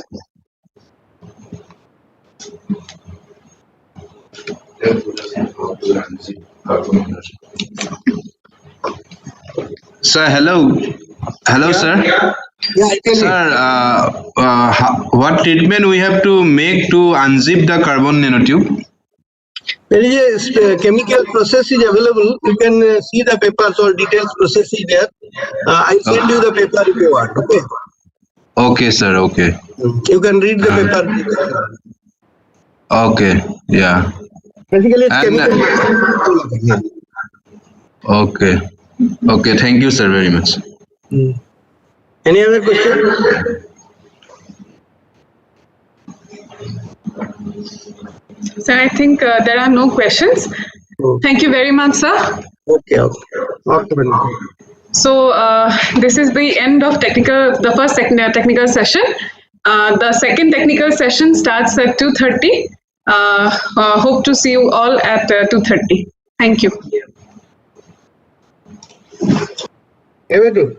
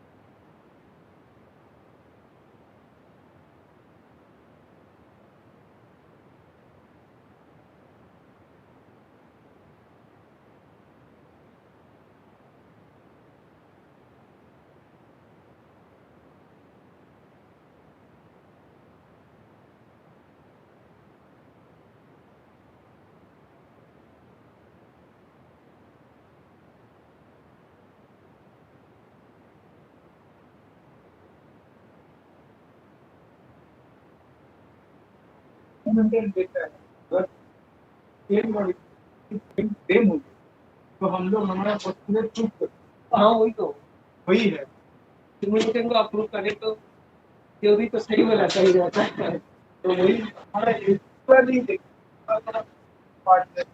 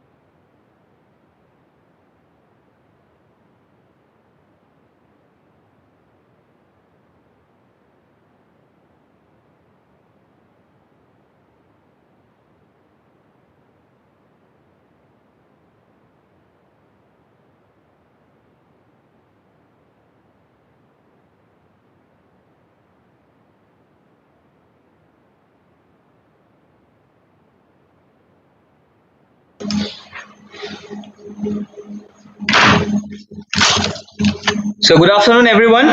We are back again with the second technical session of the International Conference on Materials, Chemistry and Catalysis 2021. In this session, we have 4 invited speakers and it will be followed by the oral presentations. The first speaker of this session is Dr. Vandana Bhalla. She is an associate professor at the Guru Nanak Dev University, Amritsar, India. And she is a former JSPS fellow and the recipient of the prestigious CRSI bronze medal in 2015. The list of honors for her also includes the 2015 Thomson Reuters Research Excellence India Citation Award, the Bhagya Tara Award 2015, Professor S.S. Sandhu Award in 2017 by the Indian Chemical Society, and the first recipient of the Shiv Nath Rai Kohli Mid-Career Best Scientist Award in 2018. She is a fellow of the Royal Society of Chemistry and her current interest includes supramolecular chemistry. I humbly request ma'am to proceed with her talk. Ma'am, you are online. Thanks for the nice introduction. So, at the outset, I am thankful to the organizers for giving me an opportunity to present some of the results from our lab in this platform. So I hope my slides are visible. Yes, ma'am. Okay, they are. Okay. So now I will start. So as the title is clear and as per my introduction, it is clear to you that my area of research is supramolecular chemistry. So today I am going to present some of the results from our lab on the development of fluorescent materials, and we are applying them for 2 applications. One is molecular recognition, other is catalytic applications. So basically we prepare light up supramolecular assemblies and they are generated through the non-covalent interactions to generate defined supramolecular structures. So such type of assemblies, they are important because they may have 3-dimensional network. They generally give high quantum yield. Sometimes porous structures are generated and they give amplified sensory responses. So this is one of the work which I am going to share with you. So in this case, we prepare a derivative based on rigid pentacene quinone derivative. And when we tested this molecule, it shows liquid crystalline behavior, but it was short-lived. It was in the short range, 187 to 206. When we heated and cooled this material several times, the liquid crystalline phase was stabilized down to the room temperature. Another interesting thing with this molecule was that it formed gel in the organic solvent, and the TEM images showed the formation of fibrous structure. To understand the design, we also prepared another molecule which lacked in the triazole groups. So this molecule also showed the liquid crystalline behavior, but it doesn't form the gel. So this was the first example which showed aggregation in bulk as well as in the solution phase. Then we tested this material for the detection of picric acid, and it showed detection limit in the nanomolar range. And we were also able to detect picric acid in the vapor form just in 5 minutes. Then what we did, we took Bartman filter paper, we coated it with the gel and then with the solution, and then we tested it. In case of gel, the response was in the nanomolar range, whereas in case of solution coated strip, it was in the ppm range. The reason was this: when we are having aggregates, only small amount of picric acid was able to quench it. But when the molecule is present in the isolated form, then higher amount of picric acid was needed. So this showed the amplification of the response in case of assemblies. So this material was good, it was fluorescent, but with the limitation that there was no fluorescence in the aqueous media. So what happened in case of most of the pi conjugated materials, when they undergo aggregation, there is quenching. So you can see these voils. Initially the molecule is fluorescent, but on assembling, the fluorescence is quenched. So around that time, a phenomena was reported by Professor Tang, which is called aggregation-induced emission enhancement. So such type of materials, they are fluorescent in the solid state and in the aggregated state.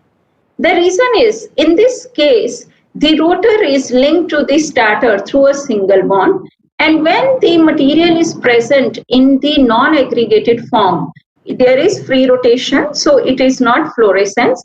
But once some hindrance is introduced, which can be in form of bad solvent, the material is aggregated. So you can see in these voils, first voil is material in the good solvent. It is present in the isolated form. It is not fluorescent. But once aggregation is introduced in the form of bad solvent, it becomes highly fluorescent. So using this phenomena, we reported this molecule from our lab. So this was the first report from our lab on the aggregation-induced emission enhancement material. This work was done by Dr. Varun, and this work was highlighted in Noteworthy Chemistry. The reason was, this was the first report of the fully aromatic system.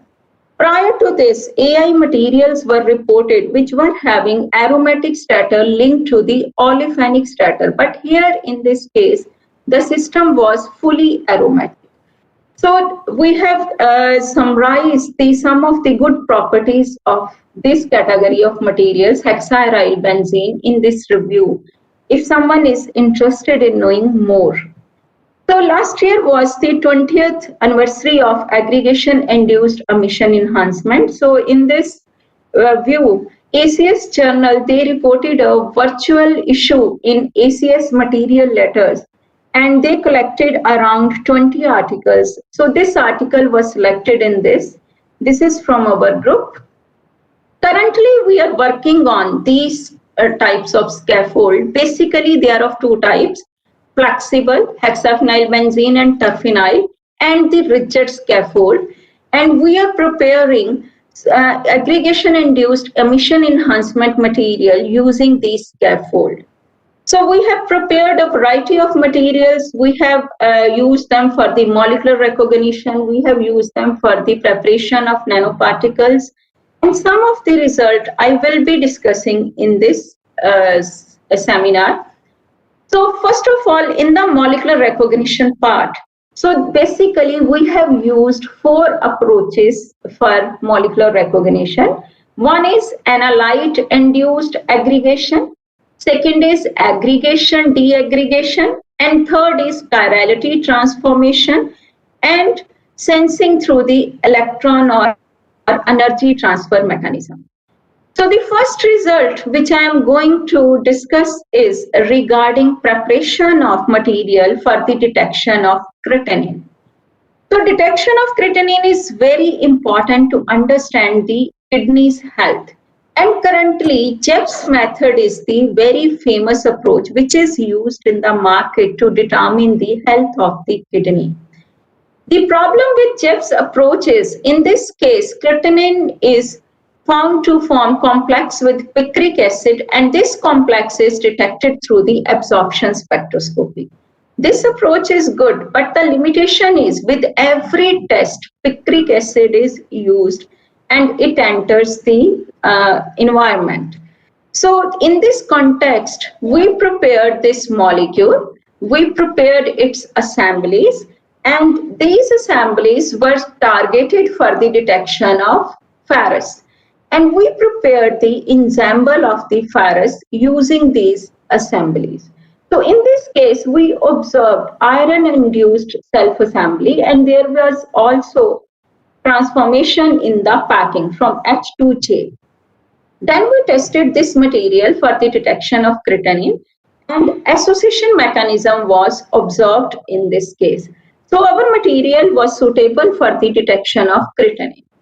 So for its real-time applications, we collaborated with SRL Diagnostic and we collected the samples of the patient and we compared our result with the existing Jeff's method result, and you can see the result is comparable and it is the detection is possible over a wide range. So then we calculated the cost of the probe also, and it was found to be cost effective, and it comes out to be less than $1. So another work I am going to discuss, and this is another kind of work which is going on in our lab, in which we are preparing chiral assemblies for the detection of chiral guest, chiral or achiral guest. And the motivation for this work is collagen. So in case of collagen, there are 3 polypeptide chains. The interesting thing is when the collagen fiber is present in isolated form, it is left-handed. And once it is 3 polypeptide chains are together, then there is chirality transformation. It becomes right-handed. So we were interested in preparing some materials which undergo guest-induced chirality transformation.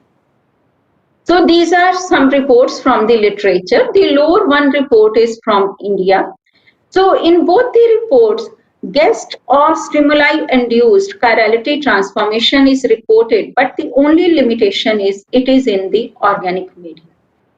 So we designed this molecule, and when water was introduced, the molecule undergo self-assembly to form the fluorescent assemblies. Another thing was, when the molecule is present in the isolated form, it doesn't show any chirality. So we have introduced a chiral handle at the periphery. But once water was there, assemblies were generated, the molecule showed the negative signal in the negative cotton effect, and the TEM images shows the formation of M helix. So only in the assembled form, the chirality was transferred from the chiral handle was able to transfer the asymmetry. So then we tested this material for a variety of metal lines, and it showed response towards 3 metal lines. But only in the presence of nickel, we observed the formation of fluorescent assemblies. And again, there was change in the packing from J type to the H type. And then we examined the assemblies through CD.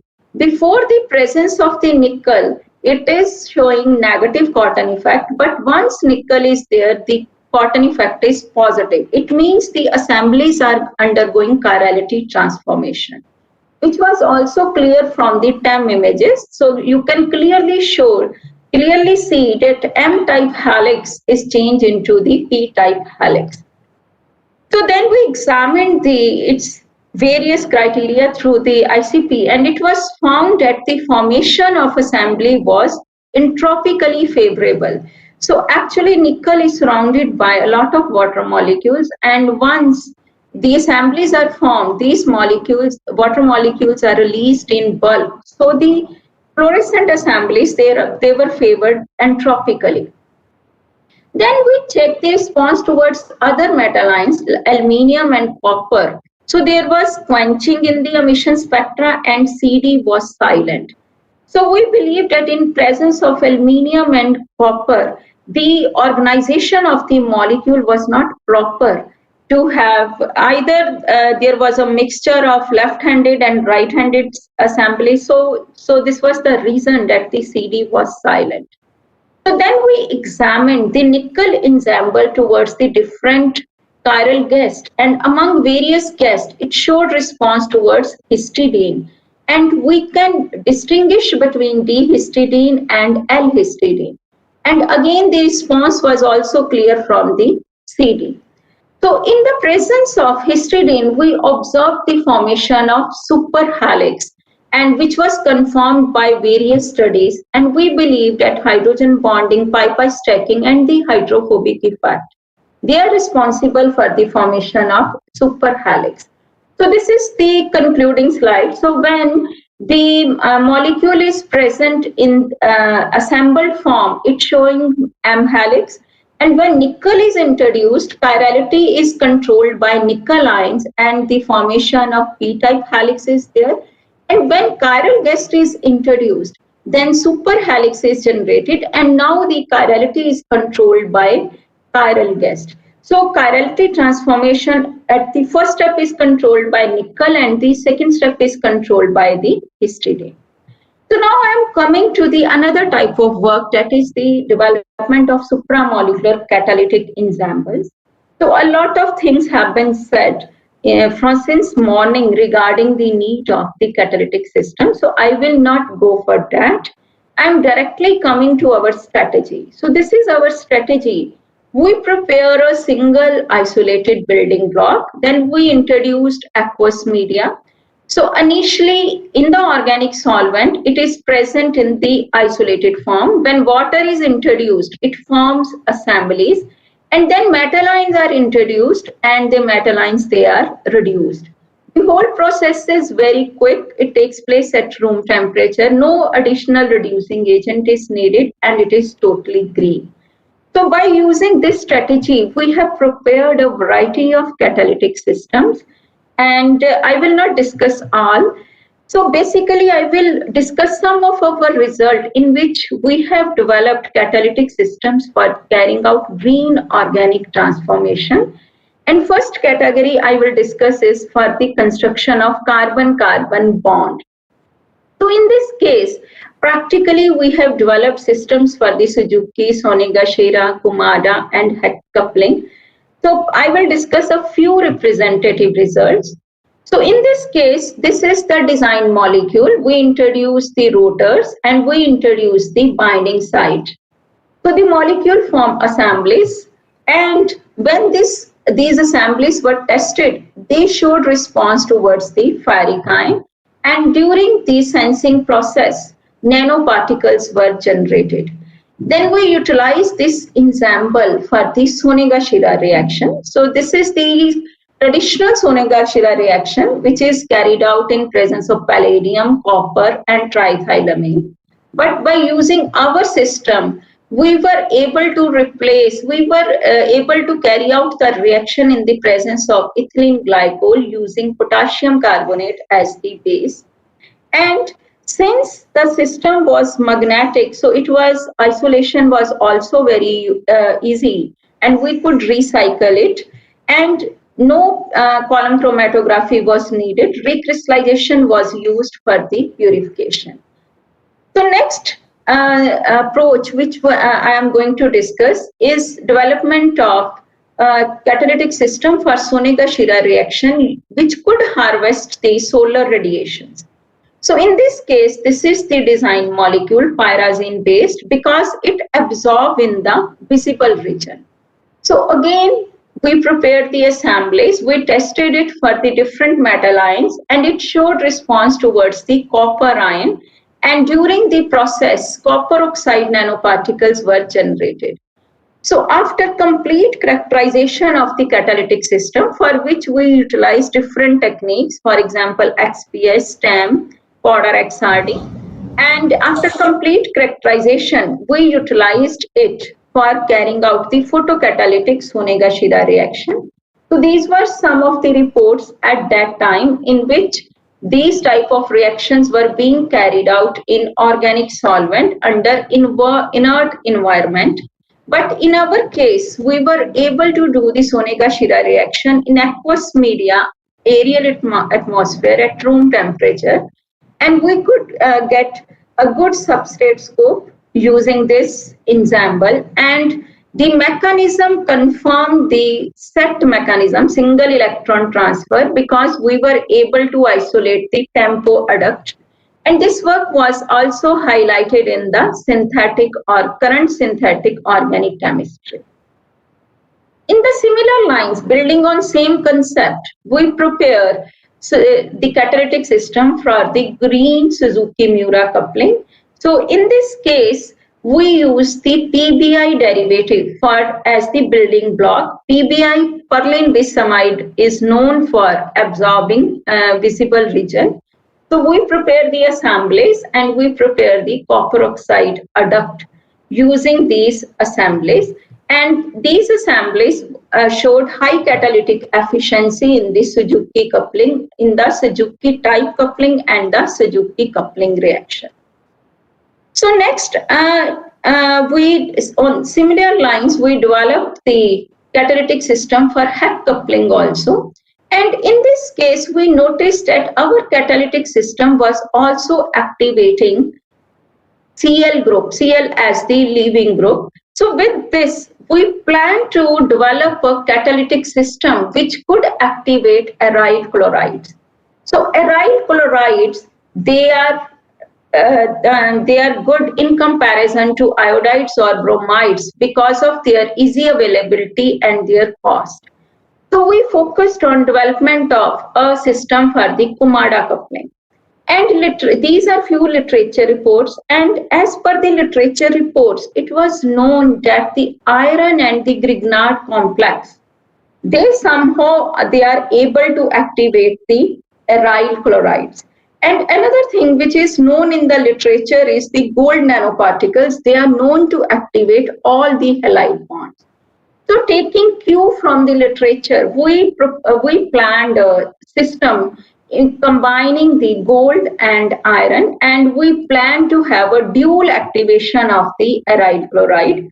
So with this idea in mind, we designed this molecule, and another thing which is very important for the Kumada coupling is in the reductive elimination step, there is electron rich and branched ligand. They are known to give good results. So with this idea in mind, we prepared this molecule, and this molecule could reduce gold and ferricine, and in turn the assemblies were oxidized to form the polymeric structure, oligomeric structure, which was confirmed by NMR and mass spectroscopy. So we were able to get the branch ligand which was trapping the gold and the iron nanoparticles. So when we utilized this catalytic system, we were able to activate the aryl chlorides with good yield. So next, I will discuss some representative results from our lab on CH activation. For CH activation, we are using two types of approaches, directing group and non-directing. So here I will discuss non-directed CH activation. So in this case, a group is introduced which have actually affinity for the catalytic system. So it brings the catalytic system close to it so that the CH bond is activated. So this type of work is also reported from many groups, and Bala Raman from India has reported this type of work.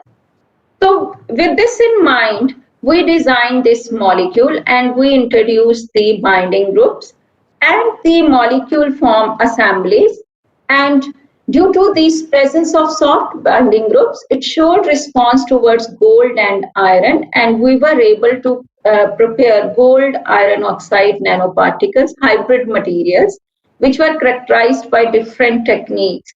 And then we tested it for this hybrid system for the non-directed CH activation, and we could get better yield, and water was used as the solvent, and paraformaldehyde was used as the source of carbon monoxide instead of any other poisonous gas. So the system showed good substrate scope. So next, in the next part, I will discuss some work which we are doing in our lab regarding development of catalytic system for the formation of carbon-nitrogen bond. So this is the first report, and again the design strategy is same. We introduce rotors and we introduce the binding groups, and the molecule was able to show response towards copper and iron, and we prepare a nano hybrid system. We utilized it for carrying out CN arylation reaction, and we could get up to 40 examples of this. And a system was working under aerial condition in mixed aqueous media, and no additive was needed. So in this case, since iron was there, so separation of the catalyst was very easy, being its magnetic nature, and so we can recycle it also. Then what we do, we took a filter paper and we coated our ensemble over the filter paper, and we used this strip for carrying out the reaction, and we could recycle this strip up to 3 cycles. On the similar lines, now we were interested in doing tandem CH and CN bond reaction. So this type of reactions are reported in literature, but they need the presence of the external oxidant. For development of such system, what we did, we utilized our previously reported molecule for this type of reaction. So in this case, reaction worked, but longer time was needed and the yield was very low. When we introduced the external oxidant benzoquinone into it, the reaction time was reduced and yield was also slightly reduced.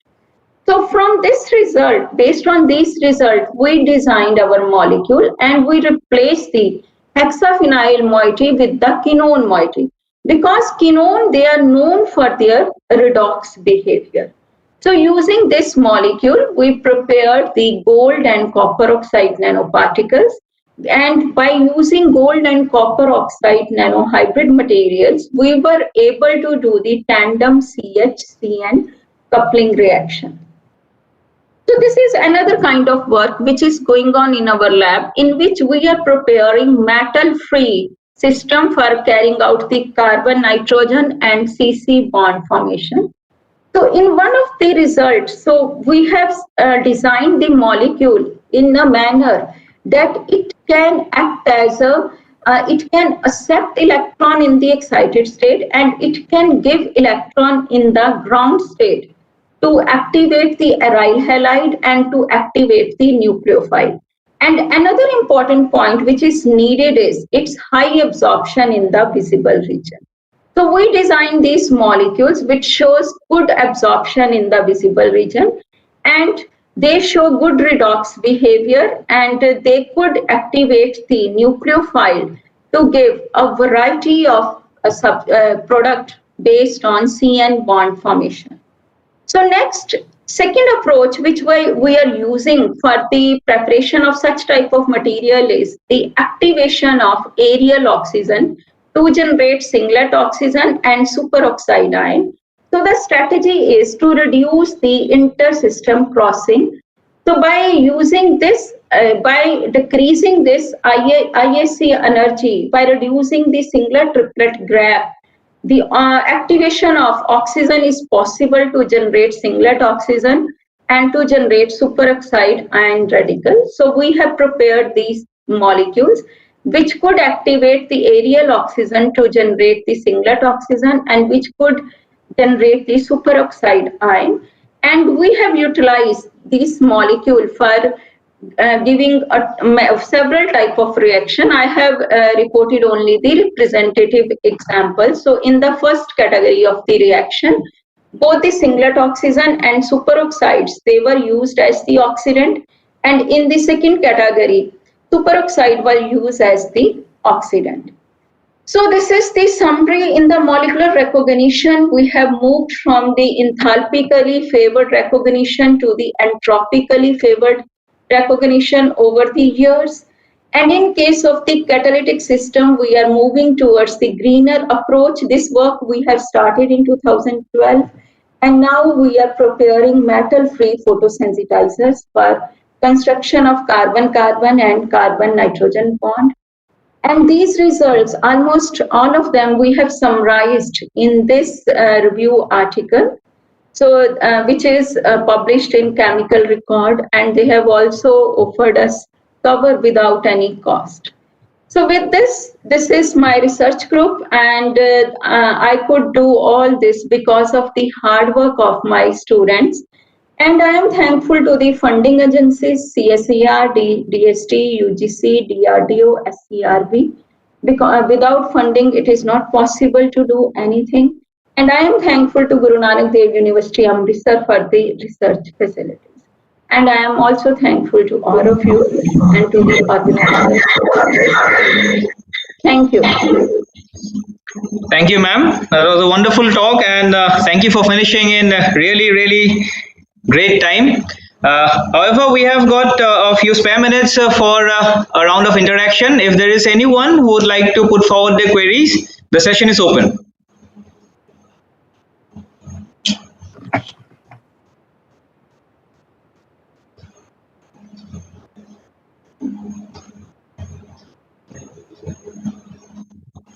Ma'am, I have got a question regarding the detection.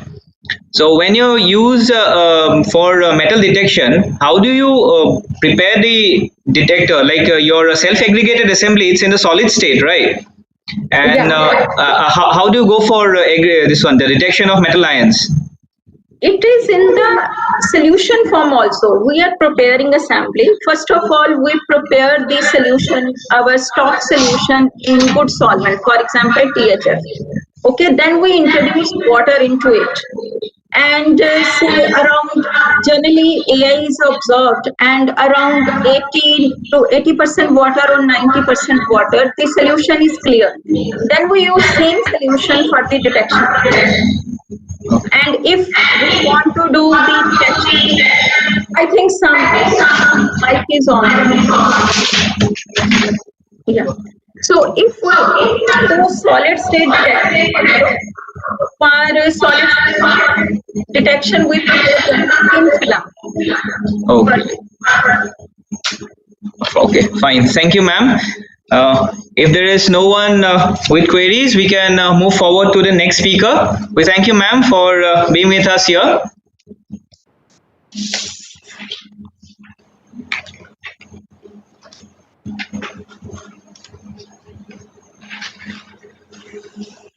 Our next speaker is Professor Andrew Bial. I believe I'm pronouncing your name correctly. Yeah, that's correct. Okay, fine. Professor Bial is currently a professor of inorganic chemistry at the Department of Chemistry, University College London, and a group leader at Research Complex at Howell Rutherford Appleton Laboratory, and Chief Scientific Officer of Finder Limited. He is also a co-investigator and principal academic responsible for the Howell activities of the Engineering and Physical Sciences Research Council-sponsored UK Catalysis Hub. Right, Professor Bial's research interest concerns the study of functional materials used as catalysts and in energy storage, with obviously the novel chemical imaging techniques. He is currently the member of the STFC Science Board and a member of the EPSRC College and the Project Management Committee for EPSRC XMAS facility. He is also a fellow of the Royal Society of Chemistry. I'll humbly request Professor Bial to begin his talk. Sir, you're online now. Thank you very much for your very well researched introduction and actually very good pronunciation. Oh, thank you. You know, screen. Yes, it is visible. You're audible well. Great. So I'll just go into presentation mode. So I hope that will come up okay.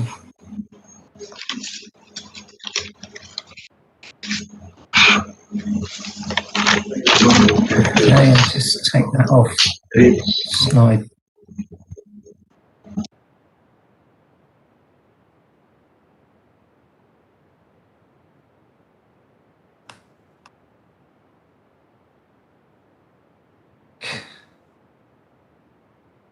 Okay, so thank you very much for the kind introduction and the opportunity to speak today. I thought actually what I would focus on would be to focus on one of, I think, India's first winner of the Nobel Prize in Science, so the efforts of C.V. Raman. So we've been working on using Raman spectroscopy to look at intermediates in catalytic processes. So that's the focus of my talk today, and we're going to use a particular form of Raman spectroscopy known as what's called Kerr-gate Raman spectroscopy, and I'll explain a bit more about what that is in the following slides. So essentially, the two exemplars I'm focusing on today are converting methanol into hydrocarbons, particularly olefins, light olefins. The main reason for this is that it's a well-studied process. It's certainly commercially very interesting now because methanol doesn't have to come just from fuel, crude oil derived forms. So basically can be made more sustainable. And also we're looking at another process that, again, we think when we started the research would probably show similar characteristics. So the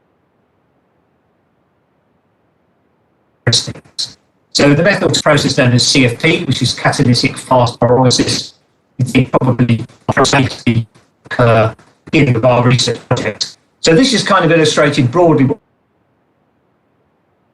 we're trying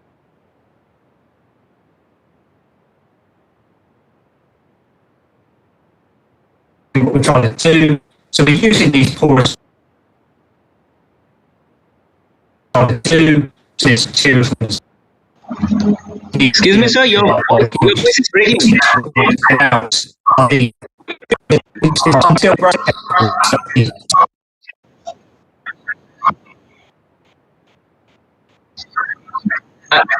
Sorry to interrupt you, sir. Your voice is breaking. Is it still breaking? No, it's fine now. Okay, yeah, it could be just, I don't know, sometimes internet connections are a bit up and down. Yeah. So yeah, just let me know if it breaks again. It's fine now. Okay, great. I will continue on. So essentially, just if you missed some of what I was trying to say, I think the main message is that we're trying to use these reactant molecules inside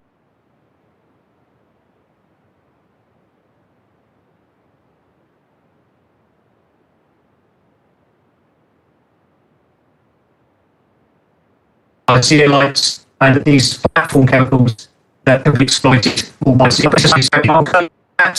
Here's a summary of these.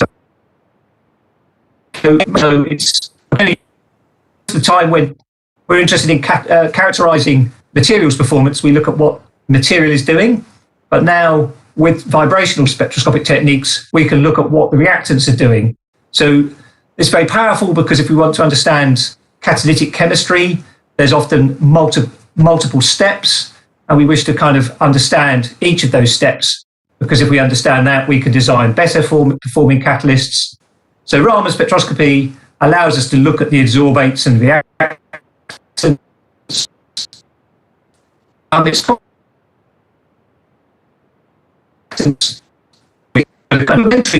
In general is that as samples change, as they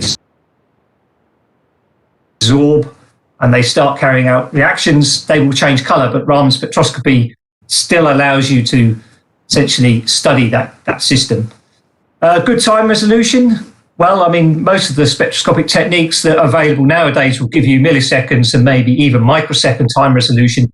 But Raman spectroscopy that we're going to exploit here, in principle, could give us sub-millisecond time resolution, but the catalytic process is quite slow. So time resolution here we're only exploiting is of the order of seconds rather than milliseconds and faster. And the neat thing about Raman spectroscopy is that, as you may or may not be aware, is sometimes you're lucky that when the molecule that's absorbed on your catalyst happens to have an absorption band at the same sort of energy as the incident light that we're using, which is typically visible, then of course you get an enhanced Raman effect. So we can actually selectively look at some of the speciation taking place. And that's what we're exploiting in this work. But what does the Kerr gate do? Well, one of the big problems when studying materials is that they're often heterogeneous in nature. So even if you engineer a nice material in the lab, you can't guarantee that that material is totally pure. So there's always that possibility for the impurities. And quite often in the zeolites that we're using, that are made using sources of silicon and aluminium that are generally pure, but not 100% pure, plus the fact that the zeolites, even if you make them as nice crystals, will always have defects. Then when you try to use Raman spectroscopy, you get this problem with fluorescence. So essentially, this is our Raman signal of our model compound. So this is just molybdenum ions in zeolite. And what you see here is some very weak Raman bands against this background of very high fluorescence. If you apply a Kerr gate, what you find is that you only then get the Raman component that's strong. There is a residual background that you'll always get, but you've quenched or you've removed all of this fluorescence and you become a lot more sensitive. Now, for this reaction, it's well known that the catalysts will get darker. The molecular species that form during reaction, they will give off fluorescence. So this is what you start with. And the problem is that you'll get even more fluorescence as the catalytic chemistry takes place. So using the Kerr gate, we can circumvent that fluorescence and start to see what's happening inside the zeolite as the reaction takes place. So how does the Kerr gate work? Well, that's sort of shown here. So it's quite an intricate setup. So what we have is actually two laser pulses. So we have a laser pulse, which we're effectively using to interrogate our sample. So then we have effectively a mirror, which I sort of show here. So we have a that's collecting the signal from the sample.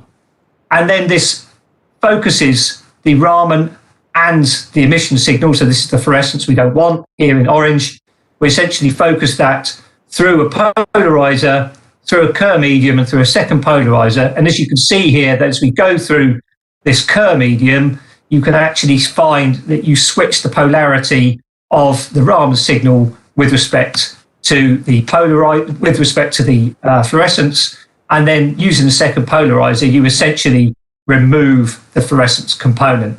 But that gating pulse is the key point where you get this flick, this switch of polarity that separates out the Raman signal from the emission. So essentially a second laser pulsed typically 3 picoseconds later, you will actually find that that's when you can separate out the fluorescence from the emission. So using two lasers that are very intricately timed, you effectively filter out the emission. So these are just basically the background information here. So we have 400 nanometer wavelength acquisition, and we use this Lincoln cell, which I showed you just a few seconds ago, to ensure that we've got the correct reaction conditions. So we want to do this, what we call operando. So essentially we're collecting Raman data as we carry out catalysis, so we can verify that using mass spectrometry. So the methanol to olefin process, as I mentioned before, is a very interesting process by which you can take methanol and convert it into these C2 up to C5 hydrocarbons. As I mentioned before, it's now been widely exploited in China. It's been scaled up. It's been exploited for a number of years in Australasia anyway, but essentially now I think for chemicals, particularly C2 and C3, so ethylene and propylene, there has been a big expansion in this technology.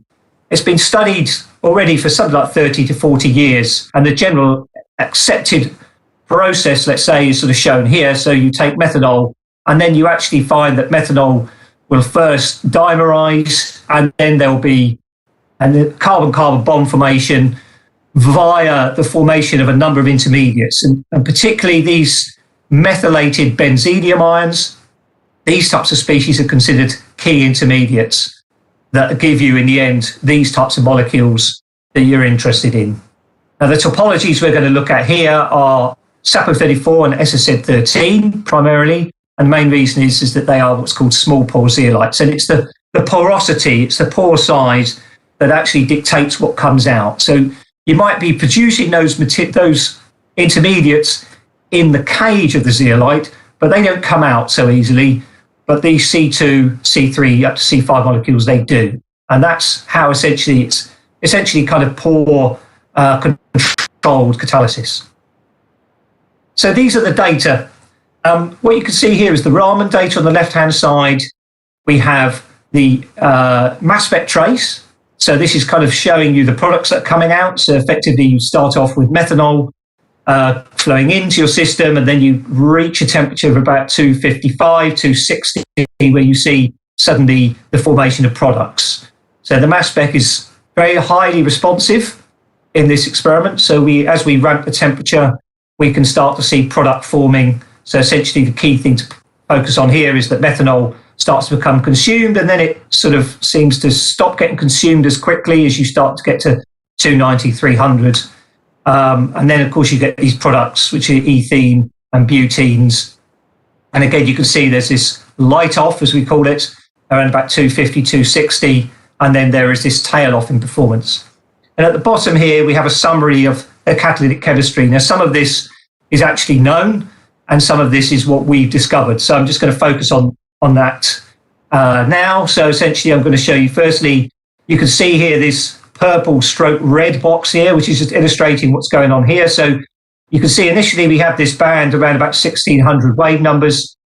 That corresponds, as you can see, with the formation of these types of species here. So we've got our dibutenes here, and we have these types of molecules here. This is a propylene type species. Those species are starting to form early on in our reaction, and we can see that by these Raman bands here. But the key thing is onset of deactivation. That's our focus of this study. And that's highlighted in the blue box and the green box here. And that corresponds to these spectra here. So the key message here is that once we get these species, which are actually here, these are the intermediates that start giving you some slightly more complex molecules. That's what we're seeing in this part of the spectrum here. But when we get to the blue and the green box, there's a band 1551, and that's what we assign to these polyenelic species. So our observation is that as you see the polyenelic species, that is the point that you start to see this deactivation behavior. So that's what that arrow highlights there. Now, the problem is how do we confirm that? Well, ideally, you want to go and create some model compounds and collect their Raman spectra, because polyenelic species, you would think, would give quite distinct Raman spectra. But the problem is, well, there's two problems. Firstly, polyenelic species are very reactive. So it's not that you can buy them off the shelf and then measure them. And the second thing is, of course, they're typically protonated because the zeolite has a high bronzite acid strength. And actually, a lot of this chemistry takes place at the bronzite acid sites.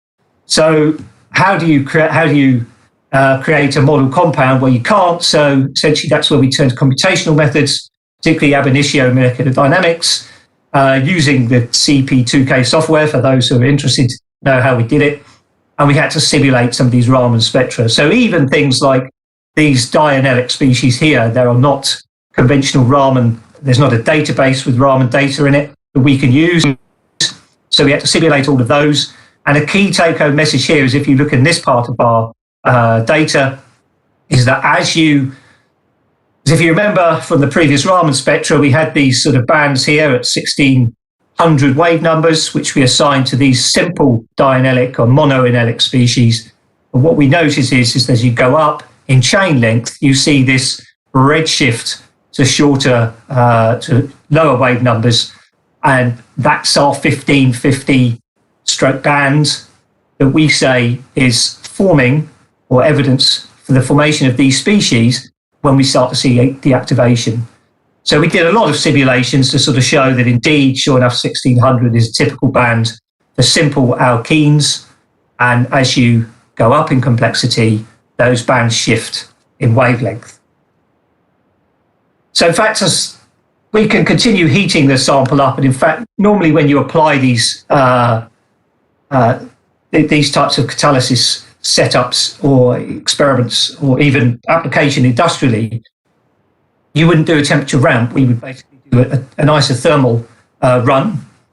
So what we did is we just verified in this sort of diagram here that if you do an isothermal run, as you increase temperature, you see the same type of speciation taking place, but as you go up in temperature, you just sort of see that these regions become condensed together. So you start off with a very similar process to what we saw with the temperature ramp. So you start off with these simple species at the beginning, you then form these hydrocarbon species that are quite complex before you form these polyenelic species, and then effectively the catalyst really dies when you get to the formation of what's called polycyclic aromatics.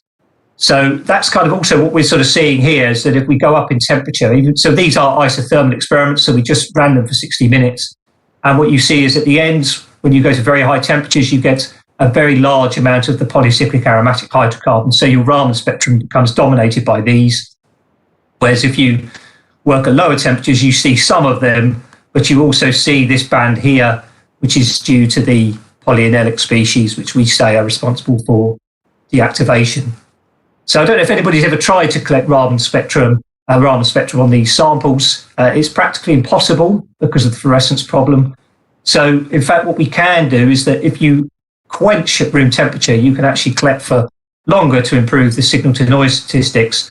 And then, of course, you get these very, very detailed Raman spectra, which have multiple bands in them, which you can deconvolute into these various species.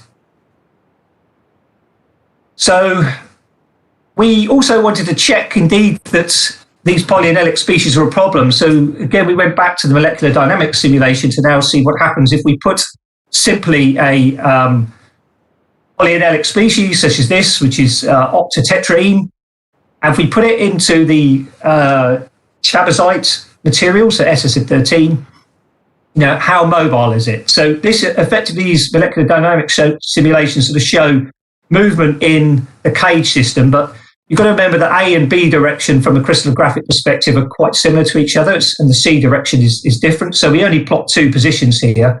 So we have channel along the length and channel orthogonal movement in the channel orthogonal to it. And you can see here that essentially this molecule, the center of this molecule, has very limited, very limited movement. So what you can see here, these sort of orange areas here sort of show you where there's a high probability that you'll find this molecule. And obviously when you go to this area here, these light orange areas is where the probability starts to decrease. So the take-home message here is that molecule with time will just have very restricted movement within inside the cage of the chabazite material. Essentially, it's very restricted in one direction, so there's not very much vertical movement. So there's a bit of lateral movement, but it's very restricted. So as we said, we think these species form and then they get trapped. And then that leads effectively to cyclization. So the polycyclic aromatics will effectively then fold on themselves. So these linear polyenes will fold on themselves to give you the polycyclic aromatics. And that's what we're showing here. We're essentially sort of showing that you have Raman bands simulated again for these polycyclic aromatics. So there are two types. So there are species that give a Raman signal here. So that's explaining what we're seeing in this part of our Raman spectrum. And then, of course, you have species in these low wave number regions, which we think are also due to a second type of polycyclic aromatic hydrocarbon. Now, if we then compare at the end of our experimental run, the Raman spectra of SAPO34 and SSF13, these are very similar, where the same topology of zeolite, so the same structure, it's just this one's got a bit of phosphorus in it, it's slightly less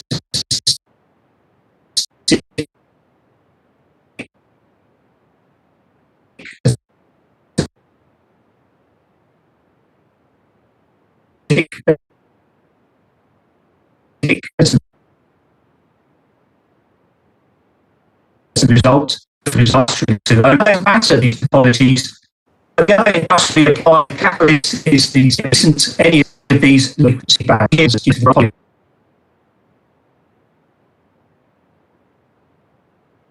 Basically, ZSM5 doesn't have this problem.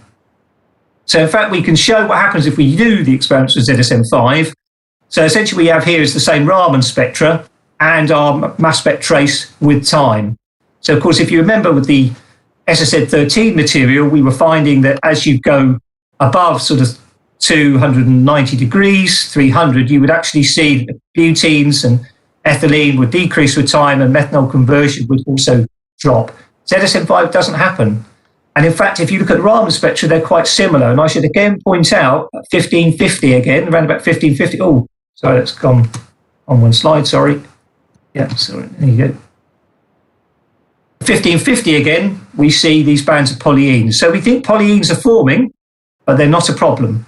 And that's basically because the intersection of ZSM5 is now larger than, well, effectively you don't have so much narrowing around where we think a lot of this hydrocarbon chemistry is taking place. So the polyenes don't get trapped, and therefore you do not get the formation, even at 450 degrees, of these low frequency bands due to polycyclic aromatics.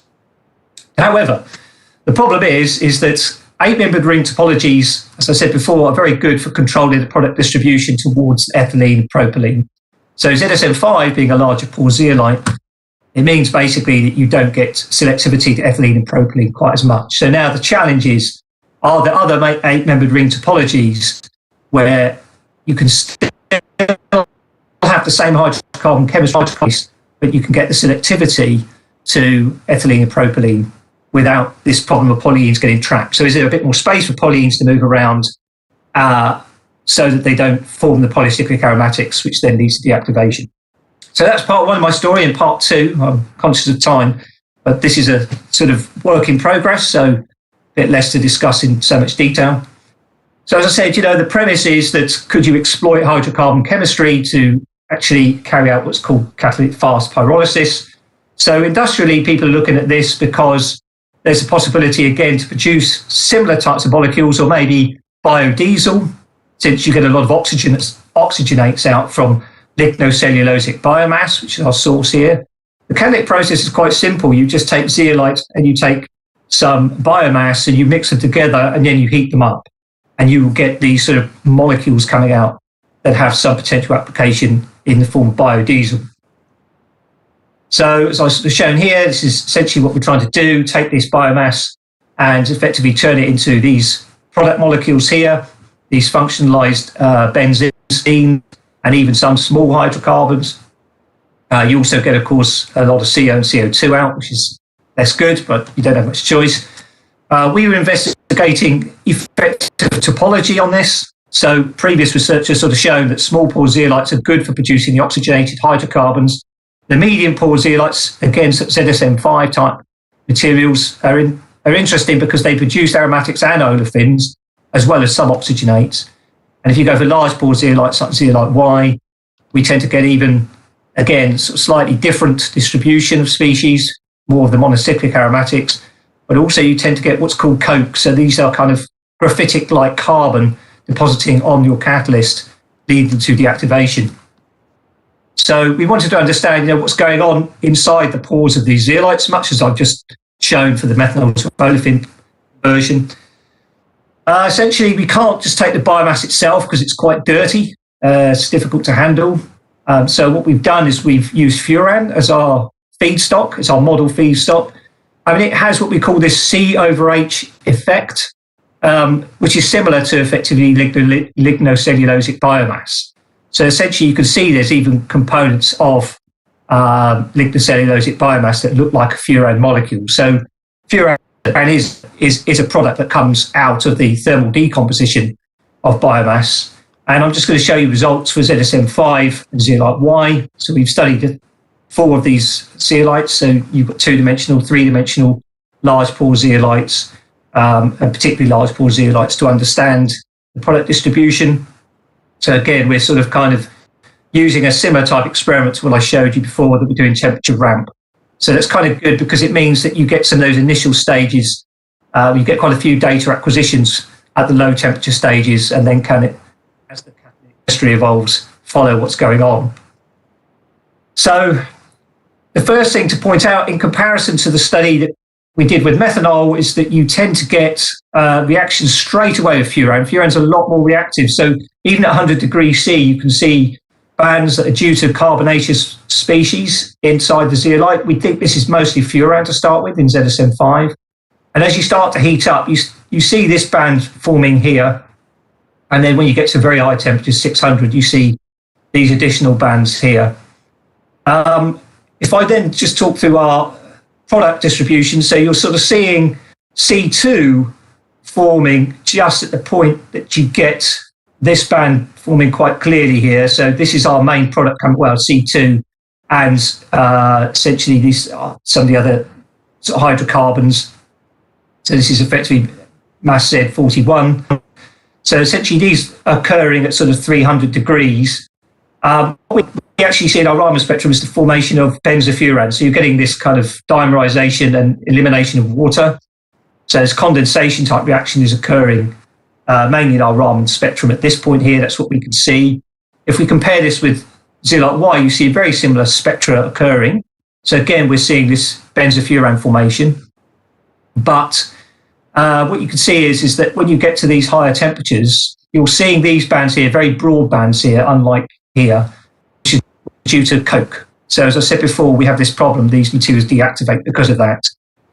So what we actually see is that you get a lower light-off temperature with the larger pore zeolite, but you actually see that this chemistry is dominated now by what's going on here. So we're getting this hydride transfer process. We're getting a lot more alkenes and alkanes in the large pore zeolite than what we get with citizen 5. So citizen 5 does give you more of the aromatic species, which is kind of what we want, whereas in fact the zeolite chemistry in zeolite Y is dominated by this hydride transfer mechanism. So you do get benzofuran in both cases. That's mainly what we see. You get hydride transfer domination of the catalytic process in this zeolite. This is mainly to summarize that benzofuran is actually forming in all cases. And we're trying to work out now, does benzofuran then break down to give you these molecules here? So is this how we can explain our product distribution? Whereas in zeolite Y, most of the chemistry seems to be dominated by these processes, which are a bit less easy to see in the Raman. So we just have to rationalize the catalytic data. I haven't shown beta and ferrite because these are slightly less interesting and we're still working through the data.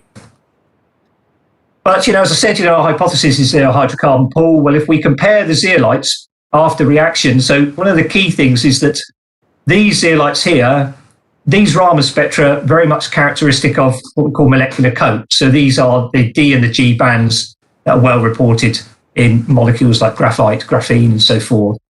Whereas if you look at the ZSM5, this has got a lot more Raman spectra in there. So we think these are the molecular hydrocarbon species. And then if we compare methanol to hydrocarbons versus catalytic fast pyrolysis, it's remarkable how similar the Raman spectra look. So that's our evidence for saying that there is a similar process going on in those two types of reaction.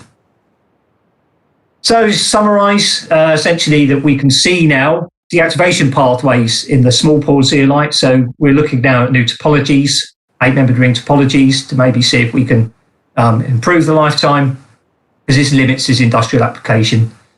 So the biomass work has also sort of shown that we can differentiate between different chemical pathways, and there's very striking similarities. So we also, if we look through, we're looking at doing some more Raman simulations to verify some of those observations. Finally, I'd like to thank you all for your attention, and I'm a little bit over time, so I don't know if I should be asking if there's any questions.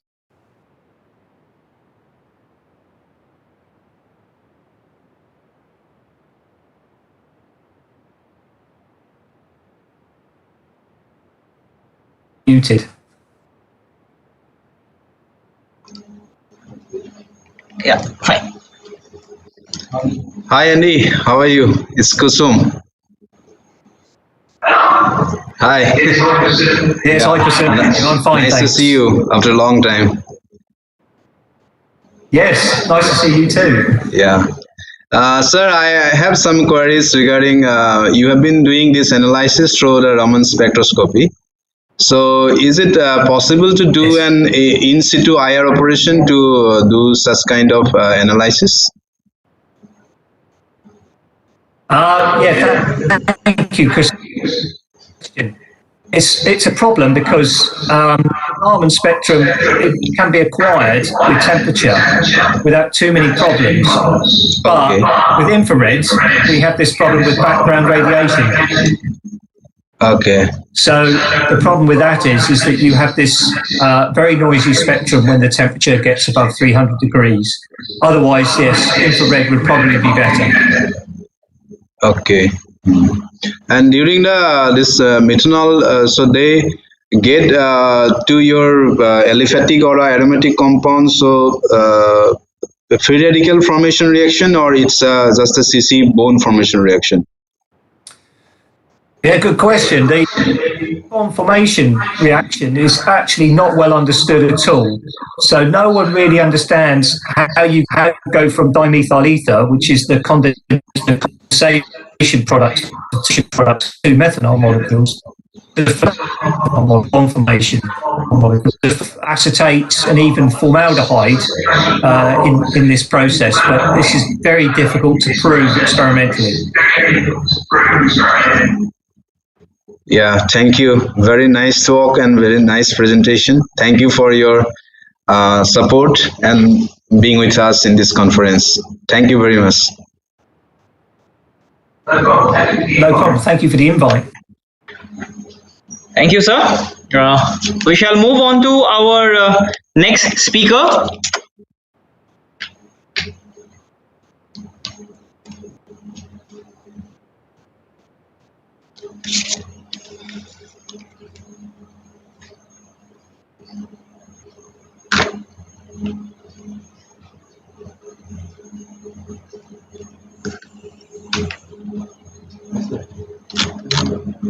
Yeah. Professor Marcos, you're online, right? Yes. Oh. Just to share. I'm not sure what is. It's hard to open this. Okay. So we have with us Professor Marcos Fernandez Garcia. He is a research professor at the Institute of Catalysis and Petrochemistry, Madrid, Spain, and head of the group Advanced Systems and Heterogeneous Catalysis. He is the editor of the prestigious journal Applied Catalysis A General. Professor Garcia has over 250 research publications and 6 patents to his name. His research interests include synthesis of functional nanomaterials, solid gas, solid liquid operando characterization by use of vibrational electronic spin resonance, synchrotron, X-ray absorption and diffraction techniques. And that's just the tip of the iceberg. And I'd humbly request Professor Garcia to begin his talk and interest us with his great research. So you're online. Thank you. I'm not sure if not sure if you can see my screen. I think yes, maybe. Yeah, it was visible. You can put up your presentation. Yeah. Okay. Thank you. Well, I will start. Well, after the nice talk of Andy, I will change a little bit the research field. First of all, I will thank the organizer, Dr. Bania and Barali, the opportunity to be here and share with you this time talking about the hydrogen production using metal cerium titanium system with thermophotocatalysis. I will try to talk specifically in the hydrogen production from methanol water mixtures, and I will make a very fast introduction, some details because the thermophotocatalysis is some kind new, particularly about our materials and functional properties, how we measure that. A few ideas about what result of activity, thermophotocatalytic activity we have, and some kind of interpretation based mainly in situ techniques, using particularly X-ray absorption and infrared spectroscopy, and we will end up with some conclusion. Why thermophotocatalysis is something that you may expect interesting to combining two energy sources in a catalytic process, but at least there are three main issues that has to be solved in the world of catalysis. In the specific case of photocatalysis. Sorry, sir. I'm sorry to interrupt you. Your presentation is not visible yet. Yeah. Sorry, I was trying to do it. You need to share your screen. I was trying to share the screen windows. Yeah, yes, sir. It's not yet. I tried to say share. Is this one? Yes, no? yes. It's fine now, sir. Bye. Okay, sorry. I was saying that there are at least three good reasons to make the combination of thermal and light triggering catalysis. One is clearly from the side of the photons. Photocatalysis reaction has relatively low efficiency, and this has to be improved. This is probably the bottleneck of the contribution of photocatalysis to the catalysis field. Another one is that we can use a renewable energy source like the sun to make simultaneously light and heat. And of course, we can always make an improvement in thermocatalytic reaction by lowering the temperatures and to making high efficient. So under these three conditions, we share some thermophotocatalytic useful systems. There are a lot of, let's say, new contribution on this field. I will only make a very few words about energy application. Of course, we have chemical synthesis typically typically Fischer-Tropsch, for example, and so on, different systems like MOVs and so on, others. They have CO3 or CO2 activation, of course, and for elimination of the CO2 particularly, and others. But as I was saying, I will try to work in the hydrogen production. Particularly, we focus in the lowering the temperature on some classical type thermal type system, although I was saying there is another interesting contribution like using sun. This is an interesting field, particularly also because titanium is active in this reaction, not only from the point of view of photo, but also from the thermal view, and particularly metal over titanium are very high active system. So we are working essentially in the reforming of methanol to produce hydrogen under the combined use of this to produce from hydrogen from new bioalcohols and the combined use of thermo and photo energy sources. Metal TO2 basis system, I will try to show you some of the results that we have, particularly metal combining metal or utilizing platinum, noble metal or semi-noble metal like ruthenium, and also the promotion of this basic metal titanium system by Syria.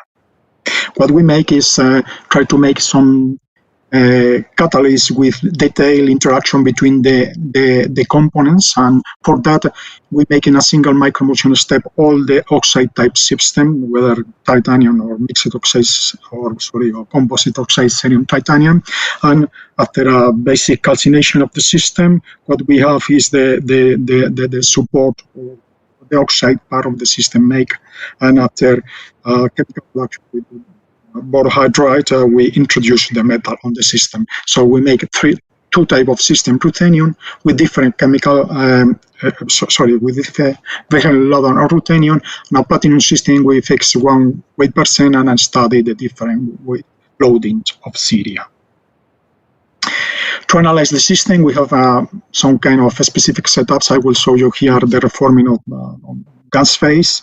And in this case, what we have is in the center of the system a compensated heat-rich cartridge that allowed a very good control of the temperature. And the external light sources are surrounded two coaxial cylinders, in which in the internal let's say in the outer phase of the internal system, we have the catalyst. One thing that we make in this system is to analyze carefully how light interacts with the catalyst, and what using ray tracing methods we can come from the light source that we have. So in my right part of the system, what we call QN. So the light that the intensity light that we put in the system, which part reach the surface of the system, which is called Q sub. So analyzing the system from the point of view of thermal and photonic view are quite important to understand the process. As I was saying, so we'll try to thermophotocatalytic methanol reforming in this condition, but one important point is how we can analyze the catalytic output. So we use the two typical observables, rate, typically in thermal catalysis, and the quantum efficiency to understand what is going on with the photon they use for photon system. For the thermal catalytic hydrogen, the basic rate is well known, and what we try to analyze is how we work in the thermophotocatalytic situation to analyzing the excess rate. The excess rate is defined in this case simply by the difference between the rate in thermal photo, so with the use of the dual sources, minus the combined effect of the photo at room temperature and the rate of the corresponding temperature in absence of light. You can do essentially the same by the quantum efficiency. The quantum efficiency parameter for hydrogen is here shown, and it is the ratio between the rate of absorption and rate of hydrogen production multiplied by dot, because there are 2 electrons per hydrogen molecule, divided by the average local superficial rate of photon absorption. So in these two cases, what we try to do is to define an excess rate or quantum efficiency in order to analyze what happened with the combined the two sources. Here I will start to show the catalytic system with the ruthenium TO2 system. What we show is that the photoactivity, which is at the beginning of the plot, is relatively, as expected, small compared with the thermal. When you have the light of typical curve of the system, when you increase the temperature. When we analyze the excess rate, is what we can see that there is kind of very curious behavior in which this get a maximum at one specific temperature, and this temperature is essentially almost at the plateau when the system stabilizes the catalytic output of hydrogen. We make the same with the quantum efficiency in order to see what we make with the photons, and what we can calculate is that essentially we have the same profit from the photons, that the same temperature behavior profit with the photons like with the rate. So what we have at the end is that these two sources combine efficiently, synergically at a specific temperature in order to decrease, or you can say decrease the temperature for obtain the same temperature, or you can say you can increase, let's say, the output at the same temperature. So when we estimate the efficiency, because the quantum efficiency, so the photon superficial, the superficial rate of photon absorption is in this range of temperature relatively weakly dependent of the temperature, we have essentially the same efficiency for the rate of the quantum efficiency. And in the case of the ruthenium, with the optimum ruthenium loading, we have a 30% enhancement from the thermal alone system.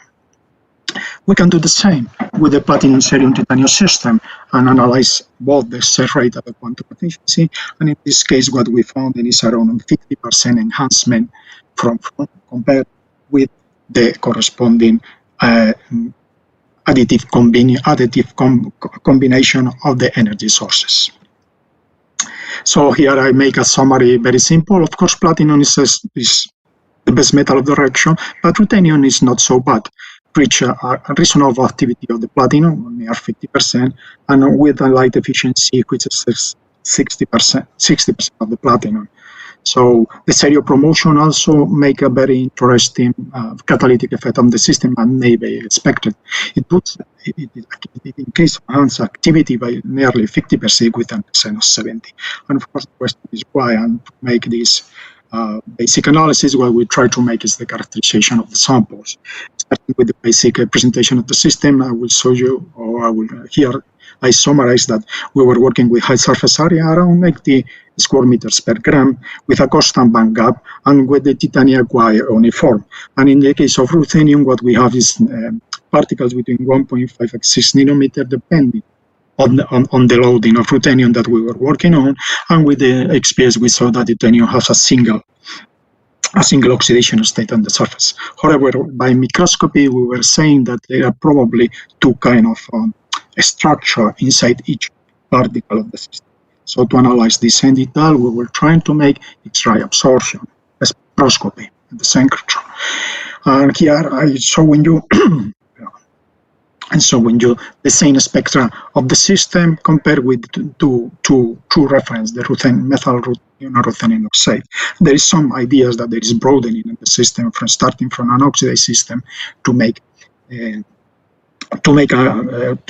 show some contribution of the metal.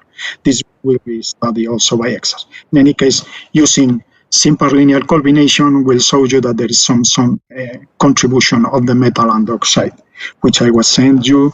It was more detailed analysis using EXAS. So for the lowest loading, the 1 weight percent of ruthenium, we were able to see by fitting that we have two contributions. The first is a ruthenium oxide at the distance characteristic of the ruthenium oxide, and the second is a ruthenium metal at the characteristic distance of the metallic states. So we're clearly showing that combining with the XPS that the system is kind of a shell of ruthenium oxide over a core of metal. When we increase the loading, what we were showing is that instead of using two shell fitting, we need 3 shell fittings. And the numerical analysis of this was showing you that we have a third shell in addition to the two shells observed with the lowest loading of ruthenium, and this third shell is typically of the metal ruthenium metal distance at the oxide phase. Analyzing this data carefully, it shows that you have a core shell structure in all the system, where you start with 1% ruthenium, a very thin layer of ruthenium oxide over a core of ruthenium, and when you increase the size of the particle by increasing the loading of ruthenium, what you also see is a increase of the oxide layer, which at the end goes to roughly 40% of the diameter of the system. In the case of platinum, sorry, the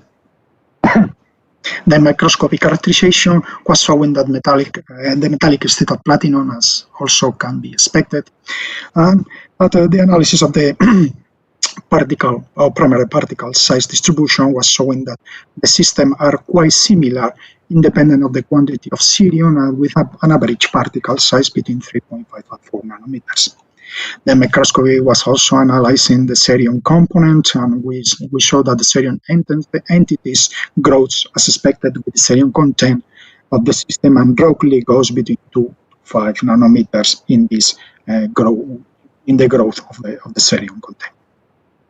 In this case, we were also X-ray absorption to analyze the system, but we were trying to make this in situ with a microscope. We were able to focus the X-ray beam on our sample holder, who was roughly 1 millimeter, and we tried to fit the micro beam to the size that is which is receiving the light. Here is the calculation of the light over the sample holder, and we see that this is 2 micrometers, we use essentially all the light system. So we fixed the beam to make a specific analysis of the surface of the material, which is the one which is suffering at the same, or the combined effect of the light and the temperature in the system. So using this microscope beam, we were able to show that here I'm showing you the platinum L3 sense signals. As you will see, there is a system without cerium and one system with cerium, that you have essentially the same behavior in the two systems with the temperature. Very similar spectrum corresponding to clearly show the comparison with the platinum foil to a metallic states. When we analyze the X-ray signal of the platinum, here showing in the initial state of the reaction and after the reaction at different temperatures, that we saw is the platinum temperature is quite stable.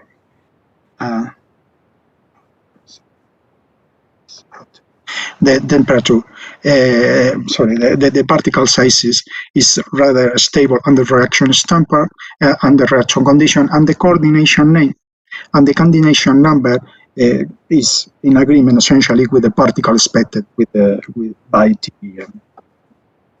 When we make the same experiment in the cerium L3H, what you will see is, however, that contrary to platinum, the samples make or shows a behavior which is dependent on the quantity of cerium. For the lower loading, we say that you have an important quantity of cerium, which is constant, while in the higher loading that we were working, we see some behavior in function of the temperature. When we analyze the quantity of the cerium 3 plus, you see different spectra with the reference that they are are shown in the plots. What we show is that we have this kind of constant behavior of the cerium for the lowest loading, and a growing of the cerium 3 plus fraction in function of the temperature.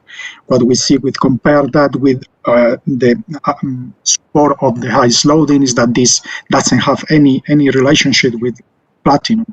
So this means that this fraction of cerium in this system is controlled by the cerium-titanium interaction from the beginning of the system, particularly at low loadings. When we analyze this after repeated cycles of reaction and so on, we saw that this is essentially stable, and particularly in the low loading, that is the most active sample, we see essentially no difference with the system after repeated cycling.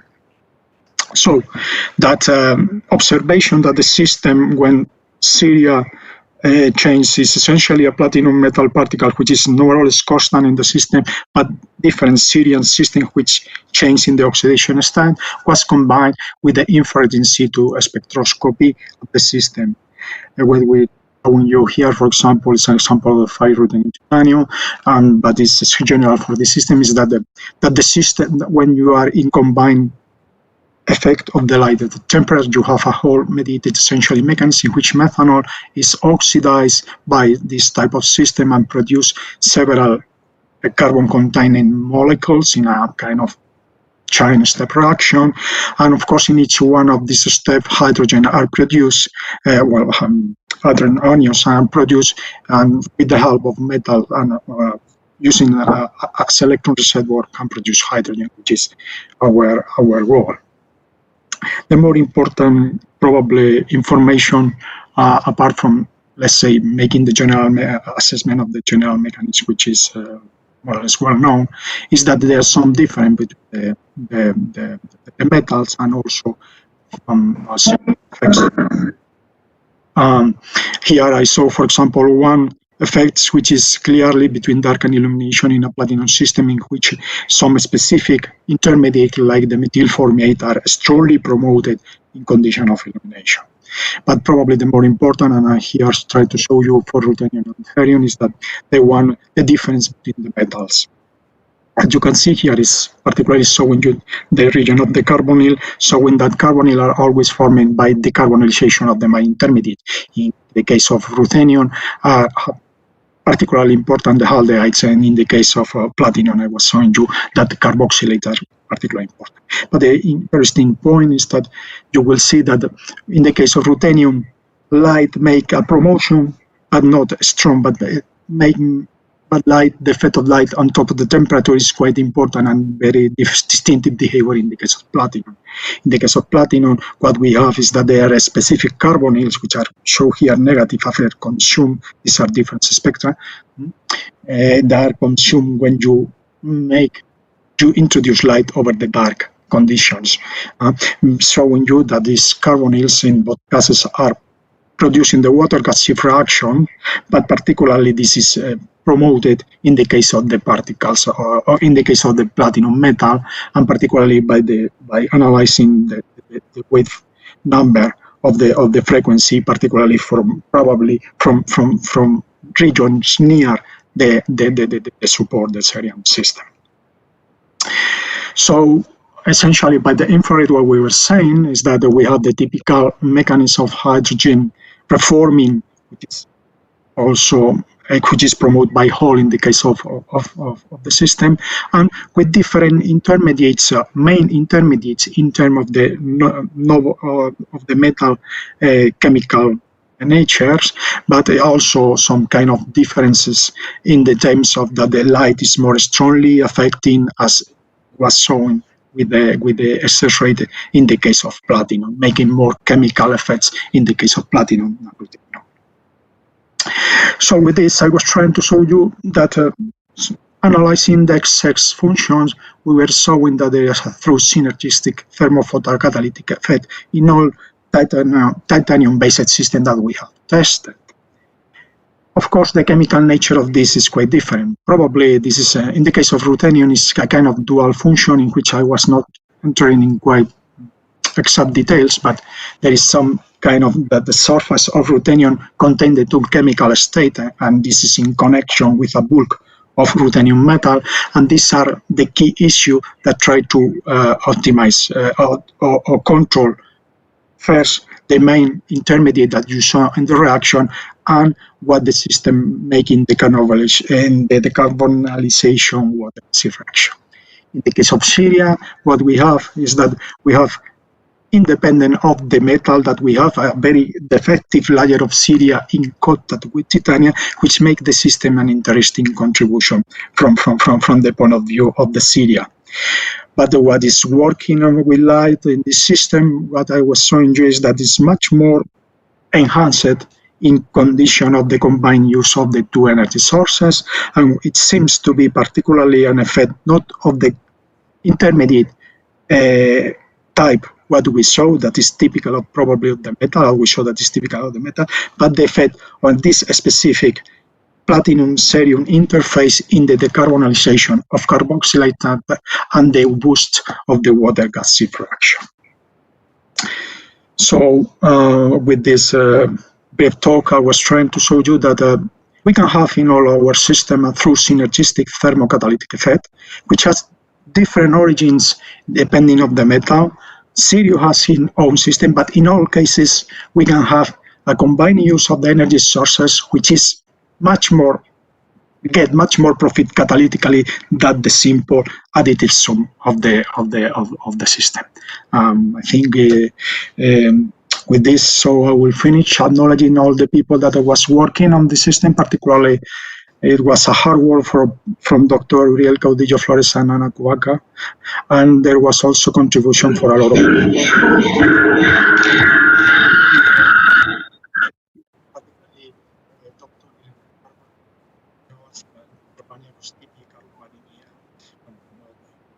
The people we also work in the same with Calvan and the European Secret Expedition source for this, and I will also thank Spanish and European actions that were supporting the work, and of course I will thank all of you for the attention. Thank you, sir. It was a wonderful talk. We have got a couple of minutes for interaction. If there are any queries, they can put forward them. I have a small query. My name is Gopinath from National Chemical Laboratory, Pune. We have been working in the catalysis area of water splitting, and your work is really interesting. And I just want to know what is the form of catalyst you are using. Are you using your catalyst, especially the titanium part, in the powder form or in physical form? Well, I haven't here quite well, but more or less I understand you say. Of course, the idea to use titanium is to profit from light. Of course, but probably in our reaction, which is the reforming of methanol, cerium titanium system are much more active. Talking about titanium, I don't have experience with pure water splitting. It is active, as you say.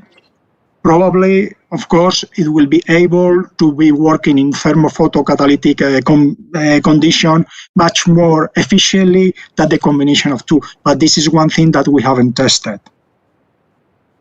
Okay, I mean, the point why I'm asking is actually our recent work on, making the same material in the form of thin films and measuring in a similar condition with methanol, aqueous methanol. In direct sunlight gives very significant activity. In fact, I can share my results, which we have already published with you through email. So I don't want to discuss, elaborately here. What I mean to say is actually when you measure the photocatalysis in the thin film form or, in thin film form, it increases the activity quite drastically. So that one point I want to underscore actually. I will share some of my results, what we have published. And if you are interested, we can take it up further. Okay, sure.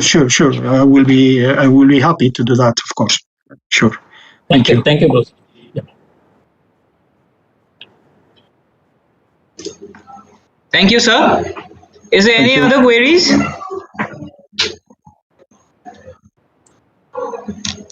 Okay, so I believe we can move on to the final section of this session. Thank you, sir, for being with us. Thank you.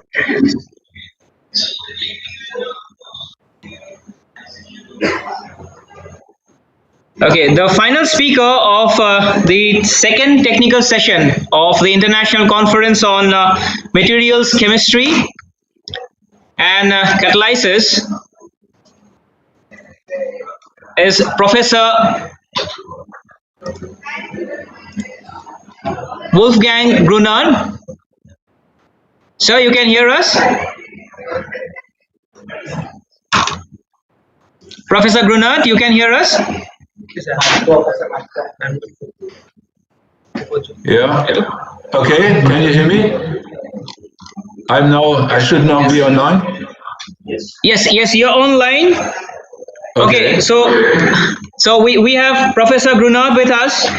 He's an honorary figure in the field of catalysis with over 40 years of his life being dedicated to this field. That's a really long period of time. Applause. He was a senior researcher at the Laboratory of Industrial Chemistry, Ruhr University, Bochum, Germany, until his official retirement in the year 2016. He has co-authored over 200 publications in international journals and has 9 patents to his name. He has been serving member of the editorial board of Applied Catalysis B, Environmental and Catalysis, Structure and Reactivity. His research activities were focused on structure-performance relationship in heterogeneous catalysis and environmental catalysis. Recently, in 2019, a special issue of the Springer Journal, Emission Control Science and Technology, was brought out to honor Professor Wolfgang Grunnert's outstanding contributions to catalysis on the occasion of his 70th birthday. So congratulations.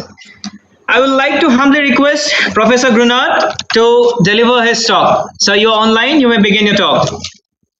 Okay, thank you very much. Can you hear? Yes, it's audible. And see me? Yes, we can. Okay. Yeah. Okay. First of all, I'd like to thank for the nice introduction, and I would like to thank Dr. Barali for the kind invitation to contribute to this conference.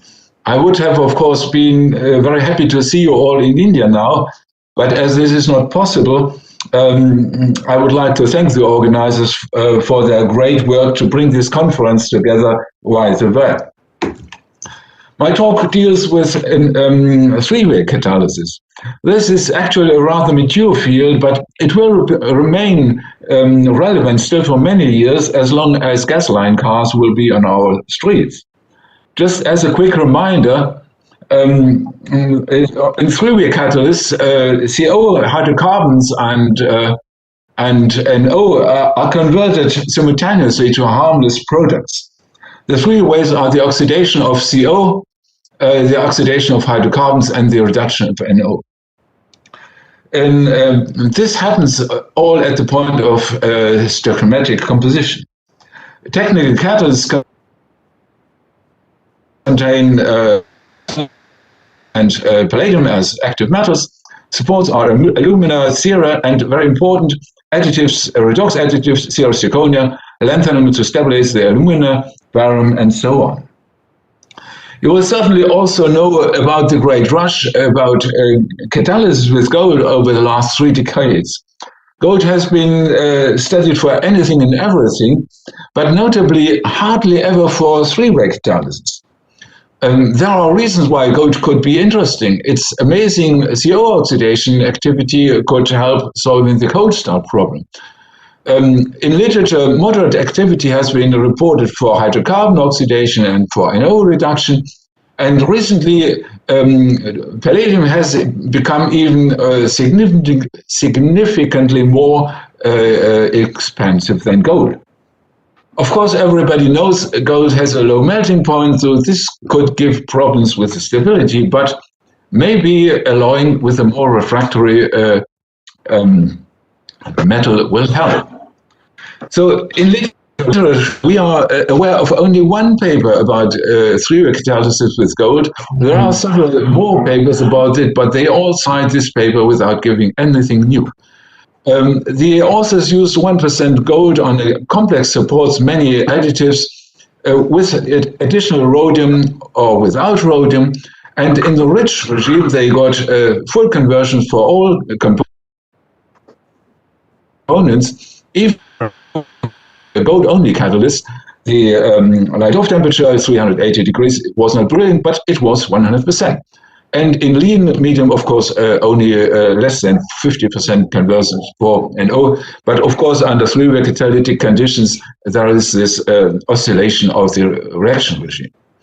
We thought we start a bit more simple. We put gold on several supports, alumina. On lanthanum alumina, we'll abbreviate this as LA. So this is not Los Angeles, it's lanthanum alumina.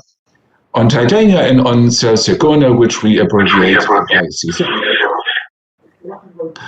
We characterize our catalysts by the method shown here, and then we added 2%, so we added palladium. Our catalysts have about 2% of metal on only lanthanum, alumina, and zirconia. The palladium gold ratio was varied, and including, of course, a palladium only catalyst. And we added more characterization, CO chemisorption for palladium, X-ray diffraction for alloying, and X-ray absorption spectroscopy. Very briefly about some experimental details. The gold catalysts, the gold-only catalysts, were made by traditional deposition precipitation techniques. We got gold particles between 1.5 and the bimetallic catalysts were prepared sequentially. First, the palladium was impregnated, it was reduced then, and onto the reduced catalyst in hydrogen, it was used for deposition precipitation, and at last the bimetallic catalyst was reduced, so we start with a reduced form of our catalyst.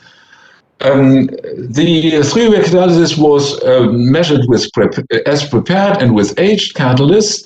In our model mixture, propene represents the hydrocarbon and it's a chemetric mixture, and water was 10%, in some cases also dry.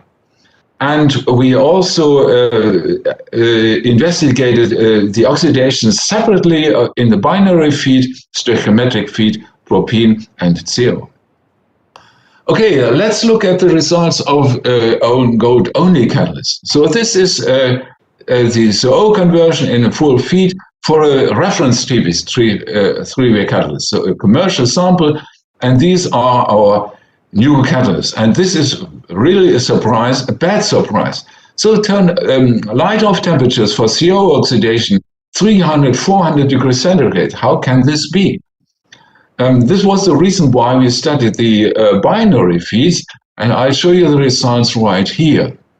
So this is gold on lanthanum alumina, CO in the full mixture, propene in the full mixture, and now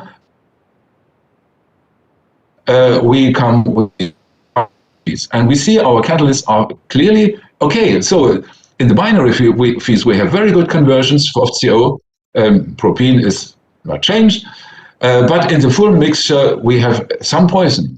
The poisoning is less pronounced under wet conditions, but it's still there in the intermediate temperature range. There is this big dip here.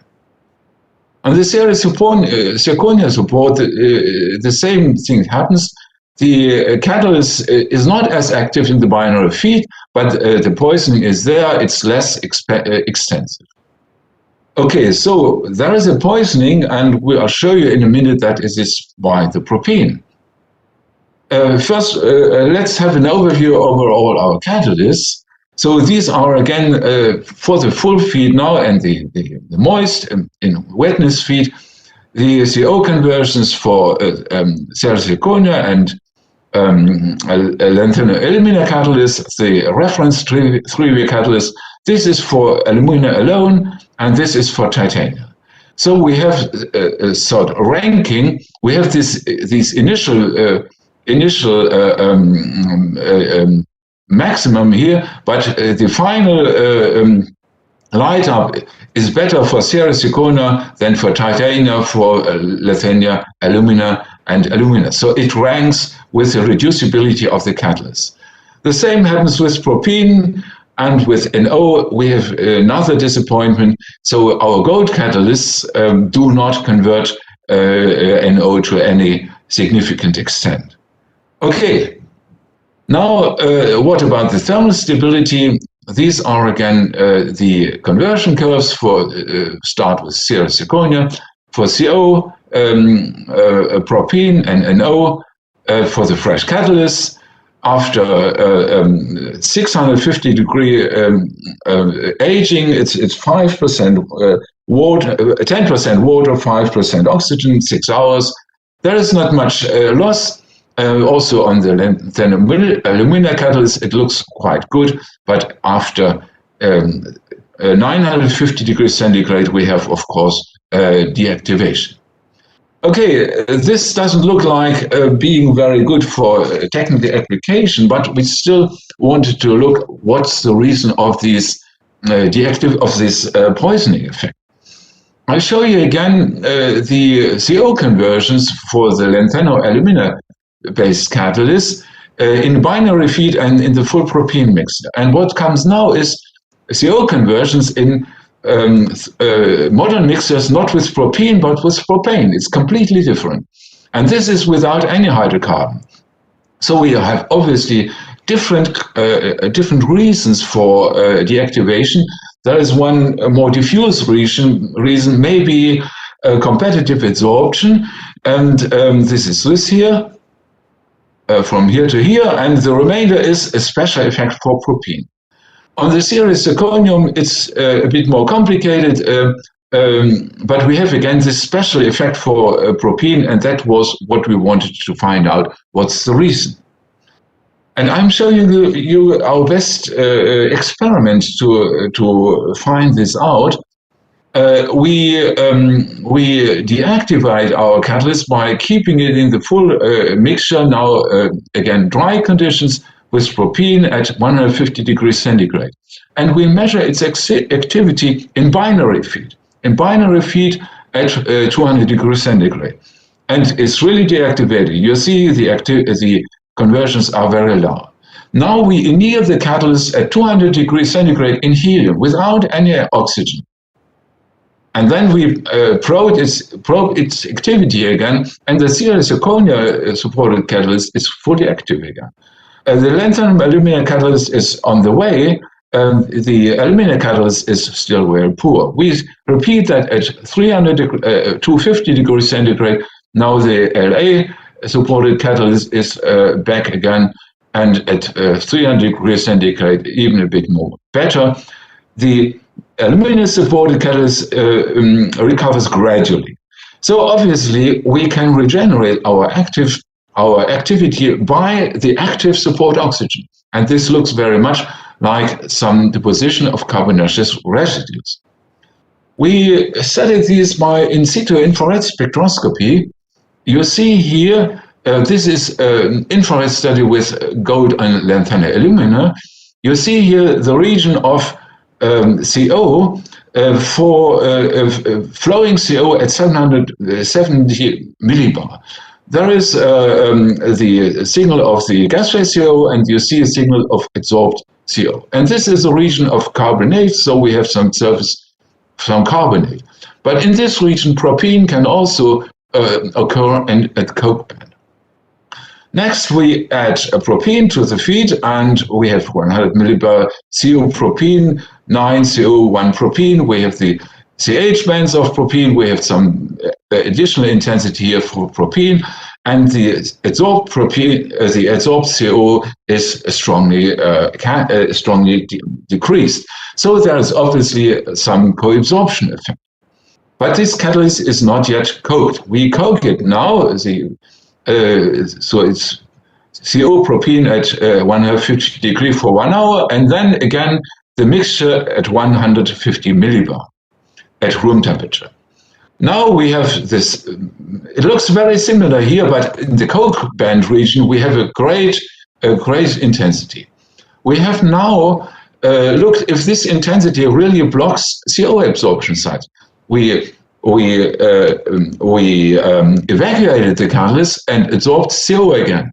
And look here, the CO is still absorbed on the catalyst. So we have coke deposits, but the coke deposits do not block the CO absorption sites. This is an interesting result because it confirms the view on that CO oxidation on supported gold is actually a mass von Graven type reaction. At least under these conditions, the oxygen comes from the support, which is activated around the gold particles, and which is then after that replaced from the gas phase. The coke, of course, interferes with this. When we go to a higher temperature, the active oxygen burns the coke away. The catalyst revives. And the temperature of this survival is, of course, the lower, the higher is their redox activity. So far, the monometallic catalysts. Now let's go to the bimetallic ones. This is where you can find these results. So the bimetallic catalysts with palladium. Palladium is a good oxidation catalyst by itself, and it's very refractive. So we hoped that it might help against both the propene poisoning and the sintering of gold. These are catalytic results, which we look into some detail now. Fresh catalysts, CO conversion. Over the CS zirconia support, the fine CO oxidation activity of palladium is confirmed. It's actually better than gold here, and both are better than the reference. Now I show you, there they are, the bimetallic catalysts. They are between the monometallic ones, but none outperforms the palladium only version. On the lanthanum alumina support, things look very different. When we add only a little bit palladium to the gold, the catalyst is completely deactivated. A very strong poisoning effect of palladium on gold. When we add some more palladium, catalysts become better, but they don't outperform the palladium-only catalyst. So we have the worst possible situation. Palladium poisons gold, other way around, the palladium poisons gold, and gold poisons palladium. With the other reactions, it doesn't really become better. This is propane oxidation. And actually, the propane oxidation activity of gold is slightly poisoned by palladium, also on the Sierra zirconia catalyst. But the losses in activity are very moderate here, so this is not so terrible. On the lanthanum alumina catalyst, again, the poisoning activity, the poisoning effect of gold on the palladium is much more pronounced. These are the NO conversions. Let them have here. Okay, on the Sierra zirconia, the NO conversion of the Sierra-rich catalyst, this one here, is still quite okay. But the gold-rich catalyst, the activity of the gold-rich catalyst is quite okay. But again, the palladium-rich catalysts do not outperform the palladium-only catalyst.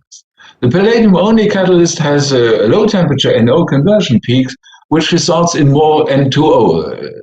Look here. This peak is also present in the lanthanum alumina catalyst supported catalyst. It is here even in the gold-containing catalysts.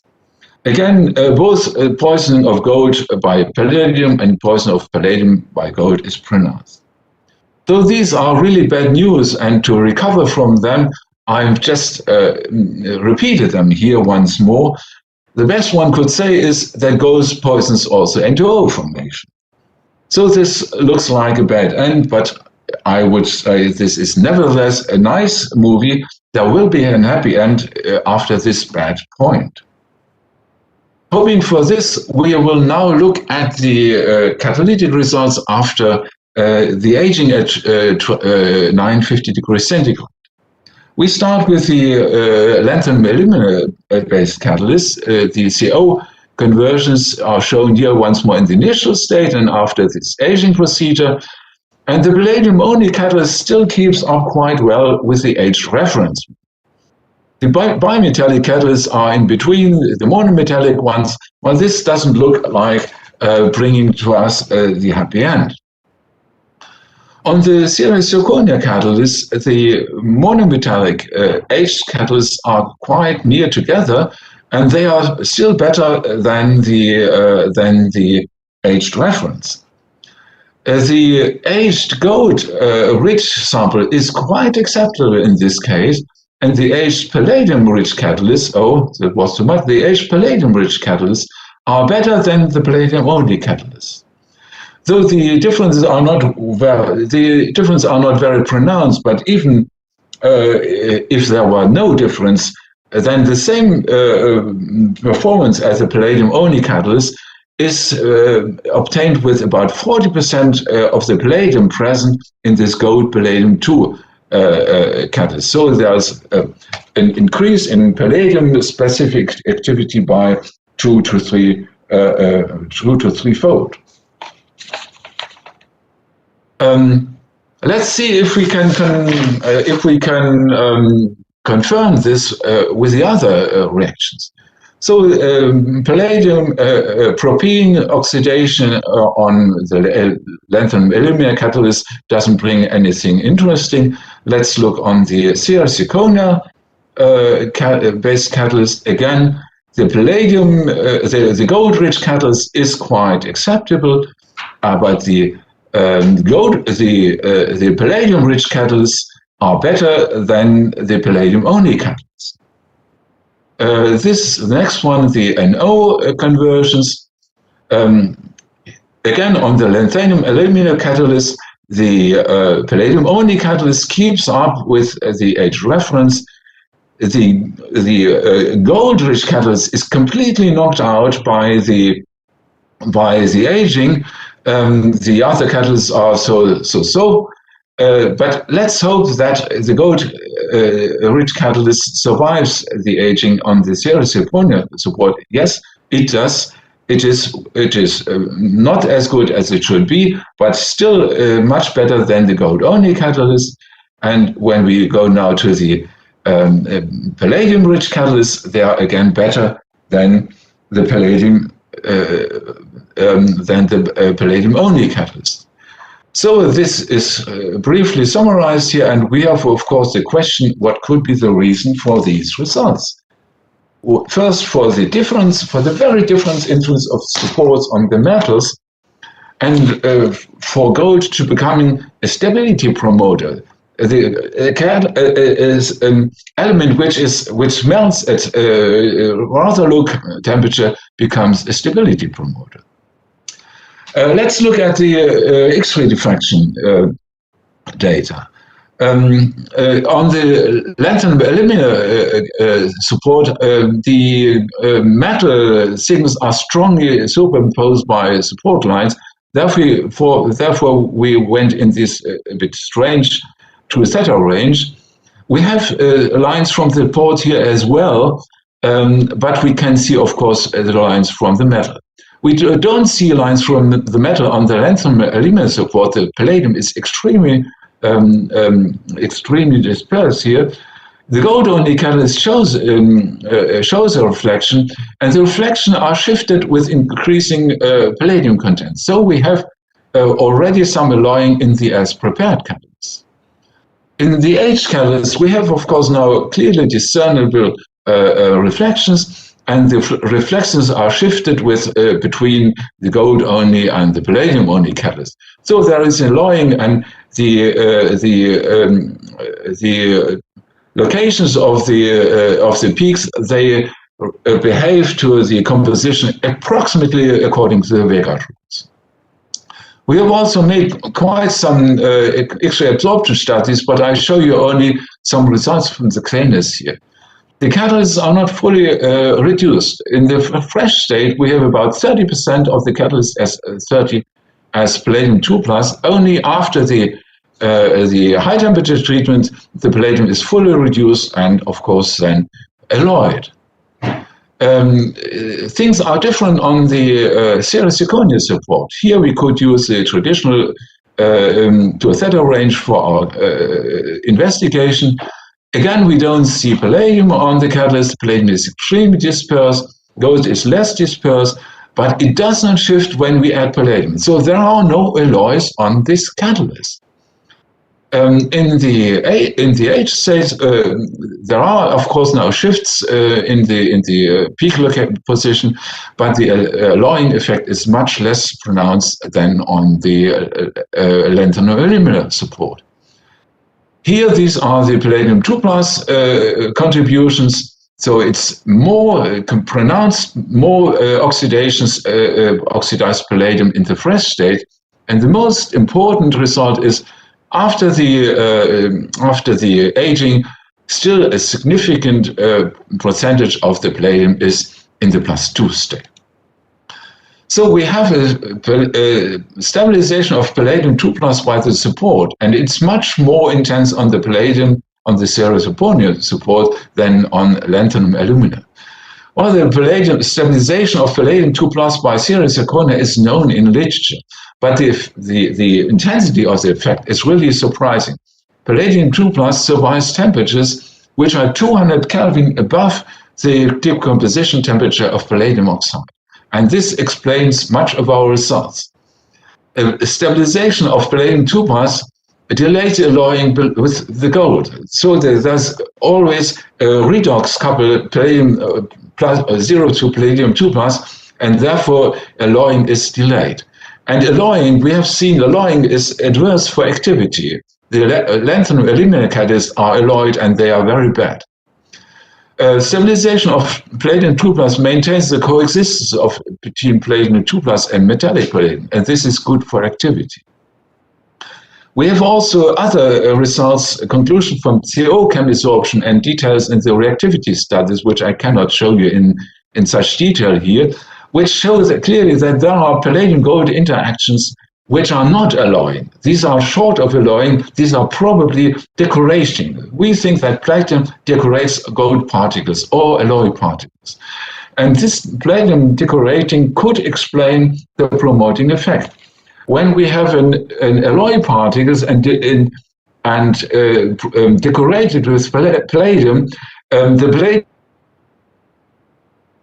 palladium is on the only particles, and this could make the promoting effect. So most of this you can find in this paper which has come out this year, and I'm now at the end of my talk. Shortly again the conclusions. The extraordinary CO oxidation activity of gold is poisoned by propane and by palladium. Gold alone is very poor in O reduction, on the contrary to the earlier literature. In alloys, gold poisons palladium in all three reactions of three-way catalysis, but on zirconia there are palladium-gold interactions which are not alloying a decoration effect, and this may explain why why gold turns into a promoter when the catalysts are seriously stressed by thermal effects. I acknowledge some cooperators here. I acknowledge my funding organization. It was a joint project between German Science Foundation and the Russian Fund for Basic Research, and I thank you for your kind attention. Thank you, sir. It was a wonderful talk. And we have got a couple of minutes for interaction. The session for queries, if there is any. Hello, sir. Yeah. Can you hear? I can. Sir, I have one question that regarding the increasing price of palladium. So palladium price has been increasing tremendously. So do you think any other metal that could be alloyed with gold and we can do this type of reactions? Oh, I'm not sure. I'm not sure. You see, in most of the combinations, gold was a poison. It was only a very small corner of the where gold started to be a promoter. This has to be studied in detail. It could happen. It could be, but I cannot predict. Okay. Thank you, sir, for your nice talk.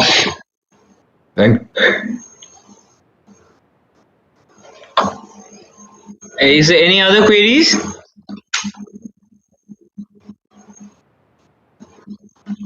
Okay. None yet. Anyways, sir, it was wonderful listening to you. It's an honor for us to have you here, and we wish you a great health and a happy life ahead. Thank you, sir. Thank you very much. Best regards to everybody. Thank you, sir. Thank you.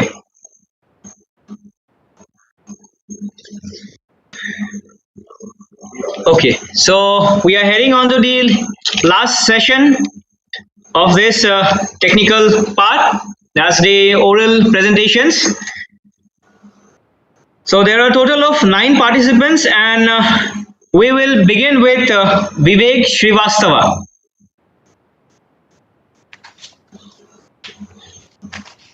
Am I audible, sir? Am I audible? Yes.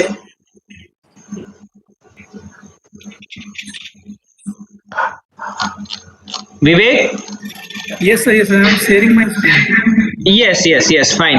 So Vivek is from the Department of Chemistry and Biochemistry, the School of Basic Sciences and Research, Sharda University. Before Vivek begins, I would like to tell a few pointers. Let me remind all the participants that they will be provided with a 7 minutes of slot to make their presentations. I humbly request all of you to please stick to the time frame for the smooth conduct of the session. Vivek, you may begin. So PPT is visible, sir? PPT is visible? Yes, Vivek, it's visible. You're audible to us. You may begin. Okay. So first, I'd like to thank the organizing committee of this international conference, who has given me a chance to present my talk. So the work which I am going to present, it is not basically a chemistry work which I will be presenting. It will be totally based on the biology, and especially in the field of cancer biology. So my title of today's talk is, it is the enemy-mediated regulation of human telomerase reverse transcriptase in the cancer cell. So before going to what I have done, so this is my layout of the presentation. I will start with the introduction, then with sharing the some of the result and the summary of the talk. So before going to the talk, so a brief introduction about what is the telomere and what is the telomerase enzyme. So telomere, these are the very specialized type of structure which is present basically at the terminal portion at the end of the chromosome, and that is plays a very important role for maintenance of the chromosome integrity. And this telomerase, which is one of the very important enzyme, which is the ribonucleic protein, which consists of RNA as well as protein. That is why it is called as a ribonucleic protein, which adds the 6 nucleotide, which is the TTHG, repeats to the telomeric end in most of the cancer cells, not in the normal cells. Now, in the normal cells, this enzyme will be in the suppressed form, their activity will be in the suppressed form, and that is why cancer cell, it will not die, it will much more proliferate, it will proliferate, and it will become abnormal. So this telomerase activity, it is positively as well as also negatively related to a mechanism called post-translational modification through the phosphorylation and the ubiquitination. And in this, basically, one of the E3 ligases, which is the MKRN1, which is the first E3 ligase, which is known to degrade the telomerase in vitro and inside the cell. So this is one of the figure which explains about the what happens during the cell division process. So during the cell division process, as you can see, the terminal portion of this chromosome, that will basically degrade, and it will reach to a certain stage where it won't be able to divide because of the complete degradation of this whole sequences. So where these enzymes play a very important role, which maintains the length of the chromosome by binding to its RNA molecule, which act as a template during the telomeric evolution. So there was a paper which is published in the nucleic acid research, which showed that this protein NME2, which associates with the telomerase, and it reduces the telomerase activity. But the mechanism was not known. What is the mechanism behind that? So I proposed of the broader objective that whether the NME2, which is physically interacts with the telomerase and alters the telomerase activity. So for that, we first do the protein docking study using the structure from the protein database of NME2 as well as of meteorite and wine. When we dock, what we found, there is one very important residue which is called as C144, which is very much potentially bind with the telomerase and wine. So this work is in the collaboration with the Dr. P.P. Topral, which is in the Institute of Genomics and Integrative Biology. So what we did, we purify some of the recombinant protein of the NME2 wild type as well as some of the mutant which is reported in case of NME2. So this lower picture which you are seeing, it is the recombinant protein which is produced in the bacteria, E. coli, and the wild type protein along with the mutant proteins, both in vitro condition as well as in silico condition. So what we observe when you have the mutation, that mutation is about say 144, you don't see the binding of this protein with the telomerase or human telomerase protein. That basically clearly suggests that our in silico finding was validated in the lab, and where we able to show that this is the residue which is very important for the physical interaction of the human telomerase protein, which is highly expressed in the cancer cells. So now moving to another aspect, which is the telomerase activity, which is very important for the cancer cells for its proliferation. So this, what is the principle of this assay? The principle of this assay is basically the telomerase enzyme which adds the telomeric repeats to the PCR-based approach, where the primers which can amplify the telomeric repeats of the chromosome. So similarly, this assay I have performed in the two different type of cancer cell, in the ST1080, which is the fibrosarcoma cell line, and A549, which is the lung cancer cell line. When you have the wild type NME2 in a dose dependent manner, you are able to see the decrease in the telomerase activity. When we use the S144 mutant, we are able to see such type of inhibition in the telomerase activity. Here we use RNase A, which is a negative control, which control basically completely degrade the RNA template of the telomerase, which is basically proving that this phenomena which you are seeing, it is a very specific phenomenon. Another approach of showing that our data is the binding of the protein enzyme complexes. Since I told you it is the RNP complex, it is the ribonucleic protein. This telomerase, it will bind to the RNA. So we perform a gel strip assay inside, where we radioactively label the RNA component of the telomerase, and we will perform the gel strip assay. What we found, when we have the NME2 in the dose dependent manner, you see there is a complex inhibition in the complex formation. But when you have the mutation of S144, you don't able to see such type of inhibition in the RNP complex formation. Similarly, it can be done in the two different cell line, 50,000 cell line in the NME231, the breast cancer cell line, where we have once we have the NME2 in the cell high, we was able to see less expression of the human telomerase and telomerase RNA component. So this clearly suggests that it is the NME2 which interferes with the reverse transcription activity of the telomerase, preferably by not allowing the binding of telomerase with the telomerase proteins. This is a summary of this talk, and it associates the NME2 which clearly associates with the human enzyme, in vitro in vivo, and the non-interacting between the S144, which is able to separate the telomerase activity. And there is some important function of the NME2, which is the loss of DNA binding, DNA cleavage, phosphorylation. It does not affect the binding of the telomerase. This data I have not seen because of the limitation of the time. Many of the data is not shown here. And there are lots of persons who is associated with this work, so I also acknowledge them. And this is the picture of the IJB which looks like, and this is my publication profile on the company scholar. Once again, thank you very much to the organizing committee who has given me the chance to present my work. Though it is not the link with the total chemistry, it is linked with the. Thank you so much, sir. And I will be happy to answer any of the questions if any one of you wants.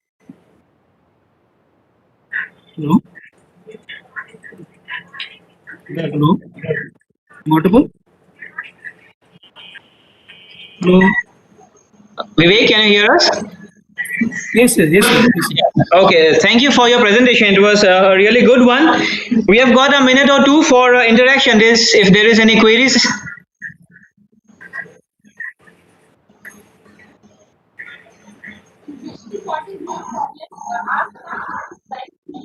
Okay, fine. I think we have none now.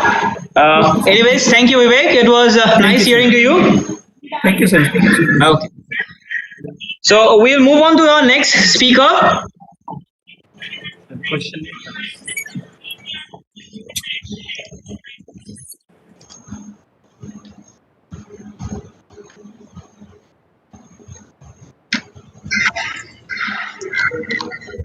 Our next speaker is Deepika Kaur from the Department of Chemistry, Tezpur University.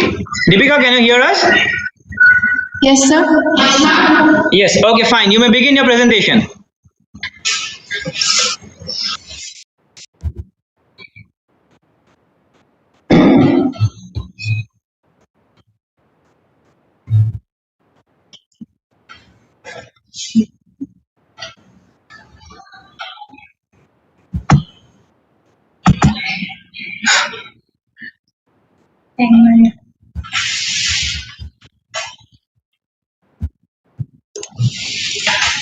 Deepika, can you share your presentation? Sir, are the slides are visible? No, it is not.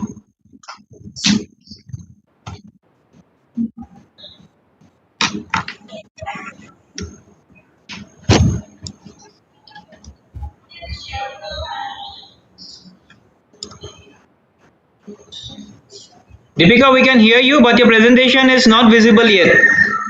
Sir, now are the slides are visible? Not yet.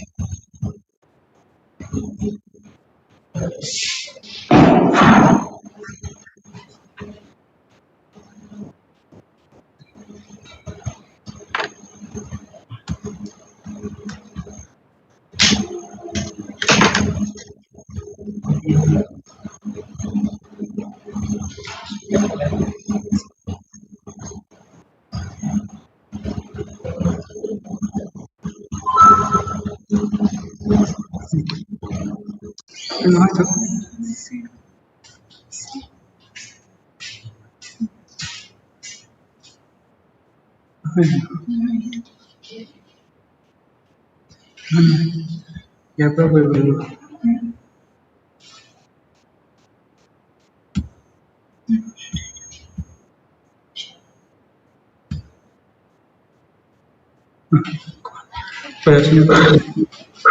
Are the slides are visible? Yes, Deepika, you can begin. They are visible.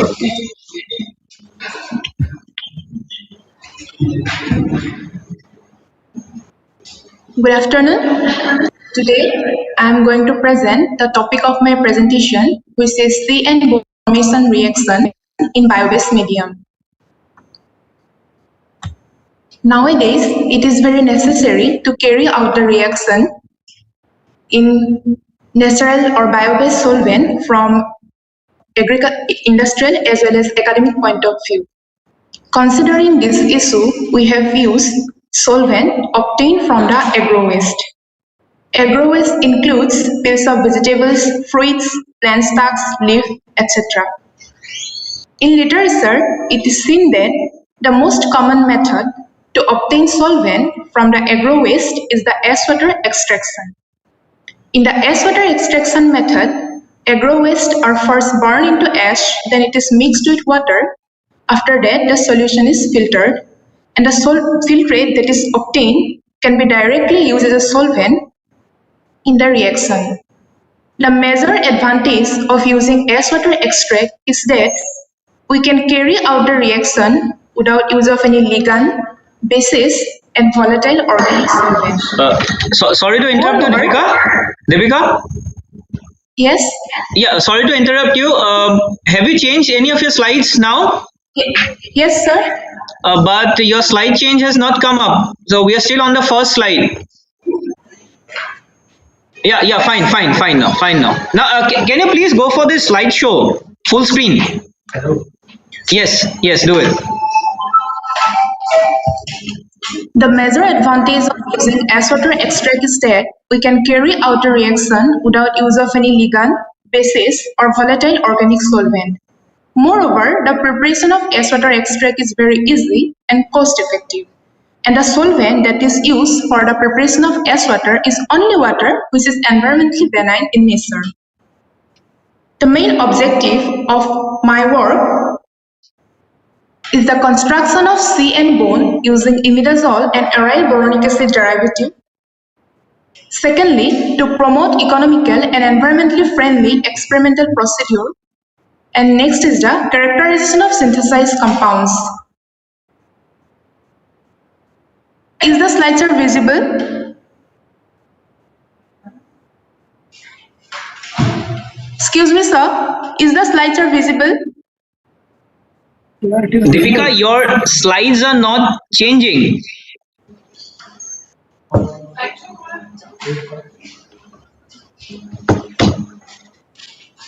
Yes, we have come to the objectives page. Fine, fine. Okay.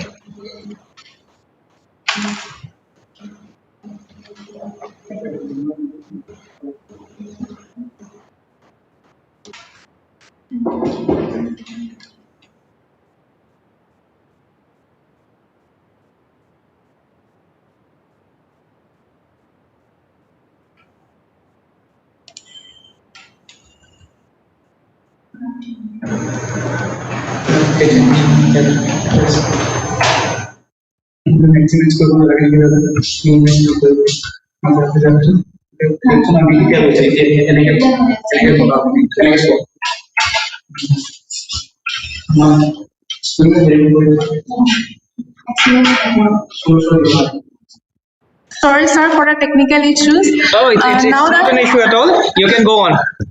Okay. The main objectives of my work includes construction of CN bone using imidazole and aryl boronic acid derivatives to promote economical and environmentally friendly experimental procedure and a characterization of all the synthesized compounds. In our work, we have used teak leaf as the agro waste. These teak leaves are collected from the university campus. They are burned into ash. Then this ash is mixed with water and stirred at room temperature for 1 hour. After that, the solution is filtered and the filtrate is termed as wet, that is water extract of teak leaf. When the pH of the solution is measured, it is found to be 12 and energy dispersive X-ray analysis showed the presence of various metal ions such as potassium ion, calcium, sodium, magnesium ion in the wet. All this indicates the alkaline nature of the wet. By using this wet as a solvent, we have done the CN bond formation reaction or the Sunlam coupling reaction of imidazole and phenyl boronic acid derivatives using copper catalyst. We have done the optimization of the reaction and it is seen that wet along with polyethylene glycol in 1:1 ratio at 60 degrees Celsius results up to 87% yield of the desired product. Taking this optimized reaction condition, we have studied the various substrates of imidazole and phenyl boronic acids. It is seen that electronically and sterically diverse imidazole and phenyl boronic acid derivatives proceed the reaction efficiently and results in good yields of desired product. Now the mechanism. Here, imidazole first reacts with copper catalyst to form copper 2 intermediate A. This copper 2 intermediate reacts with the activated phenyl boronic acid to form the another intermediate that is B. This intermediate B may undergo aerial oxidation to form the copper 3 intermediate C. This copper 3 intermediate undergoes reductive elimination to form our desired product along with the copper 1 species. This copper 1 species undergo aerial oxidation to regenerate the copper 2 species which re-enters into the catalytic cycle. These are the proton and carbon-13 NMR spectra of one of the synthesized compounds. In summary, we have done the C-N bond formation reaction of imidazole and phenylboronic acid derivatives using copper catalyst. The major advantages of this methodology includes easy and cost-effective way of preparation. We have done the reaction under mild condition without using any base and ligand and non-toxic solvent. That's all. I would like to thank organizing committee for giving me the opportunity to present my work. Thank you. Thank you, Deepika. It was a nice talk. We have a couple of minutes for interaction. If there is any queries, the participants may put forward.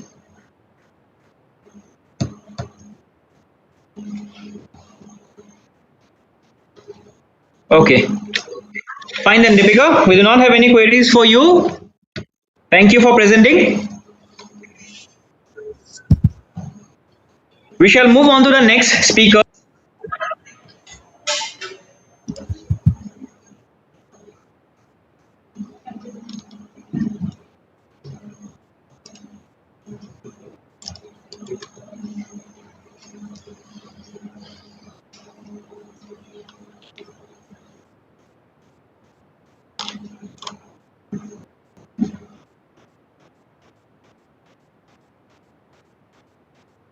Okay, our next speaker is Gitashri Gogoi from the Department of Chemical Sciences, Stage 4 University. Gitashri, can you hear us?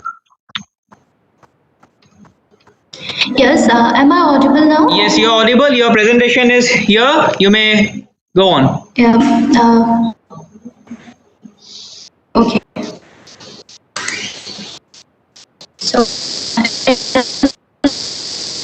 So my topic for today's presentation is study on the performance of hybrid betel nut composites.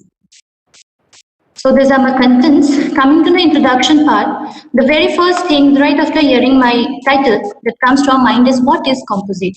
So in very simple words, composite is nothing but mixture of two or more materials having different physical and chemical properties.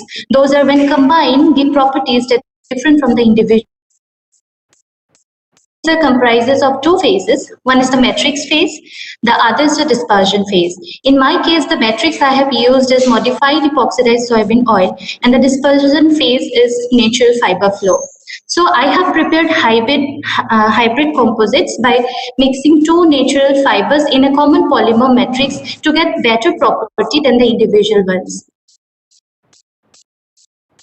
I have used modified epoxidized soybean oil. The reason comes why we have chose soybean oil. So soybean oil, the very first thing, they are very cheap, they are non-toxic, they are biodegradable, they are renewable, and apart from that, they have a large number of unsaturations because of the fatty acids triglycerides. However, the unsaturations among them are cross-linking, thus they need to be further modified. Again, the reactivity of soybean oil, epoxidized modified soybean oil highly depends on the incorporation of petroleum-based substances like styrene, divinyl benzene, volatile components, they are hazardous to our. So, in order to use the placement of substances, try making for styrene and divinyl benzene, because rosin is also a natural substance which is exudates of pines and conifers, and the main thing is they contain large hydrogenated phenanthrene ring structure, which is aromatic compounds and molecular rigidity of the petroleum substances. Thus, we have used rosin acid to be prepared. Now coming to the fibers, the natural fiber I have chosen is chicken feather fiber. The very first thing, they are the waste byproduct. They contribute to the environmental pollution. Also, apart from their waste byproduct and pollution part, they are very lightweight. They are inexpensive, and among all the natural fibers, they have the lowest density, and they're. And coming to betel nut fiber, the second fiber that I have used is betel nut fiber. Again, this is also an agro waste. Betel nut fibers are obtained from the husk of betel nut fruit. Also, they are biodegradable and they are low cost. These are some of the application of natural fiber composites. Coming to the methodology part, first I have treated the natural fibers which are collected for the local vendors. They are treated and then there were alkali treatment was carried out. They were then washed with water, dried, grinded and shipped to get the final flour. Again, the epoxidized soybean oil is modified with methacrylate to form the methacrylated epoxidized soybean oil, which is again methacrylate form the methacrylate modified epoxidized soybean oil. Now coming to as the rosin acid was reacted with acrylic pyrimic acid, which is again form the divinyl acrylic pyrimic acid. Now, the preparation of composites were carried out by mixing all the components of the composites in a hand mixing method. They were dried and in a compression molder, the sheets were prepared. Now, in my case, this is the formulation of the hybrid composites that I have prepared. I have taken the ratio of resin and chicken feather and the natural fibers is 70, where I have varied the ratio of chicken feather and betel nut fiber. Now coming to the results part, this is the FPR spectra of the rosin acid and its derivatives, where this is the spectra for rosin acid, this is for the acrylic pyrimic acid, and this is for the divinyl acrylic pyrimic acid, where in the final GAPA, we have seen the formation of two new CW 1654 and 990, which shows proper modification of the rosin acid derivative. Now coming to the FTS spectra of the hybrid composites, this is the FTS spectra of the virgin betel nut fiber, this is for chicken feather fiber, and this is for the resin part, where B is the spectra of the hybrid composites. Now in the spectra of the hybrid composites and also the fiber composites, we have seen the characteristics peaks of the virgin chicken feather fiber, betel nut fiber and the resin, where the intensity of the hydroxyl group in the resin 3410 is found to be D. Also the characteristics peak of NH of the chicken feather was found to be almost diminished composites, which shows a proper interaction among components of the composite. Now coming to the mechanical and hardness test, when compared to the virgin chicken feather and betel nut fiber composites, the hybrid composites showed better tensile, flexural and hardness value. Again, in the limiting oxygen index text, the chicken feather and betel nut fiber ratio 1:1 showed higher LOI percentage and also for the thermal analysis, the initial decomposition temperature lies within those of chicken feather and betel nut fiber of the composites. Again, in the residual weight percentage, we have seen that the composite having 1:1 ratio of chicken feather and betel nut fiber showed better residual weight percentage than all the other composites. Also, in the same analysis, we have seen the surface of the fractured chicken feather composites, and this is for the betel nut fiber composites, where we have seen the microfibers of the chicken feather, and here the pores were seen. However, in the hybrid composites, the surface roughness was found to be decreased. So there might be proper adhesion between all the components of the composites. Also, in the taste, the composites having 1:1 ratio of chicken feather fiber and betel nut fiber showed least swelling of volumetric water vapor uptake taste, and volumetric swelling was found to be least 1:1 ratio of chicken feather and betel nut fiber. So coming to the conclusion, the modification of oxidized soybean oil is carried out successfully by reacting in methacrylic acid and anhydride. The rosin derivative synthesized, and the composite having 1:1 weight percent ratio chicken fiber showed maximum improvement in. Say that with an optimized ratio of chicken feather and betel nut fiber, composites with enhanced properties can be obtained. These are some of my references. These are some of my publications. And I would like to acknowledge my research supervisor, Professor Tarun Kumar Maji, for his invaluable guidance. Also, I'd like to thank the Department of Chemical Sciences and technical staffs of analytical support. I'd like to thank UGC for providing the financial support. And lastly, I'd like to thank the organizing committee of International Conference of Material Science and Catalysis for allowing me to present my work. Thank you. Okay, thank you, Gitashri, for the nice talk. We have a couple of minutes for queries? If there's any, they can put forward.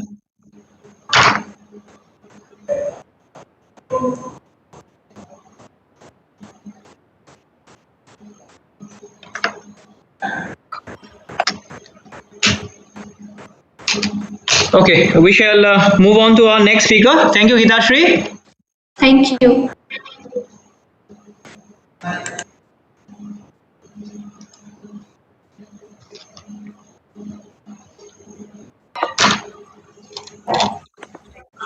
Our next speaker is Priyanka Gogoi from the Department of Chemistry, Dibrugarh University. Priyanka, can you hear us? Yes, sir. Yes, sir. Fine. You may proceed with the presentation. Okay, sir. Is my screen visible to everyone? It is. Okay. Am I audible to? Yes, you're audible. Your screen is visible. You may carry on with your presentation, Gita. Okay, sure. Thank you. Okay. I am Priyanka Gogoi presenting in front of you. Good evening, everyone present here. My title is Synthesis and Characterization of Metal Halide Perovskite Gold Nanorod Heterostructure, a Novel Optoelectronic Material.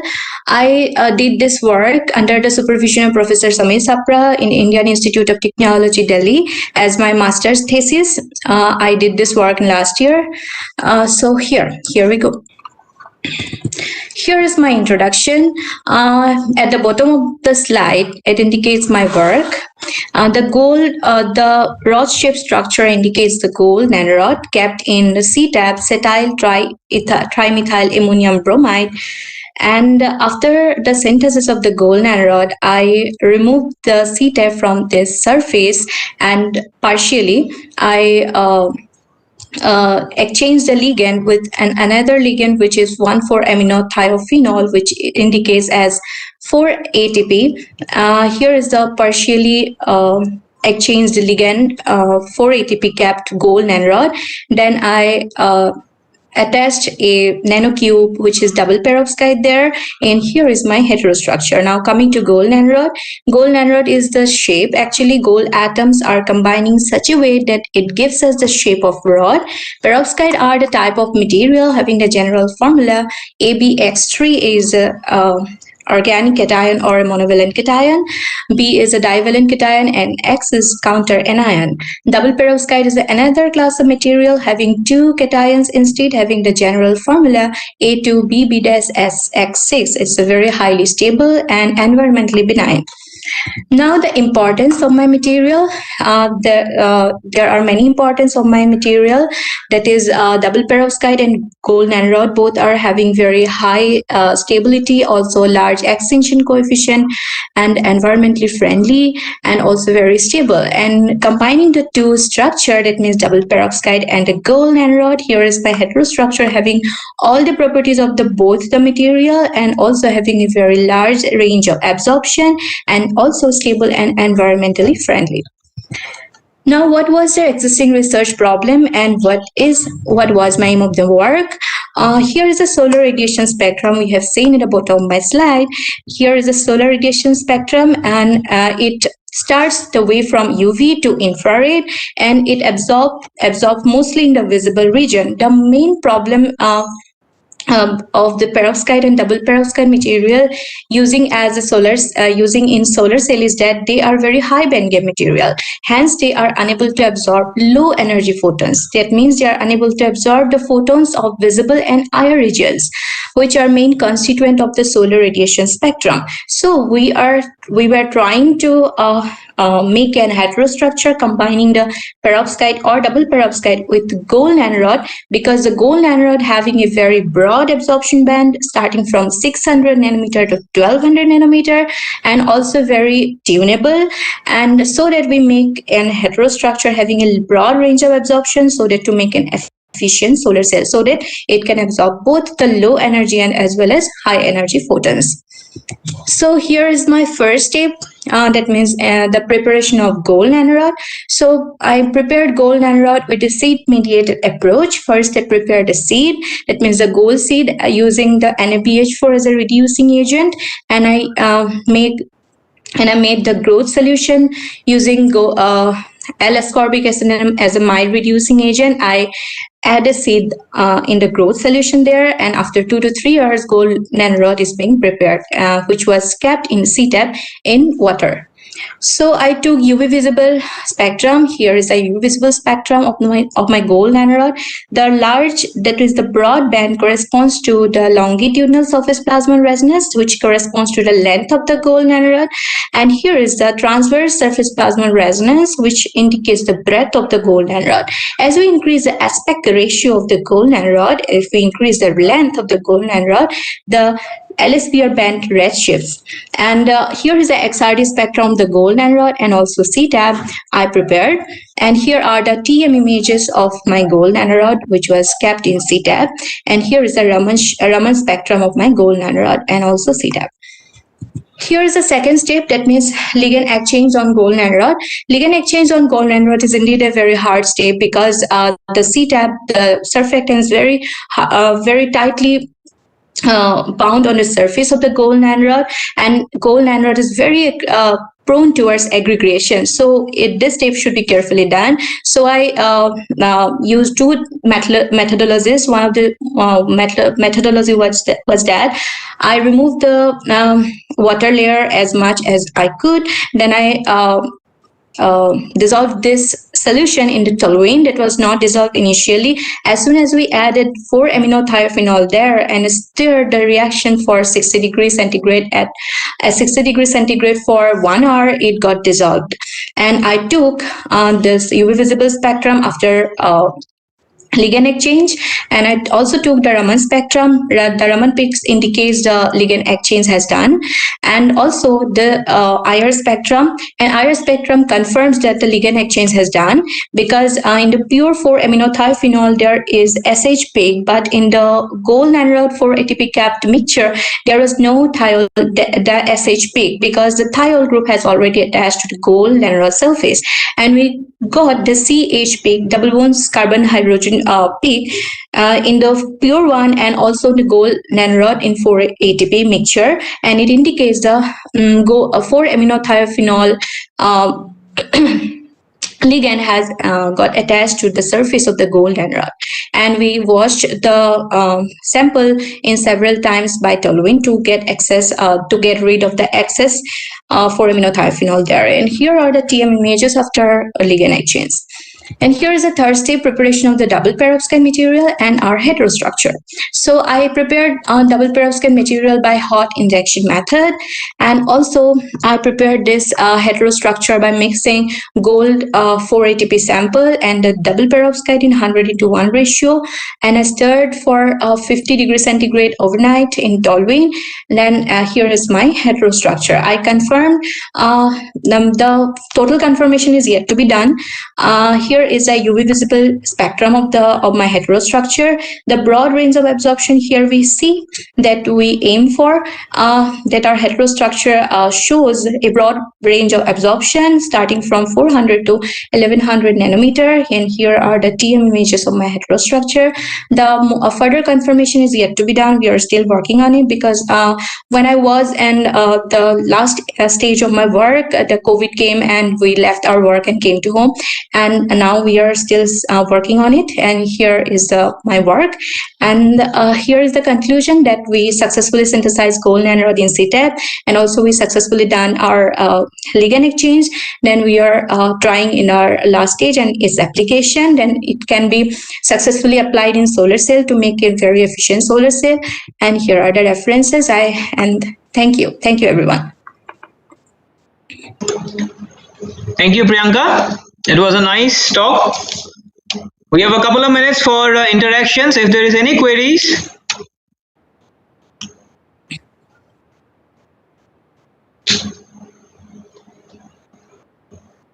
Okay, fine. We don't have any queries for you, Priyanka. Okay, sir. Thank you for being with us. Thank you so much.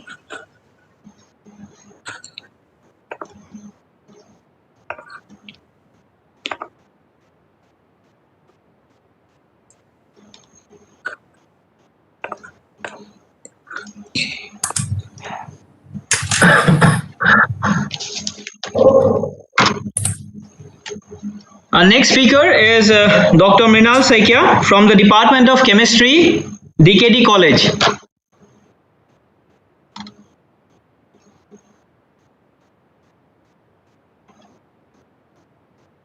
Dr. Saikia, can you hear us?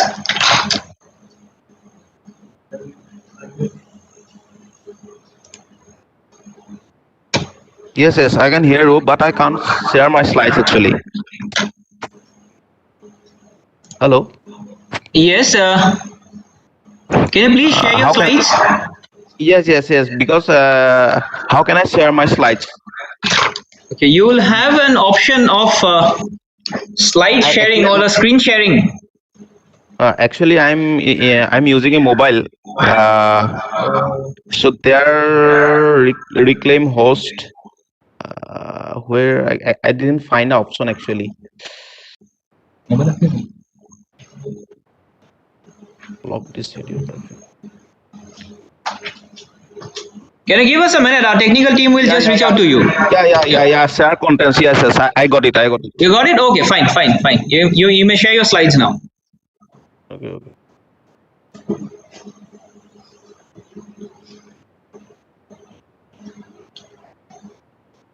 Just a minute, okay.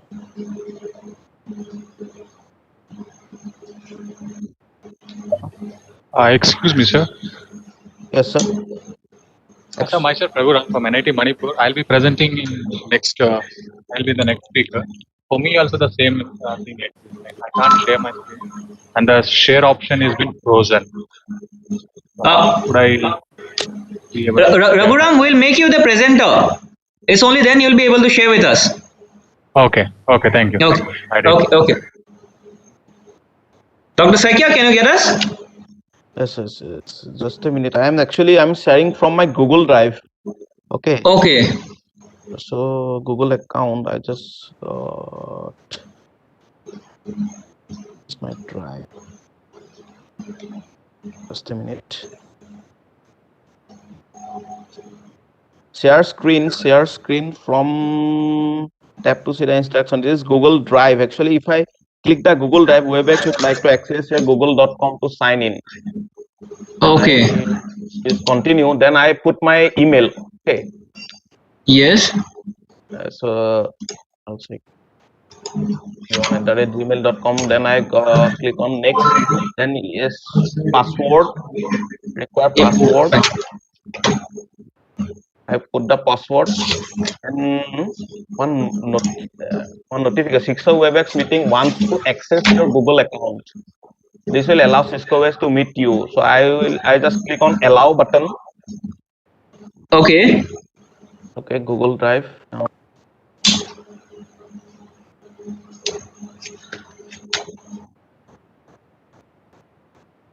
Dr. Saikia, can you just check out what's wrong with the thing, and we can get back to you after the next presentation, maybe? Okay. Fine.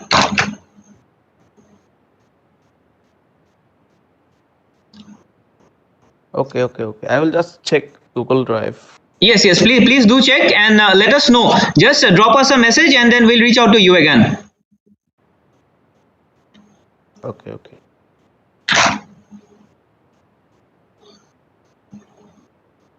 Okay, fine. I will just check.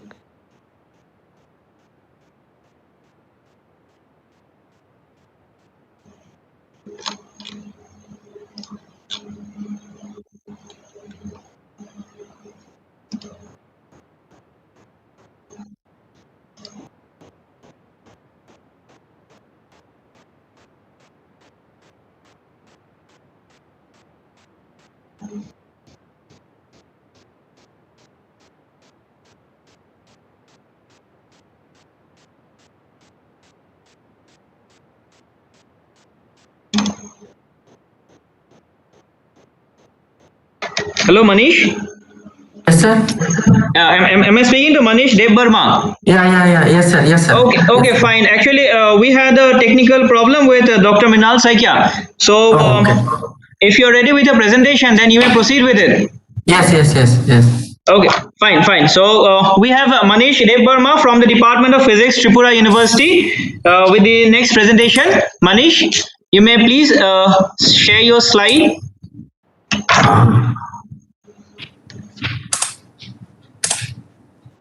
Is it visible, sir? Not yet, Manish. Okay. Sharing. Share. Now? Just a minute. Just a minute.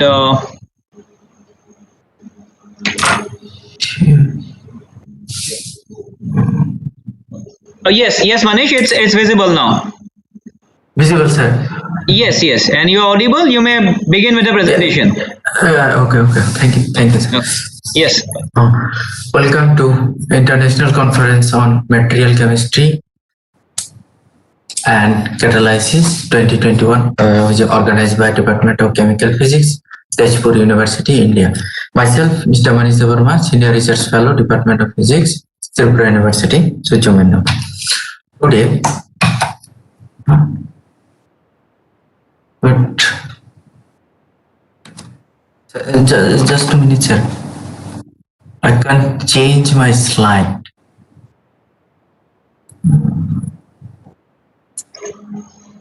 Can you please start over again?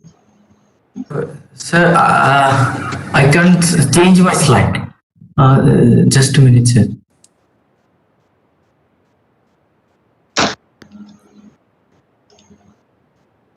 Hello. Yeah, hello, sir. Hello, this is Rinal. Yes, Dr. Saikya, please tell. Yes, actually, if you now this share content option is removed from my this mobile option. Okay. Okay. You can give me to share if you give me the share content option, then only I can share. Yes, fine. Dr. Saikya, we have a presentation going on from Manish. We'll just get you back after his presentation. Okay, fine. Okay, fine. Manish, are you able to change? Sir, no, sir. Okay, sir. Fine. Okay. Please carry on. Sir, I am start beginning, sir. Again. Yes, please do that. Now myself, Mr. Manish Verma, Senior Research Fellow, Department of Physics, Tripura University. Welcome to International Conference on Material Chemistry and Catalysis 2021, which is organized by Department of Chemical Sciences, Tezpur University, India. Today, I will discuss about the density functional calculations of elastic and thermal properties of zinc blende mercury, cadmium chalcogenide of ternary alloys. This is my outline discuss of today's topic. First, introduction. Second one is computational details. Next one is crystal structure, about the zinc blende structure of cadmium mercury chalcogenides and in case of ternary alloys. Then after we discuss about the elastic property of that compound and thermal property also, and then after we go to conclusion. Next, introduction. The mercury chalcogenide and cadmium chalcogenide, they are both belongs to in group. Excuse me, Manish. Yes, sir. Excuse me, Manish. Yes, sorry sir. to interrupt, but your next slide is not showing. Not showing. Yep.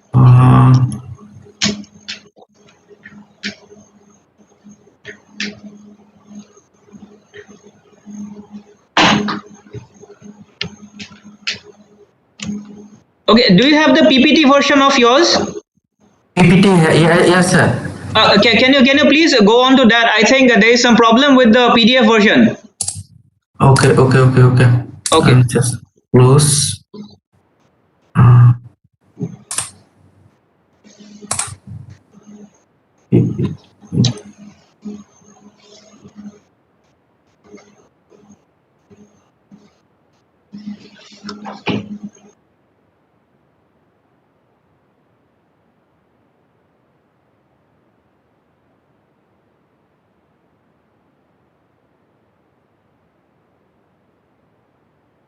It is visible? Not yet, Manish. Okay, sharing. Yeah, please share. Share. Now, sir? Just a minute. Okay, it's visible now. You may go on to this. Yeah, fine.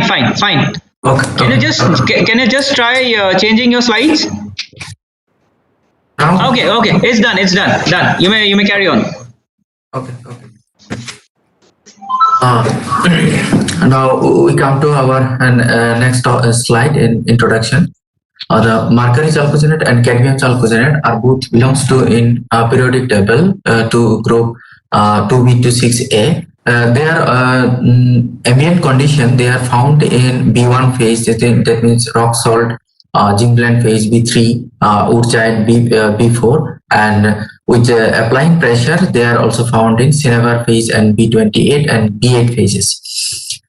They have also much more applications in the industrial and technological field, like FAT sensors, piezoelectronics, piezoelectrical, electronic spintronics, optoelectronic devices, etc. Today we discuss about the zinc blende phase, doping of mercury on the cadmium chalcogenate. So what happened? They're changing in their mechanical and thermal properties in case of doping process, and in case of their ternary alloys. This is our computational details. Here we use a Wine2K computer program and both along with IR Elast, which is made by and established by the Murtaza Jamal. These are the some input parameters for our optimization our structure. This is our result after optimization result in case of mercury to cadmium chalcogenates. These are the mercury to cadmium selenide. This one is mercury to cadmium selenium. This one mercury to cadmium telluride. These are some percentage we are doping the mercury in replace of cadmium. These are our result, and our result is almost and very well, very well, and we can say almost equal to the experimental result, which is we get from the Adachi experimental result. And these are some another selenium for the selenium, and these results are for the telluride compounds. These are some optimized crystal structure for these compounds. These two are initial binary and terminal binary compounds structure, and in the middle one is 0.50 combinations of the structure, and these two are 0.25 and this one is 0.75 percentage combination in between mercury and cadmium in case of telluride compounds. Now we discuss about the mechanical characteristics of the compounds. In case of mechanical characteristics, we can easily say that if the lattice parameter are slightly increasing when we increase in doping concentration of mercury in replacement of cadmium. Their elastic stiffness constant C11, which is belongs to the length, and C12 and C44 belongs to the shape related elastic stiffness constant. They are slightly decreasing. That means if we increasing the lattice parameter with the increasing of doping concentration, the elastic stiffness constants are slightly decrease this with the increasing of doping concentration. And from this result, we calculate the stability criteria. That means the stability in zinc blende structure of this compound. The stability are very well defined from this criteria, which is known as the bond stability criteria. And next figure, we see the doping concentration versus Young's modulus and bulk modulus.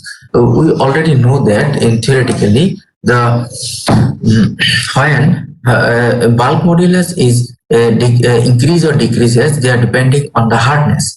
If bulk modulus decreases, that means the hardness of these compounds are also slightly decreases. But in case of we see this one, in case of cadmium selenide, this is the most hardest material among this among all the material here in this case. And the mercury telluride is the lowest hardest among other material. And these are the some hardness criteria formula for the calculation of bulk modulus and the calculation of Young's modulus. As in case of Young modulus, we also can confirm the CDS is the most hardest material, and AGTE is the lowest hardest material among other material with increasing of doping concentration of mercury in replace of cadmium. Now we discuss about the brittle and ductile nature of the compound. According to the Fogg, the ductility is judgment is depending on the ratio of bulk modulus and yield shear modulus. If the ratio is greater than 1.75, that is called all the materials are belongs to the ductile nature, and if the value of the ratio B by GH is less than 1.75, that means all are material are belongs to the brittle nature. And Pettifor, according to the Pettifor, we again say that if the C double prime, which is known also as Cauchy pressure, which is nothing but the C12 minus C44. The value of the C double prime is positive, that is indicate the ductility, and is negative is indicate the brittleness nature.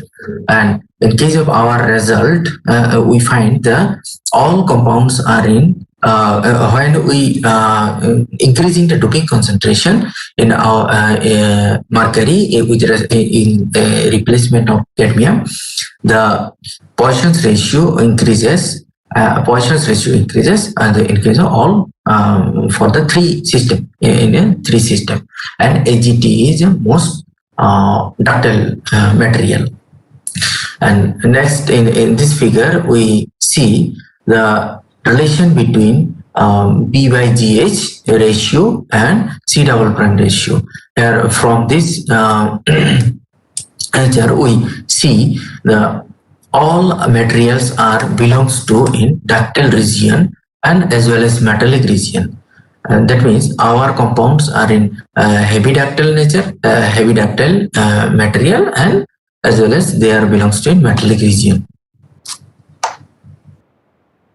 And in case of Poisson's ratio, we also say that our value of Poisson's ratio are belongs to a 0.330 and 0.295, which is less, which is indicate the less compressible and stable against deformation. That means we again prove that our compounds are in stable in V3 structure and good ductility and as well as plasticity also, good plasticity.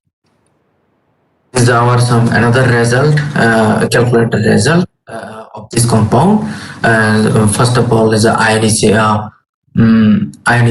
Fi is a covalency result. This one B0 by C44, which indicate the also plasticity and the good plasticity, and these are the anisotropy nature of the of our compound, and the good anisotropy nature. Now we discuss about the thermal properties. According to the Donald, we say that if the K mean, that means the thermal conductivity is increases for any compound or any system, the covalent bonding of the between the atoms are very strong. So in case of our system, the K mean is slightly decreases with increasing the doping concentration the mercury in replacement of cadmium, our camine is decreases. That means our covalency, covalent bonding between the atoms is slightly decreasing, and their tendency of the going to covalent to ionic. And according to the Debye frequency, we say that Debye frequency is nothing but due to the heat transfer from maximum vibration to minimum to higher level.